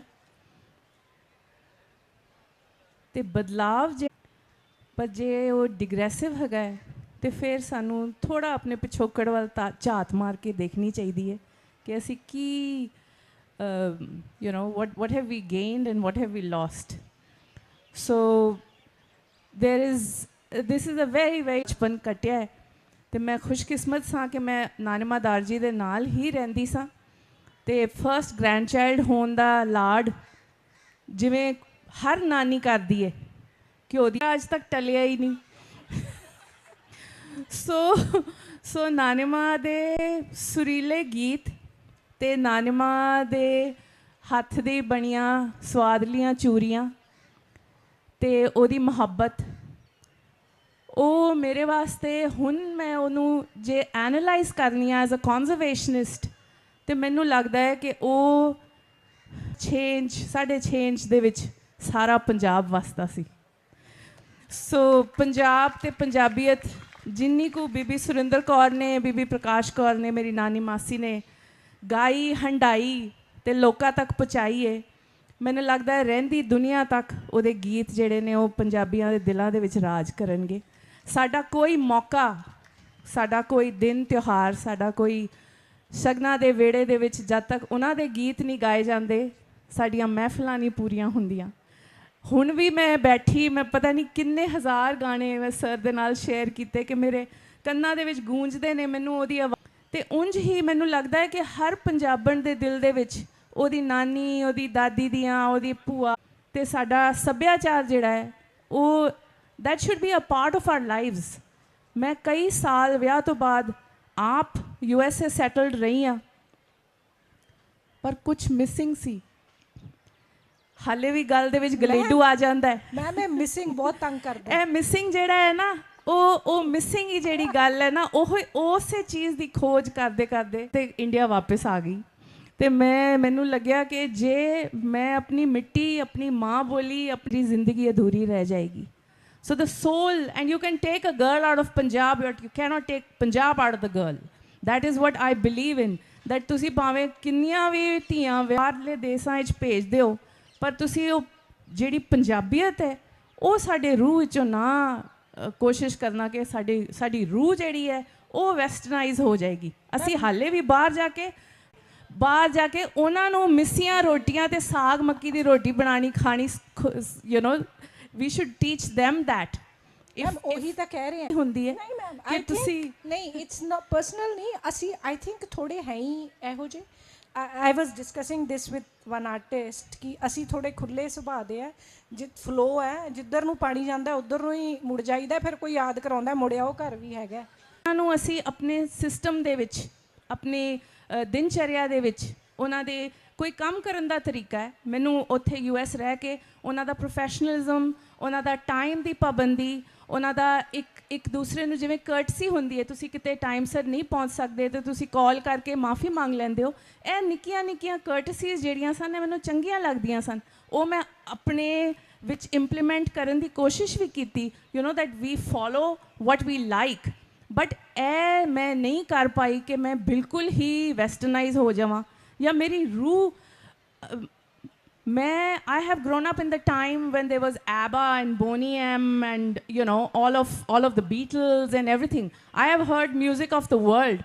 But ਜਦੋਂ ਮੈਂ ਰਸੋਈ ਦੇ ਵਿੱਚ ਹੁੰਦੀ ਹਾਂ, ਆਪਣੇ ਬੱਚਿਆਂ ਵਾਸਤੇ ਕੁਝ ਬਣਾ ਰਹੀ ਹੁੰਦੀ ਹਾਂ, ਉਸ ਵੇਲੇ ਮੇਰੇ ਕੰਨਾਂ ਦੇ ਵਿੱਚ ਕੋਈ ਮੇਰੀ ਨਾਨੀ ਦਾ ਗਾਇਆ ਪੰਜਾਬੀ ਗੀਤ ਜਾਂ ਕੋਈ ਖਾਸ ਨੁਸਰਤ ਫਤਿਹ ਅਲੀ ਦੀ ਕਵਾਲੀ ਦੇ ਬੋਲ ਚੱਲ ਰਹੇ ਹੁੰਦੇ ਨੇ, ਉਹਦੇ 'ਚ I don't know, maybe I'm not able to control those thoughts, and those uncontrollable thoughts are what connect my soul to my Punjab.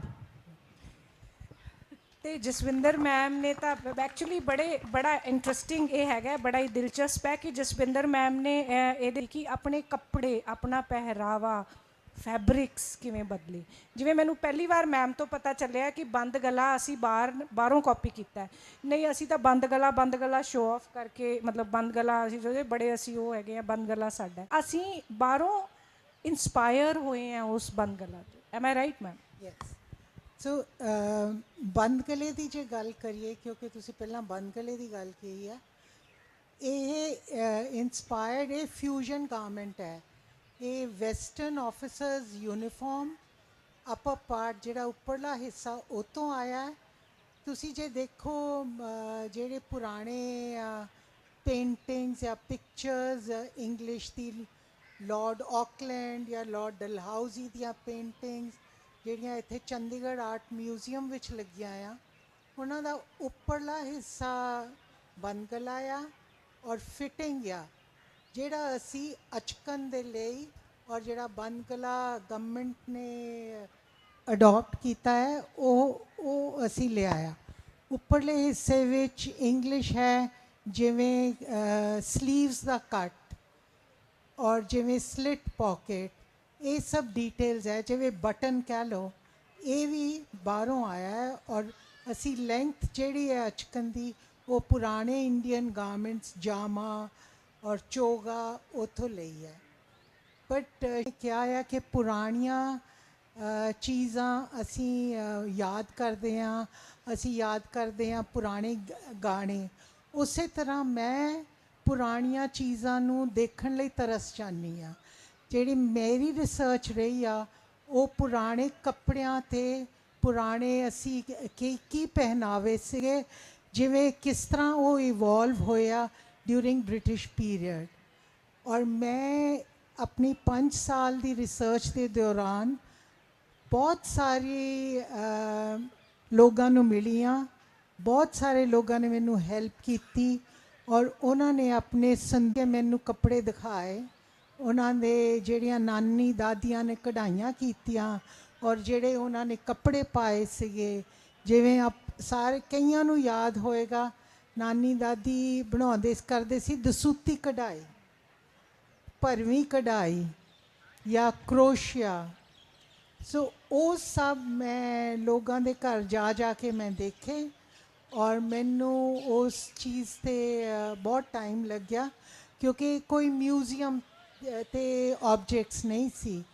ਮੈਨੂੰ ਲੋਕਾਂ ਤੋਂ ਇੱਕ ਤੋਂ ਦੂਸਰੇ ਜਿਹੜੇ ਸਾਡੇ ਕੱਪੜੇ ਹੈ, ਮੇਰਾ ਟੌਪਿਕ ਹੈਗਾ ਆ of research influences of British Raj on attire and textiles of Punjab.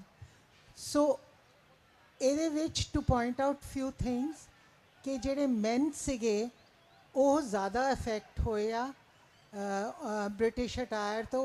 Immediately ਤੁਸੀਂ ਜੇ ਦੇਖੋ you look around most people are wearing trousers and coat and shirt. ਸ਼ੁਕਰ ਹੈ ਮੈਮ ਔਰਤਾਂ ਕਿਤੇ ਤਾਂ ਬਚੀਆਂ। ਪਰ ਉਹਦੇ ਕਈ ਰੀਜ਼ਨਸ ਵੀ ਆ ਕਿ ਐਜੂਕੇਸ਼ਨ ਸੀ। 1835 ਵਿੱਚ ਮੈਕੌਲੇ ਨੇ ਮਿਨਟ ਟੂ ਐਜੂਕੇਸ਼ਨ ਲਿਖਿਆ ਜਿਹਦੇ ਵਿੱਚ ਉਹ ਚਾਹੁੰਦੇ ਸੀਗੇ ਕਿ ਆਦਮੀ ਜਿਹੜੇ ਆ ਦੇ should get educated and act as interpreters between people and the rulers. So ਉਸ ਕਰਕੇ ਜੋ ਉਹਨਾਂ ਨੇ 12 ਸਾਲ ਆਪਣੀ ਐਜੂਕੇਸ਼ਨ ਦਾ ਹਰ ਰੋਜ਼ ਬੱਚਿਆਂ ਨੇ ਸ਼ਰਟ ਔਰ ਪੈਂਟ ਔਰ ਟਾਈ ਪਾਈ ਆ, ਤਾਂ ਜਦੋਂ ਉਹ ਗਰੋ ਅਪ ਹੋਏ ਉਹਨਾਂ ਨੇ ਉਹ ਛੱਡਿਆ ਨਹੀਂ ਪਹਿਨਾਵਾ। ਦੇ ਕੰਟੀਨਿਊ ਟੂ ਵੇਅਰ। ਔਰ ਇਹਦੇ ਵਿੱਚ ਇੱਕ ਫਰਕ ਗੱਲ ਇਹ ਆ ਕਿ ਜਿਹੜੀਆਂ ਲੇਡੀਜ਼ ਸੀਗੀਆਂ, ਜਦੋਂ ਬੱਚੇ ਗਰਲਸ ਨੇ ਜੁਆਇਨ ਕੀਤਾ ਸਕੂਲ, ਉਹਨਾਂ ਦੀ ਯੂਨੀਫਾਰਮ ਵੈਸਟਰਨ ਯੂਨੀਫਾਰਮ ਨਹੀਂ ਸੀਗੀ। ਉਹਨਾਂ ਨੇ ਸਲਵਾਰ ਕਮੀਜ਼ ਪਾਈ ਆ ਜਿਹੜੇ ਸਕੂਲ ਔਰ ਕਾਲਜ ਵੀ ਗਏ ਆ। ਸੋ ਇਸ ਕਰਕੇ ਉਹ ਜ਼ਿਆਦਾ ਇਫੈਕਟ ਨਹੀਂ ਹੋਏ। ਜਤਿਨ ਸਰ, ਮੈਂ ਤੁਹਾਨੂੰ ਇੱਕ ਚੀਜ਼ ਪੁੱਛਣਾ ਚਾਹੁੰਦੀ ਹਾਂ। ਮੈਂ ਤੁਹਾਡੇ ਬਾਰੇ ਪੜ੍ਹ ਰਹੀ ਸੀ, ਤੁਸੀਂ MA ਇੰਗਲਿਸ਼ ਕੀਤੀ, ਕਿਤਾਬ ਪੰਜਾਬੀ 'ਚ ਲਿਖੀ। ਦੇਖੋ, ਬੜਾ ਦਿਲ ਨੂੰ ਚੁਭਵਾਂ ਸਵਾਲ ਤੁਸੀਂ ਕੀਤਾ ਹੈ। MA ਇੰਗਲਿਸ਼ ਮੈਂ ਵੀ ਕੀਤੀ ਸਰ। ਪਰ ਤੂੰ ਤਾਂ ਗਾਂਧੀ ਹੈ ਨਾ। ਪਰ ਮੈਂ ਗਾਂਧੀ ਪੰਜਾਬੀ ਹਾਂ। ਉਹ ਇਸ ਤਰ੍ਹਾਂ ਹੈ ਵੀ ਪੰਜਾਬੀ ਮੇਰੀ ਮਾਂ ਬੋਲੀ ਹੈ, ਇਹ ਮੇਰੀ ਮਾਂ ਬੋਲੀ ਹੈ। ਇਸ ਵਿੱਚ ਮਾਂ ਮੇਰੀ ਨੇ ਮੇਰੇ ਸੂਤਕ ਤੋਂ ਵੀ ਪਹਿਲੋਂ ਮਮਤਾ ਦੀ ਮਿਸ਼ਰੀ ਘੋਲੀ ਹੈ। ਇਸੇ ਦੀ ਮਾਂ ਗੁੜਤੀ ਦਿੱਤੀ, ਇਸੇ 'ਚ ਸਾਰੇ ਕਾਜ ਰਚਾਏ। ਸੱਧ ਮਰਾਸੀ ਸੁਫੇ ਦੀ ਚੁਗਾਠੀ, ਨਰੋਏ ਅੰਬ ਦੇ ਪੱਤੇ ਬਣਵਾਏ। ਇਸੇ ਵਿੱਚ ਮਾਂ ਪਤਾਸੇ ਵੰਡੇ, ਸੱਧ ਖੁਸਰੇ ਨਚਾਏ। ਇਹ ਮੇਰੀ ਮਾਂ ਬੋਲੀ ਹੈ, ਇਹ ਮੇਰੀ ਮਾਂ ਬੋਲੀ ਹੈ। ਸੇ ਇਸ ਲਈ ਮੈਨੂੰ ਪੰਜਾਬੀ ਦੇ ਨਾਲ ਪਿਆਰ ਇੰਨਾ ਸੀ ਕਿਉਂਕਿ ਮੈਂ, ਔਰ ਮੈਨੂੰ ਇਸ ਗੱਲ 'ਚ ਬਹੁਤ ਫਖਰ ਹੈ ਕਿ ਜਿੰਜ ਸੁਨਾਨੀ ਦੇ ਨਾਨੀ ਮਾਂ ਸੀ, ਮੇਰੇ ਨਾਨਾ ਜੀ ਜਿਹੜੇ ਸੀ ਉਹ ਮੁਹੰਮਦ ਰਫੀ ਦੇ ਪਰਸ਼ੀਅਨ ਦੇ ਟੀਚਰ ਸੀ। ਜਦੋਂ ਮੁਹੰਮਦ ਰਫੀ ਨੇ ਸਕੂਲ ਪੜ੍ਹਨਾ ਸ਼ੁਰੂ ਕੀਤਾ ਤੇ ਮੇਰੇ ਨਾਨਾ ਜੀ ਉਹਨਾਂ ਦੇ ਮੁਹੰਮਦ ਰਫੀ ਸਾਹਿਬ ਦੇ ਸਕੂਲ ਟੀਚਰ ਸੀ। ਸੋ ਪੰਜਾਬੀ ਜਿਹੜੀ ਹੈ, ਪੰਜਾਬੀ ਜ਼ੁਬਾਨ, ਹੁਣ ਤੇ ਜਦੋਂ ਕੋਈ ਸਾਡਾ ਪੰਜਾਬੀ ਮੁੰਡਾ ਕਹਿੰਦਾ ਵੀ ਹੈ ਤਾਂ ਉਹ ਵੀ ਇਹ ਨਹੀਂ ਕਹਿੰਦਾ ਵੀ ਮੈਂ ਪੰਜਾਬੀ ਹਾਂ, ਉਹ we are Punjabis, we are Punjabis. ਹੁਣ ਅਸੀਂ ਇਸ ਲੈਂਗੁਏਜ ਨੂੰ ਬੋਲਣ ਤੋਂ ਕਤਰਾਉਣ ਲੱਗ ਗਏ ਹਾਂ ਕਿਉਂਕਿ ਹੁਣ ਅਸੀਂ ਮੱਛਰੇ ਹੋਏ ਪੰਜਾਬੀ। ਨਹੀਂ, ਮੱਛਰੇ ਹੋਏ ਤਾਂ ਨਹੀਂ ਕਹਿ ਸਕਦਾ। ਐਡੀ ਸਵੀਟ ਔਰ ਐਡੀ ਮਿੱਠੀ ਬੋਲੀ ਹੈ, ਇੰਨੀ ਮਿੱਠੀ ਜ਼ੁਬਾਨ ਹੈ। ਮੈਂ ਪਿੱਛੇ ਜੇ ਇੱਕ ਆਸਮਾ ਕਾਦਰੀ ਹੈ ਪਾਕਿਸਤਾਨ ਦੀ, ਲਾਹੌਰ ਯੂਨੀਵਰਸਿਟੀ ਦੀ ਪ੍ਰੋਫੈਸਰ ਨੇ ਪੰਜਾਬੀ ਦੇ, ਹੈਡ ਆਫ ਦੀ ਡਿਪਾਰਟਮੈਂਟ ਨੇ, ਉਹਨਾਂ ਨਾਲ ਗੱਲ ਕਰ ਰਿਹਾ ਸੀ। ਅਤੇ ਜਦੋਂ ਗੱਲ ਖਤਮ ਹੁੰਦੀ ਹੈ ਉਹ ਕਦੀ ਵੀ ਕੋਈ ਬਾਏ ਬਾਏ ਜਾਂ ਕੁਛ ਨਹੀਂ ਕਰਦੇ, ਉਹ ਰੱਬ ਰਾਖਾ, ਰੱਬ ਰਾਖਾ ਗੱਲ ਕਰਦੇ ਔਰ ਕਿਆ ਮਿਠਾਸ ਨਾਲ ਬੋਲਦੇ ਆ। ਪਰ ਸਾਡੇ 'ਚ ਨਹੀਂ। ਅਤੇ ਮੈਂ ਇਹ ਜਦੋਂ ਪੰਜਾਬੀ 'ਚ ਲਿਖਣਾ ਸ਼ੁਰੂ ਕੀਤਾ, ਉਰਦੂ 'ਚ ਵੀ ਲਿਖਦਾ, ਪੰਜਾਬੀ 'ਚ ਵੀ ਲਿਖਦਾ। ਹੁਣ ਅੱਜ ਕੱਲ੍ਹ ਜਿਸ ਤਰ੍ਹਾਂ ਪੋਹ ਦਾ ਮਹੀਨਾ 3-4 ਦਿਨ ਹੋਏ ਚੜ੍ਹ ਗਿਆ, ਪੋਹ ਦੇ ਮਹੀਨੇ ਕਿੰਨੀ ਤਰੇਲ ਪੈਂਦੀ ਹੈ। ਸਵੇਰੇ ਬੰਦਾ ਜਾਂਦਾ ਸੈਰ ਕਰਨ, ਅਤੇ ਜਿਹੜਾ ਉਸ ਤੋਂ ਪਹਿਲਾਂ ਲੰਘ ਗਿਆ ਹੁੰਦਾ ਉਹਦੇ ਪੈਰਾਂ ਦੇ ਨਿਸ਼ਾਨ ਪਏ ਹੁੰਦੇ ਨੇ। ਉੱਥੋਂ ਤੁਸੀਂ ਜੇ ਕਿਸੇ ਦੇ ਸੋਲ ਨੂੰ ਪਛਾਣਦੇ ਹੋ ਤਾਂ ਦੱਸ ਸਕਦੇ ਹੋ ਵੀ ਕਿਹੜਾ ਲੰਘ ਗਿਆ। ਤਾਂ ਮੈਂ ਵੀ ਸੈਰ ਕਰਨ ਜਾਂਦਾ ਸੀ ਤਾਂ ਉੱਥੋਂ ਪੈਰਾਂ ਦੇ ਨਿਸ਼ਾਨ ਹੋਣੇ, ਤਾਂ ਉਹ ਮੈਂ ਉਹ ਪੈਰਾਂ ਦੇ ਨਿਸ਼ਾਨਾਂ ਨੂੰ ਦੇਖ ਕੇ 2 ਲਾਈਨਾਂ ਲਿਖੀਆਂ ਕਿ ਤਰੇਲੇ ਘਾਹ ਤੇ, ਤਰੇਲੇ ਘਾਹ ਤੇ ਇੰਜ ਨੇ ਪੈਰਾਂ ਦੇ ਨਿਸ਼ਾਨ, ਤਰੇਲੇ ਘਾਹ ਤੇ ਇੰਜ ਨੇ ਪੈਰਾਂ ਦੇ ਨਿਸ਼ਾਨ ਹੰਝੂਆਂ ਤੋਂ ਜਿਵੇਂ ਤੇਰੀ ਯਾਦ ਨਿਕਲ ਗਈ, ਹੰਝੂਆਂ ਤੋਂ ਜਿਵੇਂ ਤੇਰੀ ਯਾਦ ਨਿਕਲ ਗਈ, ਇੱਕ ਚੰਨ ਯਾਰ ਹੁੰਦਿਆਂ ਸੰਗ ਦਾਵਾਂ ਆਖਦੇ, ਇੱਕ ਚੰਨ ਯਾਰ ਹੁੰਦਿਆਂ ਸੰਗ ਦਾਵਾਂ ਆਖਦੇ ਕਿ ਮਸਿਆ ਦੀ ਰਾਤ ਵਾਕਣ ਜਿੰਦ ਮੇਰੀ ਨਿਕਲ ਗਈ, ਮਸਿਆ ਦੀ ਰਾਤ ਵਾਕਣ ਜਿੰਦ ਮੇਰੀ ਨਿਕਲ ਗਈ। ਮੈਂ 2-4 ਲਾਈਨਾਂ ਇਸ ਕਿਤਾਬ ਦੀਆਂ, ਕਿਉਂਕਿ ਤੁਸੀਂ ਫੂਡੀ ਦਾ ਸ਼ੁਰੂ 'ਚ ਜ਼ਿਕਰ ਕੀਤਾ, ਇਹ ਬੜੀ ਪਿਛੋਕੜ ਦੀ ਪੋਇਟਰੀ ਹੈ। ਸਰ ਤੁਹਾਨੂੰ ਆਪਦੀ ਜ਼ੁਬਾਨ ਨਾਲ ਇਸ਼ਕ ਹੈ, ਰੂਹਾਨੀ ਇਸ਼ਕ ਨੂੰ। ਜਿਸ ਤਰ੍ਹਾਂ ਮੈਂ ਸੁਨੈਨੀ ਨੇ ਪ੍ਰੋਗਰੈਸਿਵ ਬਦਲਾਵ ਲਈ ਕਿਹਾ, ਇੱਕ ਪੋਇਟ, ਇੱਕ ਲਿਟਰੇਰੀ ਆਦਮੀ ਬਦਲਾਵ ਤੋਂ ਬੜਾ ਦੁਖੀ ਹੁੰਦਾ ਜ਼ਿਆਦਾ ਹੀ ਆ, ਕਿ ਉਹ ਬਦਲਾਵ ਤੋਂ ਕਿੰਨੇ ਕੁ ਪਰੇਸ਼ਾਨ ਹੋਣਗੇ। ਜਦੋਂ ਉਹਨਾਂ ਇਹ ਲਿਖਿਆ ਕਿ ਵੇਖ ਆ ਕੇ ਹੀਰ ਆਪਣੀ ਵਾਰਿਸ ਸ਼ਾਹ, ਵੇਖ ਆ ਕੇ ਹੀਰ ਆਪਣੀ ਵਾਰਿਸ ਸ਼ਾਹ, ਸਿੱਖ ਗਈ ਏ ਰੋਜ਼ ਨਵੀਆਂ ਲਾਉਣ ਦੀ। ਕਿੰਨੇ ਪਰੇਸ਼ਾਨ ਹੋਣਗੇ ਵੀ ਉਹਨਾਂ ਨੂੰ ਇਹ ਕਲਚਰ ਜਿਹੜਾ ਸੀ ਬਦਲਾਵ ਨਜ਼ਰ ਆਇਆ, ਵੀ ਹੁਣ ਉਹ ਪਹਿਲੀਆਂ ਹੀਰ ਰਾਂਝੇ ਵਾਲੀਆਂ ਗੱਲਾਂ ਨਹੀਂ ਰਹੀਆਂ, ਅਤੇ ਉਹ ਕਿੰਨਾ ਸਿੱਖ ਗਈ ਹੈ ਰੋਜ਼ ਨਵੀਆਂ ਲਾਉਣ ਦੀ। ਅਤੇ ਮੈਂ ਤੁਹਾਨੂੰ ਇਹ ਆਪਣੀ ਕਿਤਾਬ ਦੀਆਂ ਕੁਛ ਲਾਈਨਾਂ ਸੁਣਾਨਾ। ਹਾਂਜੀ। ਇਸ਼ਕ ਦੇ ਤੱਤੇ ਫੋੜੇ ਨੂੰ, ਇਸ਼ਕ ਦੇ ਤੱਤੇ ਫੋੜੇ ਨੂੰ ਪਈ ਪੀਕ ਤਜਾਬੀ ਹਿਜਰਾਂ ਦੀ, ਆ ਵਸਲਾਂ ਦਾ ਚੀਰਾ ਦੇਂਦੇ ਨੇ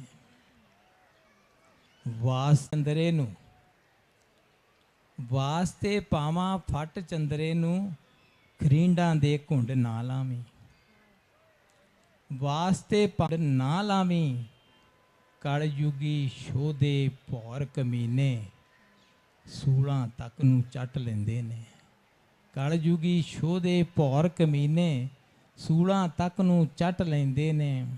ਸੱਜਣ ਜੀ ਮੈਂ ਜਾਣ ਲਿਆ, ਸੱਜਣ ਜੀ ਮੈਂ ਜਾਣ ਲਿਆ ਕਿ ਗਮ ਰਾਖਾ ਹੈ ਖੁਸ਼ੀਆਂ ਦਾ, ਸੱਜਣ ਜੀ ਮੈਂ ਜਾਣ ਲਿਆ ਕਿ ਗਮ ਰਾਖਾ ਹੈ ਖੁਸ਼ੀਆਂ ਦਾ, ਵਰਨਾ ਕਿਉਂ ਬਾਗਾਂ ਦੇ ਚਾਰੇ, ਪਤਾ ਕਰੋ ਖਾਂ ਅੱਜ ਕਿਧਰੇ ਮਰ ਜਾਣਾ ਜਤਨ ਤਾਂ ਨਹੀਂ ਮਰਿਆ, ਪਤਾ ਕਰੋ ਖਾਂ ਅੱਜ ਕਿਧਰੇ ਮਰ ਜਾਣਾ ਜਤਨ ਤਾਂ ਨਹੀਂ ਮਰਿਆ, ਵਰਨਾ ਕਿਉਂ ਸ਼ਮਸ਼ਾਨਾਂ ਵੱਲੋਂ ਲੋਕੀ ਹੱਸਦੇ ਆਉਂਦੇ ਨੇ, ਵਰਨਾ ਕਿਉਂ ਸ਼ਮਸ਼ਾਨਾਂ ਵੱਲੋਂ ਲੋਕੀ ਹੱਸਦੇ ਆਉਂਦੇ। ਵਾਹ, ਵੈਰੀ ਨਾਈਸ।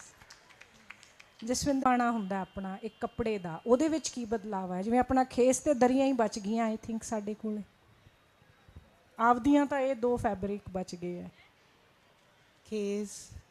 ਖੇਸ ਦਰੀਆਂ, ਥੋੜਾ ਬਹੁਤ ਫੁਲਕਾਰੀ ਰਿਵਾਈਵ ਹੋ ਰਹੀ ਹੈ।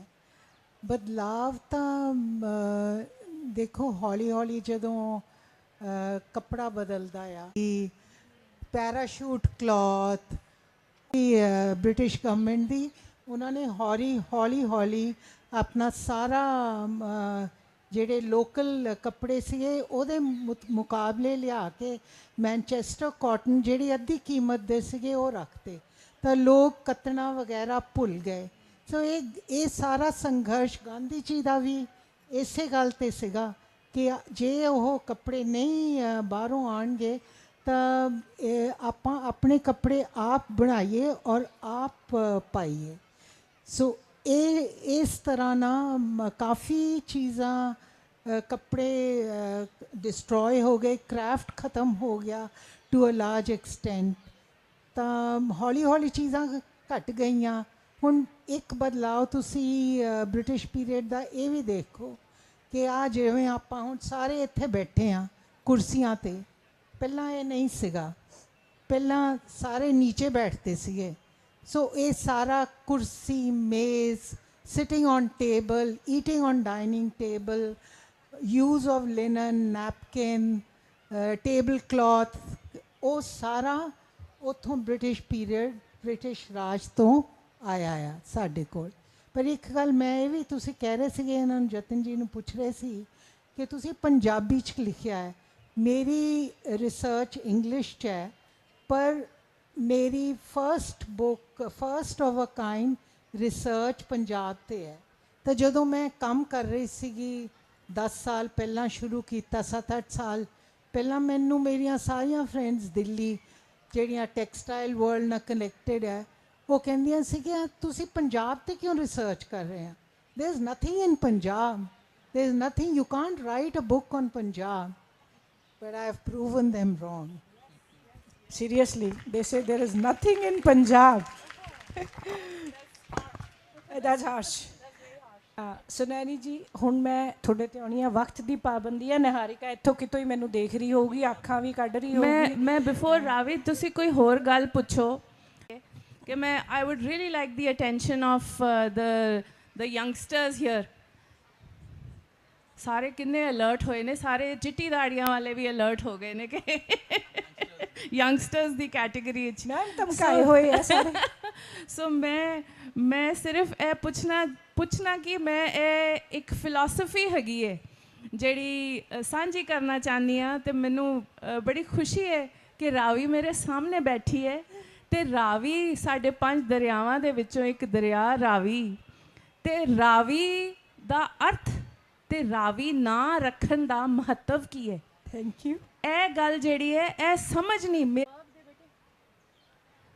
ਸੋ ਇਹ although these are not musical mics, but I'll still make an attempt ਕਿ ਇਹ ਗੱਲ ਸਾਡੇ ਵੱਡ ਵਡੇਰੇ ਇਹ ਸਮਝਾਉਂਦੇ ਹੁੰਦੇ ਸਨ। My grandfather, who was a very alam fazil philosopher and a literate man, he was a professor in Delhi University, a master's in psychology from FC College Lahore. ਉਹ ਕਹਿੰਦੇ ਸਨ ਕਿ ਜਦੋਂ ਤੁਸੀਂ ਕੋਈ ਰੀਤ ਰਿਵਾਇਤ ਆਪਣੇ ਸੱਭਿਆਚਾਰ ਜਾਂ ਆਪਣੇ ਕਲਚਰ ਨੂੰ ਪੀੜ੍ਹੀ ਦਰ ਪੀੜ੍ਹੀ ਤੁਸੀਂ ਉਹਨੂੰ ਅੱਗੇ ਤੋਰਦੇ ਹੋ ਤੇ ਤੁਸੀਂ ਆਪ ਰਾਵੀ ਹੋ ਜਾਂਦੇ ਹੋ। ਤੇ ਰਾਵੀ ਹੋਣਾ ਜਿਹੜਾ ਹੈ, ਰਾਵੀ ਆਪਣੇ ਆਪ ਦੇ ਵਿੱਚ ਰਾਵੀ ਹੋਣਾ ਹੀ ਇੱਕ ਪੰਜਾਬਣ ਤੇ ਇੱਕ ਪੰਜਾਬ ਵਾਸਤੇ ਇਹੀ ਸਾਡੀ ਸੇਵਾ ਹੈ। ਜਿਹੜਾ ਗੁਰੂ ਮਹਾਰਾਜ ਨੇ ਸਾਨੂੰ ਹੁਕਮ ਇਹ ਆਪਣੇ ਆਪਣੇ ਹੁਕਮ ਤੇ ਅਸੀਂ ਆਪਣੇ ਪਾਥ ਦੇ ਉੱਤੇ ਅਸੀਂ ਚੱਲ ਰਹੇ ਹਾਂ। ਮੈਮ ਜੋ ਕਰ ਰਹੇ ਨੇ, ਜਤਨ ਸਰ ਜੋ ਕਰ ਰਹੇ ਨੇ, ਹਾਂਜੀ, ਨਾਨੀ ਬੀਬੀ ਸੁਰਿੰਦਰ ਕੌਰ ਤੋਂ ਵੱਡਾ ਫਕੀਰ ਨਹੀਂ ਮੈਂ ਦੇਖਿਆ।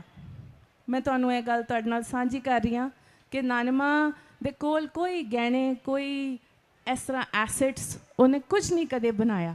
My grandfather used to use the famous English proverb and say that fools make houses and wise men live in them.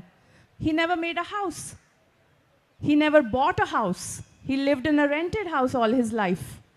Though he left us very early at the age of 52 years in 1976. My grandmother was a widow at 47. ਐਤਕੀ ਬਲੇ ਬੋਲੀ magazine ਦੇ ਵਿੱਚ ਜਿਹੜਾ ਮੇਰਾ article ਹੈ ਉਹਦੇ 'ਚ ਨਾਨੇਮਾ ਲਾਲ ਦੁਪੱਟਾ ਸਜਾ ਕੇ ਤੇ ਬੈਠੇ ਨੇ। ਅਸੀਂ ਉਹਨਾਂ ਨੂੰ ਕਦੇ ਚਿੱਟੇ ਕੱਪੜੇ ਨਹੀਂ ਸੀ ਪਾਉਣ ਦਿੱਤੇ ਕਿਉਂਕਿ ਦਾਰ ਜੀ ਨੇ ਇਹ ਹੁਕਮ ਦਿੱਤਾ ਸੀ ਕਿ ਇਹਨੂੰ ਹਰ ਵੇਲੇ ਇਹਦੀ ਪੰਜਾਬੀਅਤ ਅਤੇ ਇਹਦੀ ਜਿਹੜੀ ਗੀਤਾਂ ਦੇ ਵਿੱਚ ਜਿਹੜੀ ਰੰਗੀਨੀ ਹੈ ਉਹ ਜਿਹੜੀ ਹੈ ਉਹਦੇ 'ਤੇ ਕੋਈ ਵੀ ਇਹੋ ਜਿਹਾ ਫਿੱਕਾ ਰੰਗ ਨਹੀਂ ਹੋਣਾ ਚਾਹੀਦਾ। So Ravi coming back to Ravi, ਅਤੇ ਮੈਨੂੰ ਸਜਾਦ ਭਾਈ ਬੜੇ ਗੁਲਾਮ ਅਲੀ ਖਾਨ ਸਾਹਿਬ ਦੇ ਗ੍ਰੈਂਡਸਨ, ਉਹਨਾਂ ਦੀਆਂ ਗੀਤਾਂ ਦੀਆਂ ਲਾਈਨਾਂ ਬਹੁਤ ਜ਼ਿਆਦਾ ਤੁਹਾਡੇ ਤੋਂ ਅੱਜ ਸੁਣਨਾ ਵੀ ਹੈ ਪਸੰਦ ਨੇ। ਉਹ ਮੈਂ ਜੇ ਵੇਲਾ ਹੋਏ ਤਾਂ ਮੈਂ ਤੁਹਾਡੇ ਨਾਲ ਸ਼ੇਅਰ ਕਰਨੀ ਆ ਕਿ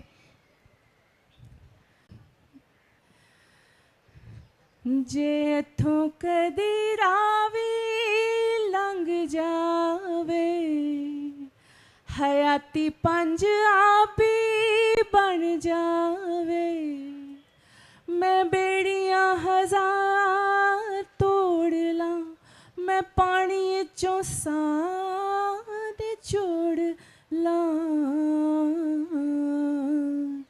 ਜੇ ਇੱਥੋਂ ਕਦੀ ਰਾਵੀ ਲੰਘ ਜਾਵੇ।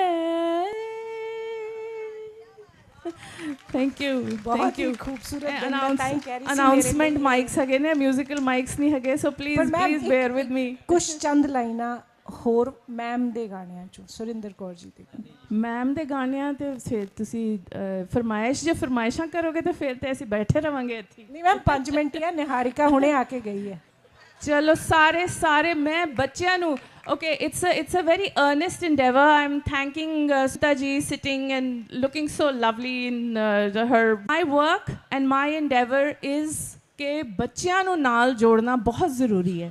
ਤੇ ਮੈਨੂੰ ਅੱਜ ਤੁਹਾਡੇ ਸਾਰਿਆਂ ਦੇ ਇੱਥੇ ਹਾਜ਼ਰੀ ਦੇਣ ਦੇ ਵਿੱਚ ਬਹੁਤ ਖੁਸ਼ੀ ਹੈ।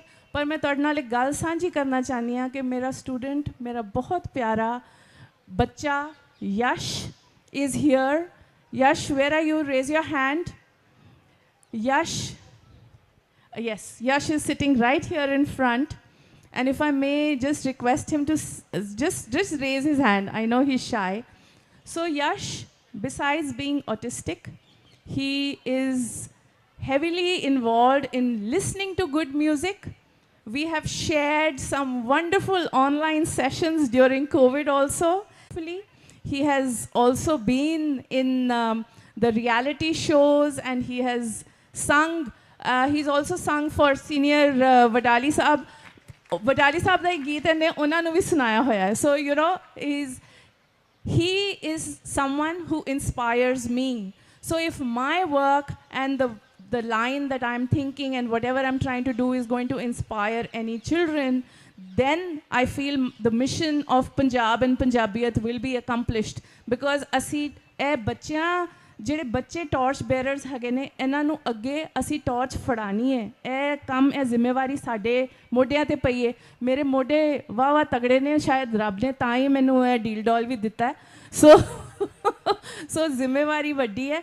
ਪਰ ਇੱਥੇ ਮੈਂ ਚਾਹਾਂਗੀ ਕਿ ਸਾਰੇ ਪਲੀਜ਼ ਬੱਚੇ ਜਿਹੜੇ ਰਾਵੀ, ਤੁਹਾਡੇ ਵੀ ਜਿਹੜੇ ਜੀਓ ਤੋਂ ਸਾਰੇ ਬੱਚੇ ਆਏ ਨੇ, ਉਹਨਾਂ ਨੂੰ ਵੀ ਬਹੁਤ ਬਹੁਤ ਸ਼ਾਬਾਸ਼ੀ ਹੈ, ਜਿਹੜੇ ਮਿਊਜ਼ਿਕ ਦੇ ਨਾਲ ਤੇ ਆਪਣੀ ਪੋਇਟਰੀ ਦੇ ਨਾਲ ਜੁੜੇ ਹੋਏ ਨੇ। ਤੇ ਸਾਰੇ 2 ਲਾਈਨਾਂ ਮੈਂ ਪੇਸ਼ ਕਰਨੀਆਂ ਜਿਹੜੇ ਤੁਹਾਡਾ you know on your request. ਹਾਂ, ਲੱਠੇ ਦੀ ਚਾਦਰ ਉੱਤੇ ਸਲੇਟੀ ਰੰਗ ਮਾਇਆ ਹੋ, ਮੈਂ ਇੱਥੇ ਤੇ ਟੋਲਾ ਪਰਬਤ ਵੇ, ਮੈਂ ਇੱਥੇ ਤੇ ਟੋਲਾ ਹੋਸ਼ੇ ਹੋ, ਮੈਂ ਇੱਥੇ ਤੇ ਟੋਲਾ ਪਰਬਤ ਹੋ, ਸਾਡੀ ਖੂਹੀ ਦਾ ਪਾਣੀ ਸ਼ਰਬਤ, ਲੱਠੇ ਦੀ ਚਾਦਰ ਉੱਤੇ ਸਲੇਟੀ ਰੰਗ ਮਾਇਆ, ਆਬੋ ਸਾਹਮਣੇ, ਆਬੋ ਸਾਹਮਣੇ, ਭਾਵੇਂ ਦੇਬੋ ਕੰਡ ਮਾਇਆ। ਹੁਣ ਭਾਵੇਂ ਦੇਬੋ ਕੰਡ ਮਾਇਆ, ਇਹ ਲੋਕਾਂ ਨੂੰ ਨਹੀਂ ਪਤਾ, ਬੱਚਿਆਂ ਨੂੰ ਨਹੀਂ ਪਤਾ, ਵੱਡਿਆਂ ਨੂੰ ਪਤਾ ਹੈ ਕਿ ਭਾਵੇਂ ਪਿੱਠ ਕਰਕੇ ਬਹਿ ਜਾ, ਪਰ ਮੇਰੇ ਕੋਲ ਬਹਿ ਜਾ, ਅੱਗੋਂ ਦੀ ਲੰਘ ਕੇ ਨਾ ਜਾ।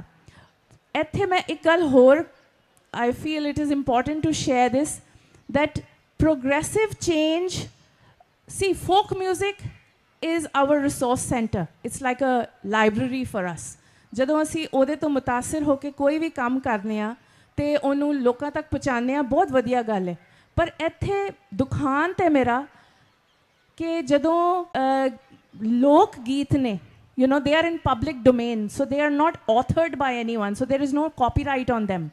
But ਤੁਹਾਡਾ ਕੋਈ ਹੱਕ ਨਹੀਂ ਬਣਦਾ, ਕਿਸੇ ਨੂੰ ਇਖਤਿਆਰ ਨਹੀਂ ਬਣਦਾ ਕਿ ਤੁਸੀਂ ਲੱਠੇ ਦੀ ਚਾਦਰ ਉੱਤੇ ਹਨੀਮੂਨ ਕਰ ਮਾਈਆ। ਇਹ I mean, at least have some morality, that at least you should be able to understand ਕਿ ਤੁਸੀਂ ਕੀ ਗਾਣਾ ਹੈ ਤੇ ਤੁਸੀਂ ਕੀ ਨਹੀਂ ਗਾਣਾ। ਸਾਡੇ ਉਸਤਾਦ ਸਾਨੂੰ ਪੁੱਛਦੇ ਹੁੰਦੇ ਸਨ ਕਿ ਬੇਟਾ ਸੰਗੀਤ ਸਿੱਖ ਕੇ ਕੀ ਕਰਨਾ ਹੈ, ਤੇ ਛੋਟੀ ਤੇ ਮੈਂ ਉਹਨਾਂ ਨੂੰ ਕਹਿਣਾ ਕਿ ਖਾਨ ਸਾਹਿਬ ਬਹੁਤ ਦੁਨੀਆ 'ਚ ਨਾਂ ਕਮਾਉਣਾ ਚਾਹੁੰਦੀ ਹਾਂ, ਚੰਗੀ ਫਨਕਾਰ ਬਣਨਾ ਚਾਹੁੰਦੀ ਹਾਂ। ਕਹਿੰਦੇ ਮੈਂ ਇਹ ਨਹੀਂ ਪੁੱਛ ਰਿਹਾ ਬੀਬਾ, ਮੈਂ ਪੁੱਛ ਰਿਹਾ ਕਿ ਤੂੰ ਬਾਜ਼ਾਰੀ, ਦਰਬਾਰੀ ਜਾਂ ਨਿਰੰਕਾਰੀ ਕਿਹੋ ਜਿਹਾ ਫਨਕਾਰ ਬਣਨਾ ਹੈ। ਸੋ ਉਹ ਇੱਕ ਤੁਹਾਡਾ ਆਪ ਦਾ ਇੱਕ ਨਜ਼ਰੀਆ ਹੁੰਦਾ ਹੈ ਕਿ ਤੁਸੀਂ ਕਿਹੋ ਜਿਹਾ ਕੰਮ ਕਰਨਾ ਹੈ। You know, you want to do work which is commercial. ਜਿੰਜ ਤੁਸੀਂ ਅਕਬਰ ਦੇ ਦਰਬਾਰ ਵਿੱਚ ਬੈਠ ਕੇ ਤੇ ਤੁਸੀਂ ਆਪਣੇ ਕਲਾਮ ਦਾ ਜਾਂ ਆਪਣੇ ਫਨ ਦਾ ਪੇਸ਼ਕਾਰੀ ਕਰ ਰਹੇ ਹੋ, ਜਾਂ ਤੁਸੀਂ ਇਕੱਲੇ ਬਹਿ ਕੇ ਆਪਣੇ ਨਿਰੰਕਾਰ ਦੇ ਨਾਲ ਤਾਰ ਜੋੜੀ ਹੋਈ ਹੈ। You know, so these are personal choices. Yes, ਅੱਜ ਦਿਲ ਤਾਂ ਨਹੀਂ ਕਰਦਾ ਸਾਨੂੰ ਜਾਣ ਨੂੰ, ਪਰ ਬਹੁਤ ਟਾਈਮ ਹੋ ਗਿਆ ਹੈ ਹੁਣ, ਤੇ I can see somebody right behind me. And thank you so much Jatin sir, Sunaini ma'am and Jaswinder ma'am, and thank you to all of you, because ਖਾਲੀ ਕੁਰਸੀਆਂ ਤੋਂ ਡਰ ਬਹੁਤ ਲੱਗਦਾ after Firozpur rally. So thank you all for coming and listening to our Punjabi session. Basically Punjab, Punjabi ਤੇ ਪੰਜਾਬੀਅਤ, ਮਤਲਬ ਥੋੜ੍ਹਾ ਜਿਹਾ ਹੁਣ ਪੰਜਾਬੀ ਤੇ ਜ਼ੋਰ ਦਿਓ। ਦੇਖੋ ਜਤਿਨ ਸਰ ਨੂੰ ਵੀ ਨਾ sir phone vi nahi rakhde sir, can you believe it? So let's follow him, let's follow ma'am and Jaswinder ji. Thank you all for joining us today, and from all the CLS team and the young volunteers who's been helping us, thank you.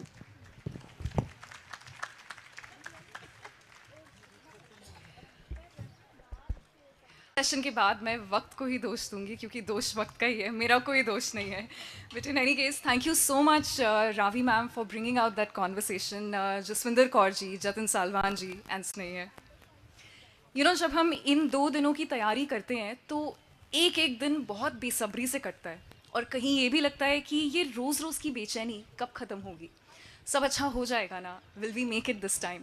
Yes we will, we know that, but still जाते हैं और हम कहते नहीं हैं, पर सब होने के बाद दिल ही दिल में एक दूसरे को बहुत मिस करते हैं, राइट? वेल कोई नहीं बोलेगा, but I am telling you, हम बहुत मिस करते हैं आपको, हमारी टीम को, सबको. Chairperson doctor Sumita Mishra. Ladies and gentleman, please give it up for her once more.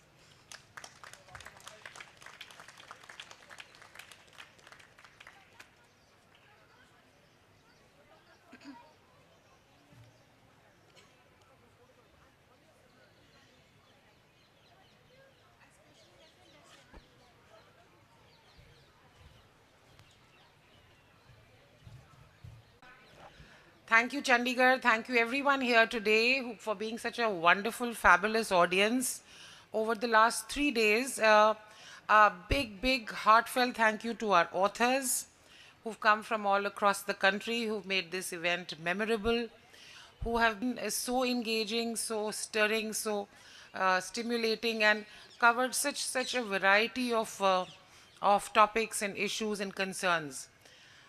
But as chairperson CLS and director of Literati, right now I will reserve my biggest thanks to Team Literati. And I would like you all to give it up for Team Literati. And at this point, I would like to invite all the members of the Literati core team, the Team Literati, up on stage with me. Members like Vivek, CJ, Saguna. Please join us. To newer members like Mukta, Professor Mani, and to even newer members like Sonika, Simran. I don't have to name all of you because you all know who you are. So please just get up and be here. There have also been some people who've been sort of part of Team Literati and creatives from the outside, like Mr. Afan Yasvi from Rivers. Please come on up. And right after this, I would and who've been the backbone, who have subjected me to a lot of iteration, and whom I have subjected to a lot of harassment back at odd hours of the night and the morning, because that would be the only time that I would get to look at all the messages that they would be sending during the day. A brilliant compere she's been. Please, a special round of applause for Niharika. She actually had to say कि मेरी गलती नहीं, and I've said Malika and Anshuman are the backbone, and we also have a lot of volunteers, and we will be doing another round of photos with them. Are we missing anyone? Is Hardeep here? He's pushed off? Okay. A big thank you. I think all of you can once again give a round of applause to and our 2 interns, Anandita and Harshi. Please join us on stage, Anandita and Harshi. And Nikita. I always say this is a labor of love, and yes, it's kind of nail biting because we do not have a professional office or full-time people employed. It is just done pro bono. It's voluntary work. It's just done, I would say, literally as seva. जाने की कोशिश कर रहे हैं. तो जैसे अब तक साथ दिया देते रहे. And once again, a big round of applause for Team Literati. Let me get in there for the process. Yes.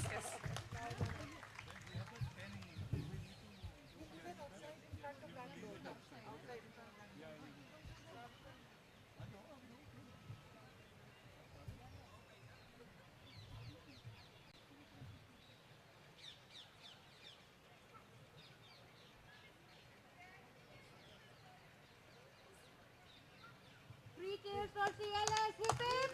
Hooray!